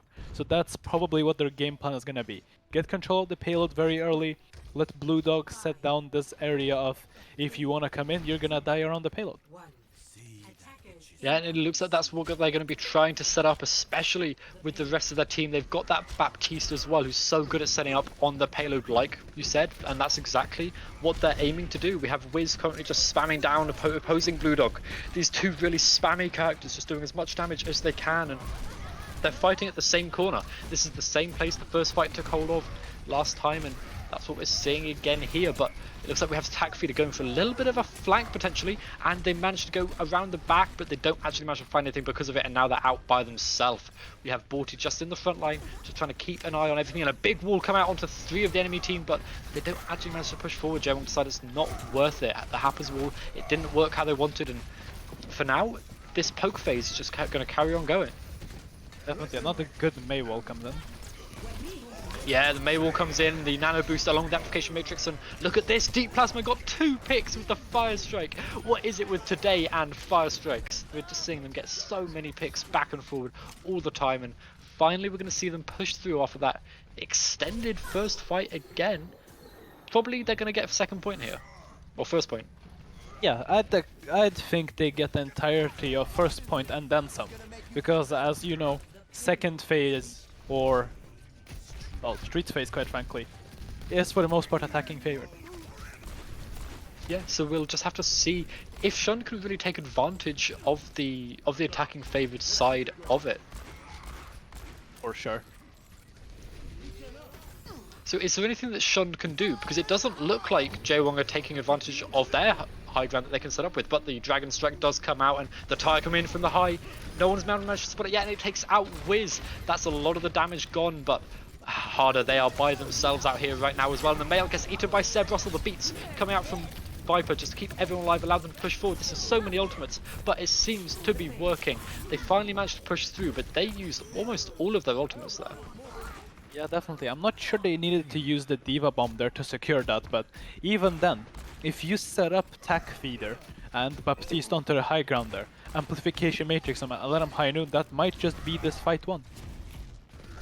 Yeah, it looks like we are going to see a contest come out from Jaewong to make sure that the point doesn't get capped that easily, but they have a lot of more ultimates as well, but no one actually gets taken out by the Shadow. The Nano Boost and the Beat come out onto Borty, keeps them alive there, and manage to take out Viper and Deep Plasma as well. They're just pushing forward, going so aggressive, they get stunned up, but they don't really care at all. They can just push forward and stagger out the rest of the enemy team to gain as much point, as much time as they can. Yeah, definitely. And if you guys thought it was hard to kill a Nano Boosted Ryan, imagine a Nano Boosted Ryan with a Lucio beat that's speeding towards you. They just Thomas the tank engine. There's nothing you can do, and if the guy swings at you twice, you're dead. Yeah, exactly, and that's what happened. We saw that happen to Viper there on that Lucio, and we saw it happen to Deep Plasma as well. It wasn't 2 swings, I think it was 3 or 4, but still, really quick death, and we see a stun come out on the point as well, just try and keep everyone, stop them from pushing as aggressive as they want. The tire coming out from Blue Dog, we've seen what they can do with this, and it's going over the rooftops as we always see. Takfida managed to take out Velvet with that high noon, and this tire, it's almost run out, but look at this, they actually managed to get rid of the Zaya as well. The grab comes out, but no one can fall to it, and Happa, it's just them left on point, and they're going to last as long as they can, just to try and stop the payload getting too far too quickly. A big anti-nade from Punglin, but there's nothing anyone can do about it. Well, if at any point during this I'd expect Juwang to hold him, it'd definitely be on third point here. If you hold the enemy, it's always here, but even now it has to be here, because if you don't hold him here, that's it. That's GG. Yeah, they have to. They didn't manage to push it all the way through themselves, and they've got to defend for 4 minutes here in what could only be 2 fights, potentially. I mean, you say 2 fights, I'm thinking maybe 1 fight even. Yeah, potentially, but we see the ultimates coming out, the Diva Bomb and the May ult as well. Seb gets frozen up before they can remech, but Viper, they've used their beat just a little bit too late. Deep Plasma does not get kept alive by it, and although the stun comes out from Tac Feeder and Brewdog manages to get a pick onto Harper, everyone else just pushes forward, and that's gonna be it. The beat there from Viper, a little bit late. I think you'd be very happy if you were Juwang right now. The enemy team used their Diva ult and their beat, and they got absolutely nothing for it. 2 very slow charging ultimates for the most part. And you only used your May ult, so you're really happy with that, right? And the May rule comes out, but it doesn't actually catch anyone yet. The High Noon as well. Then they managed to take out Pangolin. That's such a good High Noon to manage to get rid of the main healer. And look at this, we just see Borty just stuck by themselves, and although Seb's in their Baby Diva form, it doesn't really matter. They managed to get back in, and Deep Plasma with the Fire Strike getting a really nice pick onto Velvet. Seb also taking out Happer, and that's probably going to be it. We're going to see the stall picks coming out, but I don't imagine anything more. Can anyone even touch? They can't. Like no, Shun managed to win that with a long time left in the time bank because no one from Joe1 could touch in time. That was really unfortunate, but a good play from Shun to be able to push all the way through. This might be that double fire strike you talk about from the Shatter. Oh, it's not. No, this was a really big shadow right at the end of that point, and there we go. Blue Dog's Tire getting 3 kills over the top of it as well. Yeah, definitely. It was just that what was the determining factor. The Junkrat on both attack and on defense somehow is putting in the value where it's not expected to find value. So, do you think we might see this go into our next map? Because we're going onto Assault. Is Junkrat potentially good on Assault? Junkrat is really, really good on some Assault maps, but for the most part, there are some maps that it's really bad on. For instance, really, really open Assault maps. It doesn't really favor it. Or maps that have a very open objective. For the most part, it doesn't work that well because they're not confined to an area, which is what Junkrat really likes. Yeah, but it does look like we're seeing Jaewong. They've managed to pick the map, and we're going to Hanamura. So, Hanamura, does that have the closed quarters kind of style of map that you'd expect Junkrat to be good on? On defense, yes. On attack, not as much. But you said that on Rialto. I did say that on Rialto, but if Rialto is bad for Junkrat on attack, then Hanamura is double bad. So if Blue Dog really wants to show his Junkrat mechanics and show just how good he is, then I'd say he would pull it out on attack, but I feel like he's gonna struggle really hard to make it work on attack because you as the attackers, you're pushing through very, very tight choke points for the most part, while the defenders have a really open area. Just like you go through a checkpoint, and now all of a sudden you're in a very open area. So it's going to be very hard, I feel like, for a Junkrat to find value. But if Blue Dog can find value on Junkrat on attack here, he can find value on Junkrat anywhere. Yeah, maybe so. I guess that makes complete sense. But so if we're not going to see the Junkrat, let's imagine for a second we don't. What kind of things on attack can you see? Can we see any cheese here? You can definitely see some cheese here.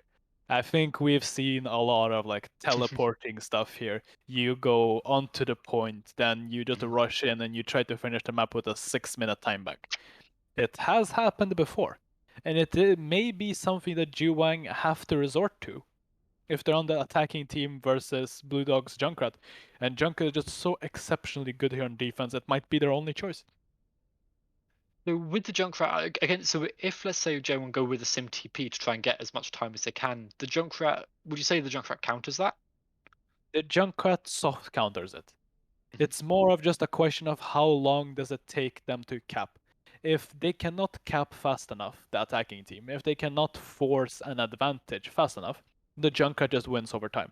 But if you can TP very fast onto point and try to find an advantage very early there, then you can just win and then keep that going with the TP. You skip that entire choke point, and now Junkrat can't spam you as much.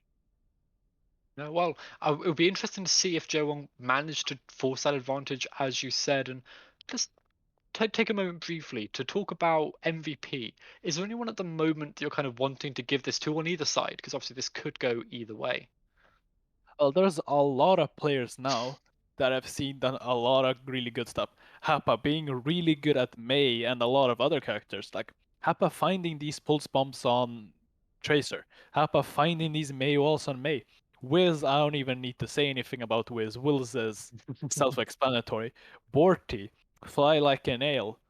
Really good tank climb, backing each other up very well. And how can I forget Pangolin, who just, well, is Pangolin, quite frankly.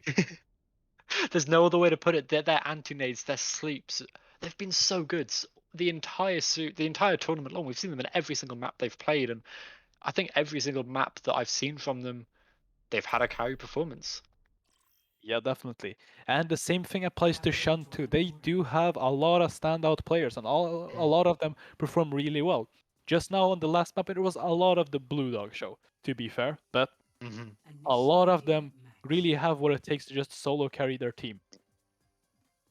Yeah, personally, I would definitely take a look at Seb as well. They've managed to eat so many ultimates in so many positions. I didn't think that they'd be able to do anything. The grav that, or I think it was the mail maybe that they ate on Rialto on that third point. It looked like they were feeding. It looked like they were way too far behind enemy lines, and somehow they managed to eat an ultimate and get out alive. It's really good diva performance. It's definitely a really good diva performance, and yeah, that is the case. They did eat the Mei ult and a lot of other maps. They did eat the grav too. Yeah, I think they've gone through most of the ultimates that you can eat and just gobbled them up a little bit. It's getting a little bit late. Maybe it's dinner time. I guess, who knows? But on the defense, we're seeing exactly what you thought. We're seeing that Junkrat coming out, but we're seeing a Brawl core. Is that kind of expected, having a Brawl core here? Yeah, definitely. Or I'd expect so at least, because you want to keep them in this choke, right? Because as soon as they push past the choke, Junkrat's value falls off very quickly, because they're not confined to one area anymore until they get to point. And I'm seeing basically what I expected from Juwang here. I see the Symmetra just bypass this. Yeah, so Wiz come out on the Symmetra, maybe not the same carry performance we can see from the Hanzo from them usually, but I guess we will see what they can do. It looks like they're TPing on top of the hut here as well. It's not the normal TP, and what advantages does this rotation give you? I mean, you can see right now, you're already on point and you can skip this Junkrat spam. Yeah, exactly right. And Deep Plasma, they managed to take out the Immortality Field, and Borty gets taken down by Seb Russell as well. Their shield just got absolutely shredded by the Junkrat spam coming out, and it looks like that's going to be it. They should probably just reset at this point, shouldn't they? Well, Viper's forcing them to reset, let's just say that. Yeah, we're just seeing Viper. They can't go a map without getting an environmental kill. We rarely see that on Hanamura at all, but, you know, I guess they've got to go for it. Yeah, that's one of the few areas where you can actually get an environmental kill. But as soon as Wiz comes back here, I feel like they're going to attempt something very similar again. Would you expect the TP onto Hut? Because it didn't seem to work for them. It didn't seem to work for them, but if it doesn't work, try again. Is that not the definition of insanity, doing the same thing over and over? Oh, look at this! They're rotating over the top as well. I don't think they'll be expecting that, but they don't have their Xayah with them. Definitely don't. And we see the amplification matrix come up from both sides, along with both immortality fields as well. Seb does get demeched, and that means that they can get a big grab as well coming out. That was so huge coming out from Fly Like Eel. That was just amazing play. Blue Dog on the point. They're going to try and stall as long as they can, but that is going to be it. That was a beautiful take and a boop onto Viper too. Yeah, that was 5 people getting grabbed there. That's absolutely huge, and they're probably just gonna TP onto the next point and try to do something very similar. They do have the male turn, that may just be enough for them to win. You think it may just be enough, but I don't know. Look, Seb, they've been here around with this D.Va. They'll be looking to eat this ultimate if they can. But we see the tire come out for now, and they get 4! Blue Dog comes out from the high ropes and just gets 4 people with the tire. That's the entire push stopped, and the rest of it doesn't matter. Well, what can I say? Tight choke point plus Junkrat equals death. Is an easy way to put it. I guess that's it. We just have Blue Dog hiding up on this high ground. They got Seb there for peel if they need to, and that's it. They can just spam down that choke point. But look where Viper's hiding. Viper's looking, waiting for this boop to come out. It's above them though. Viper doesn't know that, and they might not actually be able to find anything. They almost get caught out. They've just managed to escape as well.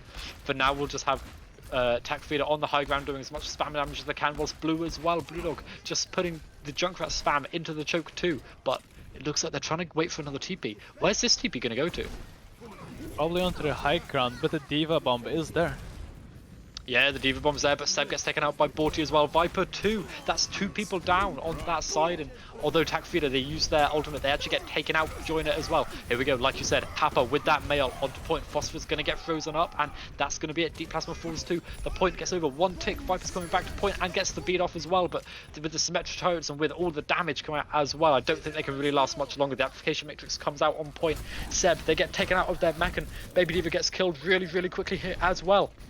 Viper, they're just sliding around on point, trying to make the most of this Lucio as they can. Deep Plasma, they manage to get 2 people down with a shadow and block another one come out from Borty, but nothing else happens. The beat comes out so everyone can go as aggressive as they want and not have to worry about healing at all. But here we go, the tire come out from Blue Dog.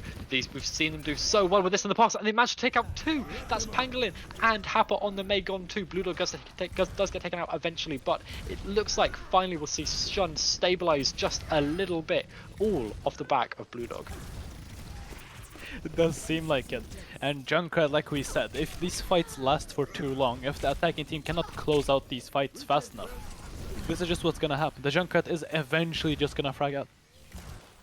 Yeah, and that's what happened. Seb actually had to reset on that D.Va because they were in the Baby D.Va form there, and that's not ideal, but it doesn't look like Jwong are going to try and aggress onto it. They're not going to try and take the advantage that gives them in a 5v6 scenario, so they're just going to stall a little bit, wait for the team to catch up and go in here. But what can they do to win? Well, they can just deny. Well, I say deny, but Blue Dog is just melting them. Holy moly. Yeah, I don't think there's much they can do at all. We see the Rhine charging the Zarya off the edge of the map and actually onto the other side of the map. Deep Plasma and Fly Like Eel just going for a little date together there, and I'm not sure exactly what happened. Viper managed to get a boop onto Happa somehow, and Deep Plasma jumped off the map along with Pangolin. Honestly, I'm getting confused at this point. Yeah, I'm not really sure fully what's going on, but it is very hard to push into a Junkrat. TPing directly onto him, you might expect him to just run away, and now the Junkrat is becoming useless, but Blue Dog, fair to the man, is holding his space. Yeah, and it seems to be working really well for him as well. I think it looks like they're going to be trying a different TP as well, potentially up onto Seb Russell here, no? Does seem like it, but Blue Dog is going to pull the trigger first. Yeah, Blue Dog pulled the trigger but didn't actually take him out, but Tac Feeder gets a pick onto Wiz on that Symmetra through that Pulse Bomb, but look at Blue Dog getting another pick. They don't need that tire to get picks, and we see a bomb come out from Seb Russell onto point. I'm not sure what that was even trying to do, because they didn't manage to get a pick and there was a sim wall in the way. But other than that, they do manage to push through, and other than the D.Va bomb, which seemed to be wasted again, a good fight coming out from Shund. Okay, this is not how you counter a Junkrat on defense. You can't just draft your own Junkrat and try to accomplish the same thing. Like, the advantage that the Junkrat have is that you have to come to him and you have to walk through these chokes, while the Junkrat on offense is gonna struggle very hard. Yeah, they are, and it just doesn't look like it's going to work at all. Blue Dog already gets a pick onto Velvet, and the amplification matrix allows Plasma to get 2 picks already. The Grav gets used, and Viper uses the beats to keep everyone alive whilst in that Grav, make sure no one falls, but I don't think half of those ultimates were needed. I mean, the Grav was definitely unnecessary there. 5 people already dropped, it was only the Zarya left.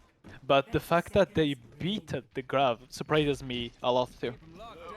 Yeah, I don't think Viper needed to use that, and they might be regretting that choice because they do have a shatter on the attacking side here. They do have a shot and they're coming in very fast.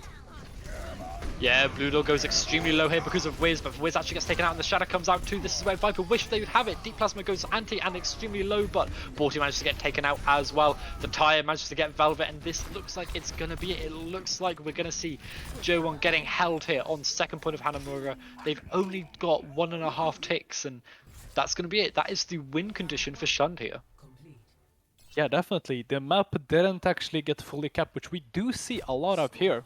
Blue Dog still performing really well in this Junkrat, and like we expected. On defense, Junkrat is really good. So I'm expecting something else entirely from them on offense.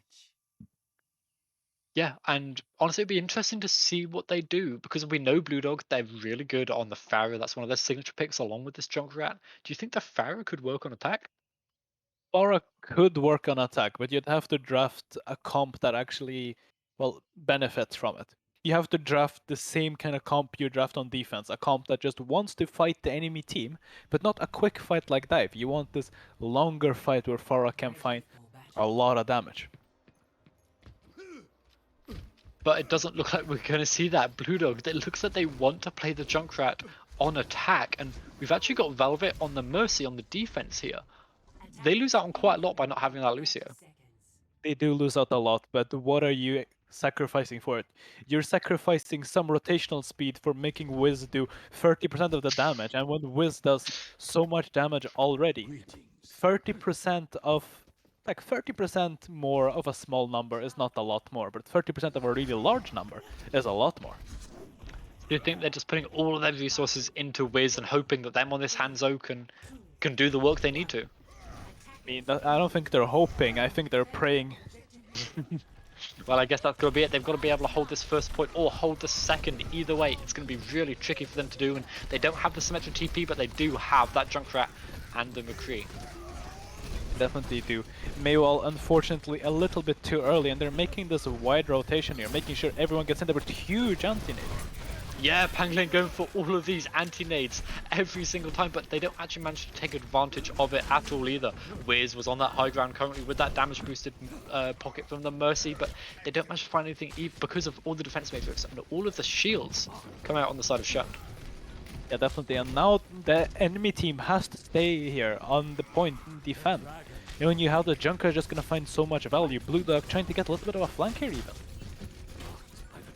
Yeah, maybe so. This will be quite interesting to see if this works, but I guess not. The amplification matrix comes out and there's so much damage coming through there with everyone there. And look at that, Wiz actually gets taken out immediately too. So I guess that's going to be it. Wiz gets taken out, that's a lot of the carry potential down. We're just going to see if Velvet can manage to get the res, but I don't think it's going to be possible here. It's just way too risky. And Velvet, they're actually getting spammed out by this Junkrat too. This is so dangerous for them. But look at McCree, Tac Feeder as well. They get stunned out by the Shadow, but the Tire comes out from Blue Dog and the Nano onto the Reinhardt. The Tire coming out. Are they going to be able to find anything at all? They're just going around the map.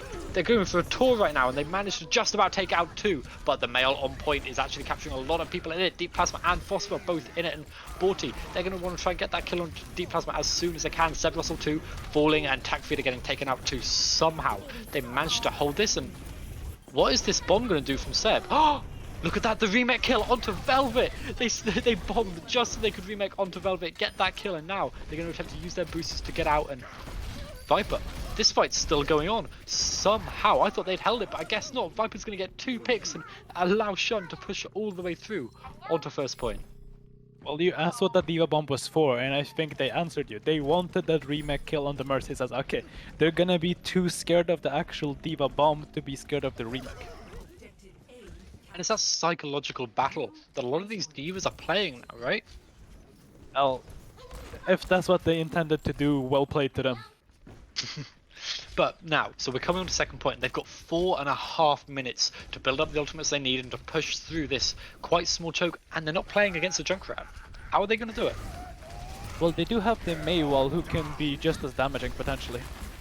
Yeah, the Maywall was used there, but it didn't actually manage to find anything at all. But Blue Dog gets taken out by Wiz, and a big anti-nade onto Deep Plasma as well is going to send them running away as far as they can. Yeah, definitely. And they did not, or critically, they didn't use any ults there, which is really, really good for the attacking team here. They can just come back now, maybe even do another dry fight. Let them use some ult combos like Shatter and the Grab into the Dragon. And I think you'd be very happy with that if you are Shun, because then you just come back, use all of your ult, and just get those 2 ticks required to take this entire day of the tournament home. Yeah, because all they need to do is get 56% on this point, and they win this entire tournament, of course, because we are going to a best of 5, which is a first of 3 essentially. Seb Russell going quite aggressive already, trying to get out the May will potentially, but Habit actually gets taken out by Blue Dog in the meantime. Seb Russell here, but oh wait, look at the tire. The grab actually gets eaten by Seb already, and Blue Dog gets taken out by Wiz in the background whilst they're in their tire form.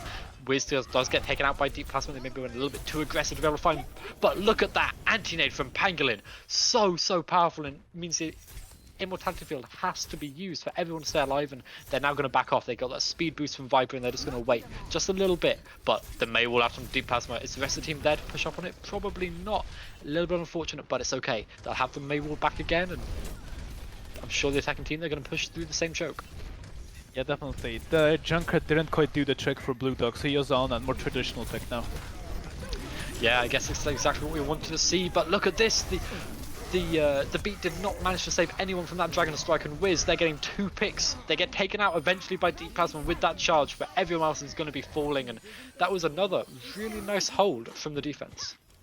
I was actually hoping Viper wouldn't use his beat there, because one person had already died, and even if you use it there, the best case scenario, one person still dies, and otherwise you could just come back and maybe use your beat to win this next fight instead. Yeah, they might be wishing they had that ultimate. We've seen this a couple of times from them. Their ultimate's a little bit ambitious, maybe, but it looks like the rest are shunned. They're not wanting to go the same way, but it doesn't matter. Takfreeder gets taken out immediately by Wiz, and the rest of the team, they're going to fall really quickly as well. No need to use any ultimates here at all, and the defense, they've almost got a combo back up again. Yeah, almost. And when they have that combo, I'm sure if I was Viper, I wished I would have had that beat.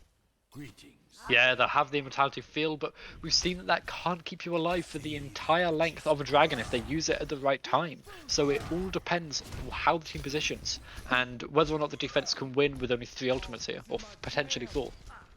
They might not even need to use all 4 of them if they time it right.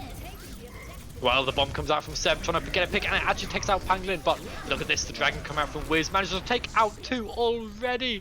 Borty getting a pick onto Viper as well, and that's going to be it. That's going to be a cleanup coming out again, and that was a lot of ultimates used, including the application matrix from Phosphor, right at the end there, and this is looking really close. Yeah, like I said, you don't necessarily need to use a lot of ult on the defending side, but the attacking team definitely over-ulted. And now you're coming in, potentially last fight of the map if they take really long, and you don't have any ult, almost any ult to your name. Yeah, all they've got here is the Shatter, and is this potentially a last fight situation? It is, but the Wiz is gonna make sure this is not the fight. You're gonna go back, you're gonna wait around that Mega, and you're gonna like it. Yeah, they just got to be really careful here because they're all trapped in this corner, and Wiz, they've almost built up another Dragon Strike. Viper right now just taxiing Phosphor back to the point, trying to get them there as quick as possible and allow them to have one last final fight. And look at Borty, they're positioning so aggressive here. Yeah, definitely positioning very aggressively, trying to find anything they can. But if Wiz finds another pick here, Grab actually goes in. Not sure gonna find anything with it. No, maybe not, but the Borty managed to take out Seb Russell as well. Viper gets a pick onto Borty in return. Viper falling extremely low here, and Velvet managed to get a pick on the Mercy and get a res off onto Wiz. They're going to get set up on the high ground, and they'll be close to their Dragon Strike to come back onto the point. But meanwhile, all of Shonda on point, but they're all anti. Blue Dog gets picked out by Wiz, and so does Deep Plasma. Wiz is trying to carry as hard as they can, and it's working. They've got 3 picks. Viper gets killed mid-beat again, and that is going to be it. The stall will last a while, potentially, especially with Takfreeder coming back on this Tracer, but that's going to be it. We see them hold here on second point. The mail come out just to confirm everything there, and it looks like we're going to our first map 5. Definitely first map 5, and what better teams to take us to map 5 than these 2 teams right here, Echo? Yeah, this is exactly the kind of thing we wanted to see at the start. Well, let's have a quick look at this grab coming from Fly Like Eel. This was on first point, and this was absolutely huge. Yeah, definitely. It found 5 people here with just the Lucio there, who didn't get caught. Oh, not Lucio, Blue Dog actually. Yeah, Blue Dog on that Junkrat just managed to avoid it, but only just. And we're going to our map 5, which means we're going back to control. And just to highlight, Phosphor actually got 20k healing there in that 14-minute and 40-second game. That's a lot of healing. That is so much healing, and that just shows how much damage was being done by people like Wiz getting their ult, because Wiz had an ultimate there sometimes twice in a single fight. That's so much damage coming out. And Phosphor, they must have managed to get that amplification matrix as well so frequently. Yeah, definitely. When you're healing that much, you gotta be pumping out like 2-3 amplification matrix per fight, it feels like. Yeah, and I guess it didn't work out for them very well there, although Phosphor was doing so much healing. It didn't manage to keep Shunda alive at the moment, but we're going to control next, and we'll see what happens there, because obviously control. Shund won that the first time around, and in quite a powerful way. Lijiang Tower is... if Lijiang is actually the map we go to, it's gonna be, well, the Junkrat show again, I feel like. Not the Pharah? Well, Pharah is also relevant, but if you never get to the open map where Pharah is really good, then the Pharah can't be played, can it? No, you're absolutely right. And Shund, they obviously want to play into this Junkrat play as much as they can. And which of the points do you think are the best for the Junkrat on Lijiang? Well, I think any self-respecting Junkrat player would love the control center. It's just so open and so good for you. They have to come through these chokes. They have to just group up and walk through, quite frankly. Yeah, and I guess we will see what happens, because obviously it is random which point comes first. So it all depends on that. Would you say if Shund get control center first or second, that they should win this entire series? I don't say as much as they should, but their chances of winning are probably going to be higher if that is the first map, yes. Well, I guess we will have to see exactly what happens. We'll go to a quick little break, and we'll be back in a second.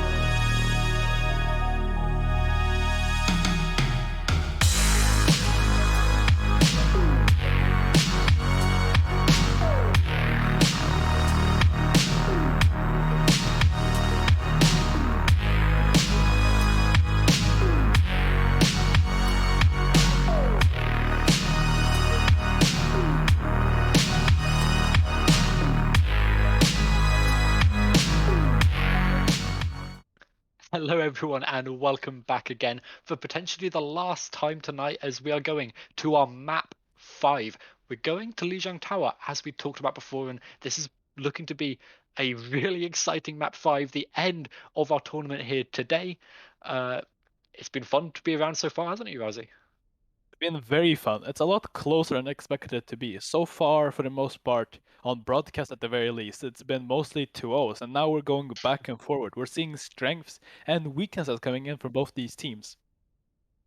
Yeah, it's so back and forth, and it's all of these little niche picks. Like we're seeing the Junkrat, we're seeing the Hanzo, potentially the Farah, all of these little things coming together as a team. And you know what we talked about before?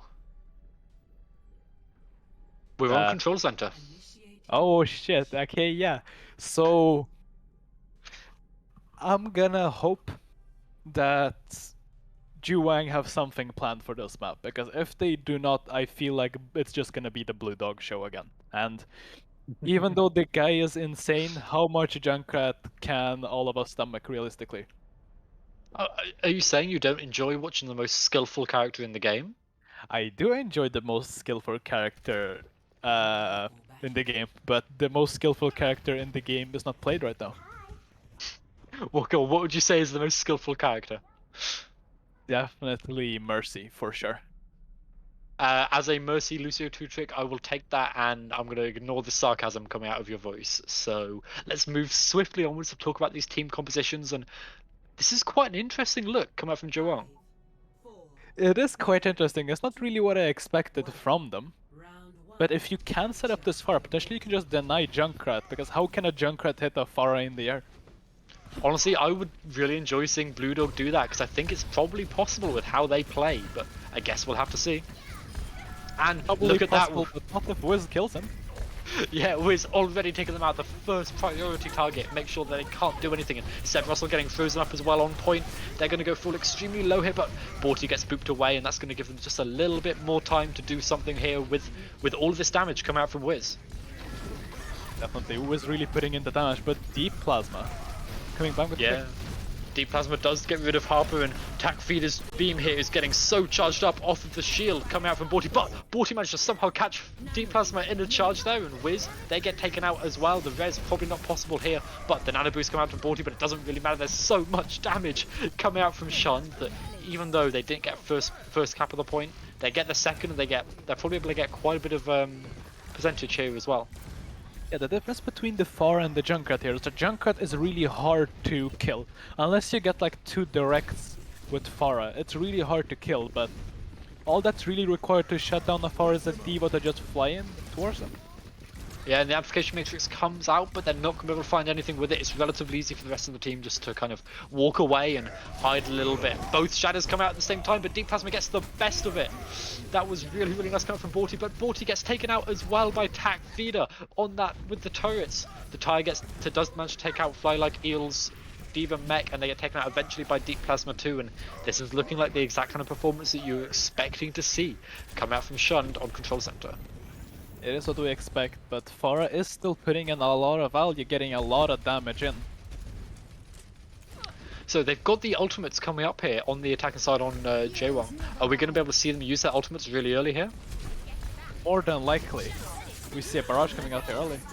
Yeah, we see the barrage come out, but it doesn't actually get anyone. The bomb going to the back, but it's blocked by the Immortality Field. The bomb from Seb Russell doesn't get anyone either. And the beat comes out from Viper to keep all of their team alive and to allow them to push as aggressively as they can without Tac Feeder. Viper does manage to take out Borty with that melee, and Deep Plasma falls extremely low with the anti-nade, but nothing actually happens.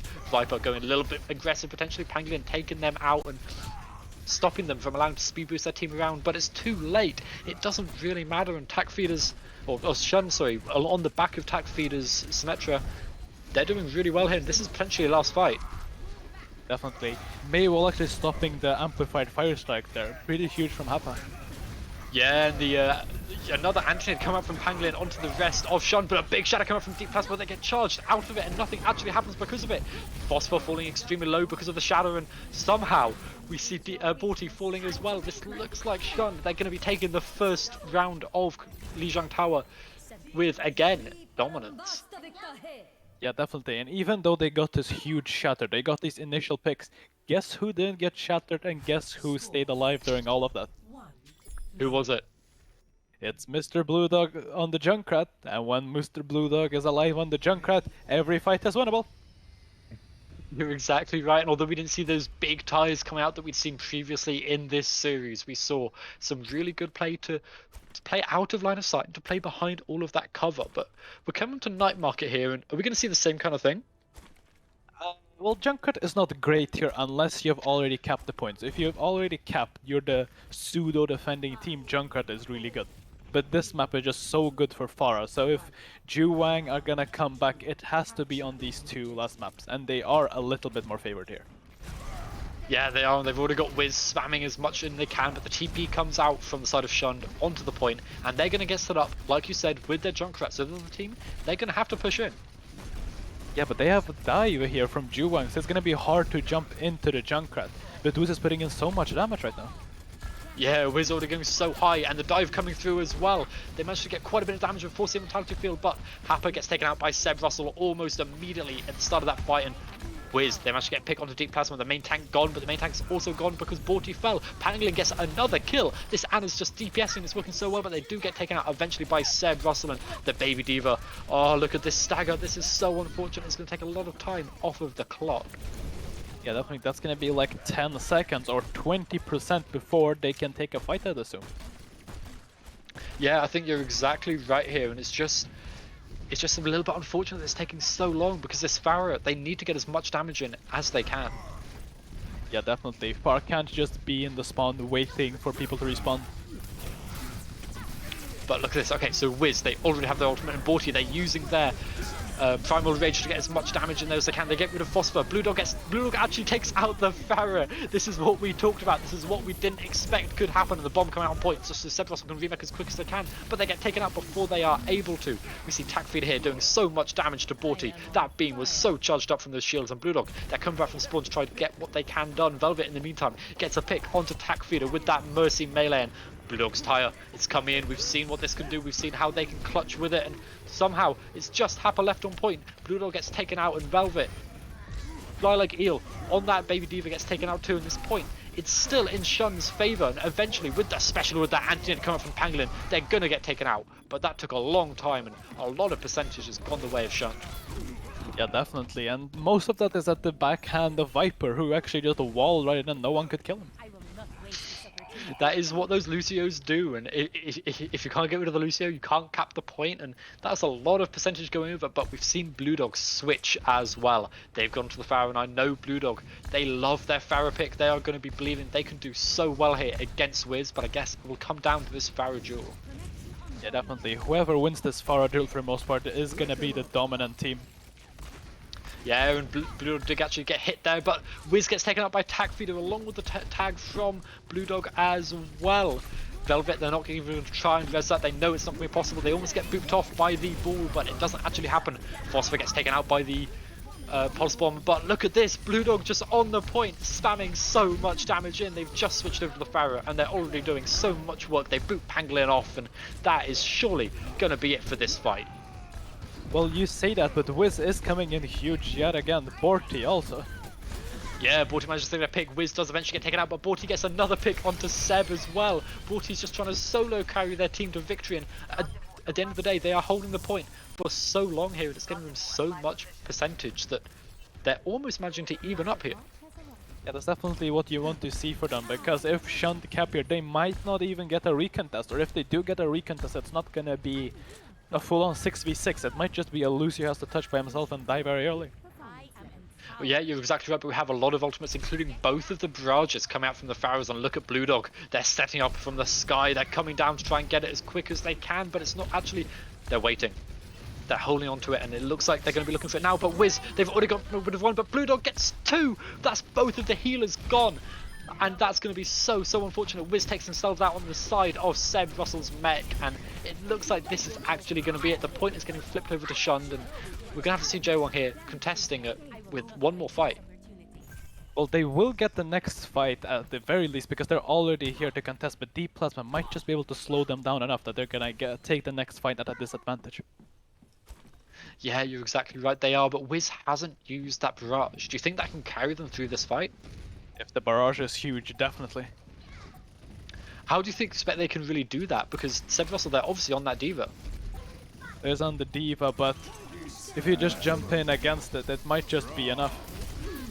The high noon comes out, but it doesn't actually get anyone. The Seb Russell falls extremely low to that pulse bomb. We see the monkey diving in, trying to get as much damage as they can, and the barrage come out from Wiz on the point, but nothing happens with it. Blue Dog manages to get a pick onto them, and the bomb come out, doesn't actually get rid of anyone either. Borty with this primal rage, their mechanics are so good, and they get rid of Phosphor, but look at Blue Dog. They have free reign, they're just spamming into point, doing as much damage as they want. Velvet's just trying to keep the rest of their team alive as long as they can. Phosphor falls again, but look at this. Seb Russell getting a pick onto Velvet, but maybe, it's going so back and forth. Seb Russell gets a pick onto Penguin as well. Everyone's going back and forth, but look at this. The point flips over. It went to Jaewong, and that is it. We're going to our third point of Lijiang. This is so close here. It's 99, and now we're going on to the last map, and this last map is very far favored Echo. It is, I guess, Echo favored as well, maybe, right? Yeah. But so we've seen both of the Pharaohs now. They've both got their mercy pockets, and really, how are we going to be able to tell who's going to win out in these battles? For the most part, I'd say we gotta look at where the team positions, right? So the team that controls more space is gonna be able to provide more space for the Pharah. And the Pharah with more space for the most time is gonna be the Pharah that comes out ahead. Well, I guess we'll have to see if they can really make the most of that. But what's quite interesting to me is that Shund, they've gone for the Symmetra to point, and they're not even bothering with this Pharaoh duel. Definitely not. Viper seems like he wanted to go for a boop, but decided not to in the end. Viper, of course, want to try and get play of the game, want to try and get as much as they can done on that Lucio, just so I have to say a phrase that I really don't want to say, but we'll have to see what goes on, because the Pharaoh gets so much space to spam damage in, and look at that anti-nade again from Pangolin. The Immortality Field saves people, but Wiz, they got a pick onto Tac Feeder. That's a lot of damage gone, and Blue Dog falls as well. That's both DPS, although Borty falls, I don't think that really matters too much. Another anti-nade onto Deep Plasma, and we're just going to see so much damage coming out from Wiz here, onto Viper, onto Deep Plasma, onto Seb Russell. Everyone is slowly falling to Wiz, and that's probably going to be it. The point is flipping over to Jaewong because of that Pharaoh. Yeah, definitely. And now the defending Pharah is gonna have such an advantage on this attacking part that just got swapped to. And they already have their Barrage and Nano. Yeah, they have so many ultimates. They have the Pulse Bomb, Barrage, Valkyrie, and the Nano Boost as well. So we're going to see a lot of ultimates come out from Jaewong here. Are you just expecting them to win this outright, this first fight? Well, I do think so, but they do have a lot of things to mitigate it. Like, look at the D.Va Matrix. Yeah. Seb Russell again just showing how good they are on that D.Va, predicting the enemy ultimates and doing what they can. Deep Plasma just pushing in as far as they can, but they get taken out by Wiz and Seb Russell. They have to use all of their defense meters to try and stop the Barrage from getting any more picks. They send their bomb in, doesn't actually manage to get anyone, but Borty on that Winston getting a pick again. Look at Tac Feeder here. They're getting pushed up into a corner. They can't do anything against the Winston like that. The stun, the right click, it's not going to do anything that they want, but Blue Dog in the sky, they've got 3 picks so far this fight, and it looks like they're going to look for a boop onto the Anno, and they managed to get it as well. They're stopping all of the healing coming back from Jaewong, and eventually, with Deep Plasma back onto this Winston, they're going to slowly flip the point back the way they need it. Well, you do say that, but look how much percentage they have. Yeah, they've gone up to, what's that, 65%, and Blue Dog had to use the Barrage to confirm that fight. Almost 69% there. And they were so close to winning every fight there. Blue Dog did win the Pharah battle, but at what cost? Yeah, honestly, at what cost? And we're going to see both of Blue Dog and Wiz here looking to build up another Barrage, but Tac Feeder with their ultimate, with their High Noon, are they going to be able to use that to stop the Pharah from pushing aggressively? Potentially, but Tac Feeder is very far forward. I'm not sure he's in position to do so. No, maybe not, and we see the bomb come out onto point as well from that D.Va. Borty actually gets a pick onto Phosphor as well. Tac Feeder falls as well, so they can't use their High Noon. That's 2 picks already in the favour of Jaewong, and this is so close. We have another Primal come out from Borty going into the same room, and this time it's against another Monkey. Blue Dog gets taken out by his counterpart of Wiz, and the res is coming out from Viper, but Viper actually gets taken out by Wiz as well. They just about managed to get Blue Dog back onto the field, but I don't think Blue Dog can do much. Surely not. I mean, we've seen what Blue Dog can do, right? Yeah, and maybe somehow it's going to work. They cause enough distraction for Tac Feeder to get Pangolin and for Deep Plasma to get rid of Wiz. But Phosphor, they get taken out by Borty as well. But Velvet goes in for the Reds, but they get taken out by Blue Dog's Barrage. That's 3 people gone to Blue Dog, and the point, it's up to 60%. They're going to match already what Jaewon have, and we're coming up to a fight where there's not a lot of ultimates left. Yeah, definitely. The point did not swing once there. They had the solid control there the entire time there. So we're in last fight territory here, I think. Yeah, you're absolutely right, and I guess Wiz, with this Barrage, they have to do something big here. They definitely do. And it looks like, Pangolin gets booped. Oh no, the Anna's booped, and that's so much healing gone. But Phosphor goes down as well. That's both Anna's down, and Borty is the first other person to fall. But Tag Feeder goes as well. The Barrage come out from Wiz. They take out Blue Dog, and they take out Deep Plasma as well. Viper reses out Phosphor, so Phosphor's back in the fight, but Viper eventually falls as well. Wiz doing so much work. Happer gets rid of Phosphor, and they nano the Diva just to try and keep them alive and stall this point out longer. Velvet does eventually get taken out by Sev Russell, but that is going to be it. The point gets flipped back to the side of Jaewon, and we're going to the last fight, but the other way round. Yeah, the last fight was the last fight for that team, but now we're in the definite last fight. Whoever wins this for sure wins the map. And not only do they win the map, but they win this entire tournament that's lasted the entirety of today. There's so much on the line in this last fight, and honestly, it's going to be really close. Definitely. Already a Nana coming out here. Yeah, the Nano Boost comes out onto the Monkey, and Bly sends in their Diva Bomb, and it takes out Phosphor. Phosphor falls first, and that's so much less healing out on the side of Shun. They're going to really struggle here. But look at Blue Dog, they're coming in for a Barrage here, but Tag Feeder, they get taken out as well. Blue Dog, they're building up their Barrage. They're so close, and they have it now. They've got the pocket of Viper to keep them alive, and the Barrage comes out, but they can't get anything. They get slept. Pangling sleeps them halfway through the Barrage, and they can't find anything with it. Viper falling extremely low on the point, and it looks like someone's just been booped off by Deep Plasma as well. Viper does fall, and it looks like this fight is potentially going the way of Jaewon. Blue Dog takes themselves out, and there's only 2 people left on point. Deep Plasma's down. The Barrage comes out from Wiz, and there's 1 person left. It's just Tag Feeder on that Tracer, and that is gonna be it. The point, the map, the series, and the tournament goes the way of Pachimari Esports Jaewon in such a close last map. Very close, and it really came down to the wire there, Echo. It was really just individual plays there in the end. There one pick could have been the deciding factor there, and the Anna dropping very early there was the deciding factor there. Yeah, Phosphor just falling just a little bit too soon to that Diva Bomb. Didn't manage to find cover, and that's gonna be it. We see Shun, they made it so far all the way through that bracket at the top, but they didn't manage to make it past Jaewon. We've seen them 2-0, both the teams they beat down in the lower side of our bracket earlier today. And then they came out into this fight against Shun, who have won close fights against really good teams. And in the final series of today, they come out on top. Beautiful storylines, and congratulations to Jaewon for doing such a brilliant performance all the way through that. Yeah, definitely congratulations to Juwang for winning that one, but very close battles all the way. It was quite the emotional roller coaster. We went up, we went down, and for the most part, I was favoring Shun to win this map, but it seems like Juwang proved me wrong. Yeah, I think a lot of us expected Shun to do so well. They've got so many big names on their team, but Wiz, Borty, everyone else on the side of Jaewon, they just took it, and it was absolutely beautiful. So for now, we'll go to a quick little break, and we'll be back with an interview with someone from the winners in just a couple of minutes.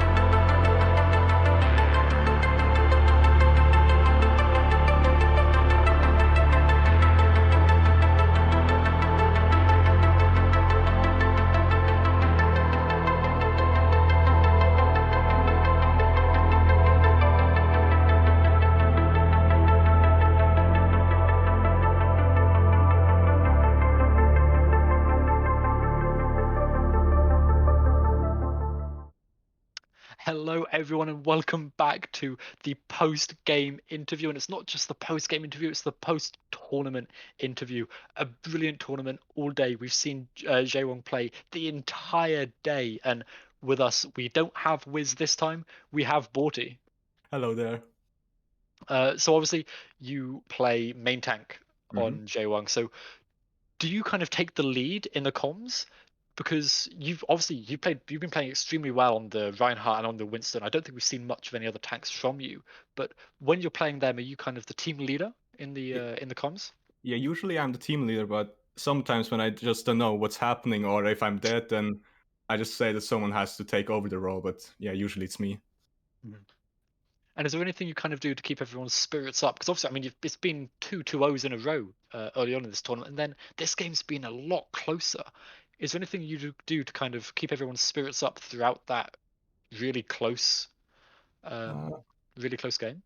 I can't really do anything. I think mostly all the players know that they can do it, and they really have the skill to come out and win it all. I don't really have to like encourage them or motivate them. You all just know that you can do it, and yeah, off the back of the amazing play from all of your team. Honestly, I think, like Urazi said this earlier, you've all had standout performances where we've been screaming your name and so excited for each individual person, which is quite rare on a team to have everyone be that skilled. Yeah, well, I think it's mostly it's a little bit of inconsistency with all of us. When someone like Wiz, sometimes Wiz has even bad days, and then maybe Hapa has to step up or someone else. And when scrimming all the time like that, then we know when we need like pop off. You know when each person kind of needs to take over the role of popping off, as you put it. Yeah. Urazi? Well, again, very well played to you and your team. You guys did very well, and it was a very close series. We do have some questions from chat here. To start off, we have a question of, how are you so handsome and so talented? It's just genes. And I'm playing a lot of Overwatch, not playing anything else, just not having a life. Yeah, that's how I got so talented, I guess. Fair enough, I'll accept that answer. Good answer. We have a little bit of a personal question, so if you could actually explain this to us. So, Borty, do you love Pangu? Oh, I really love him. He's been keeping me alive as Reinhardt.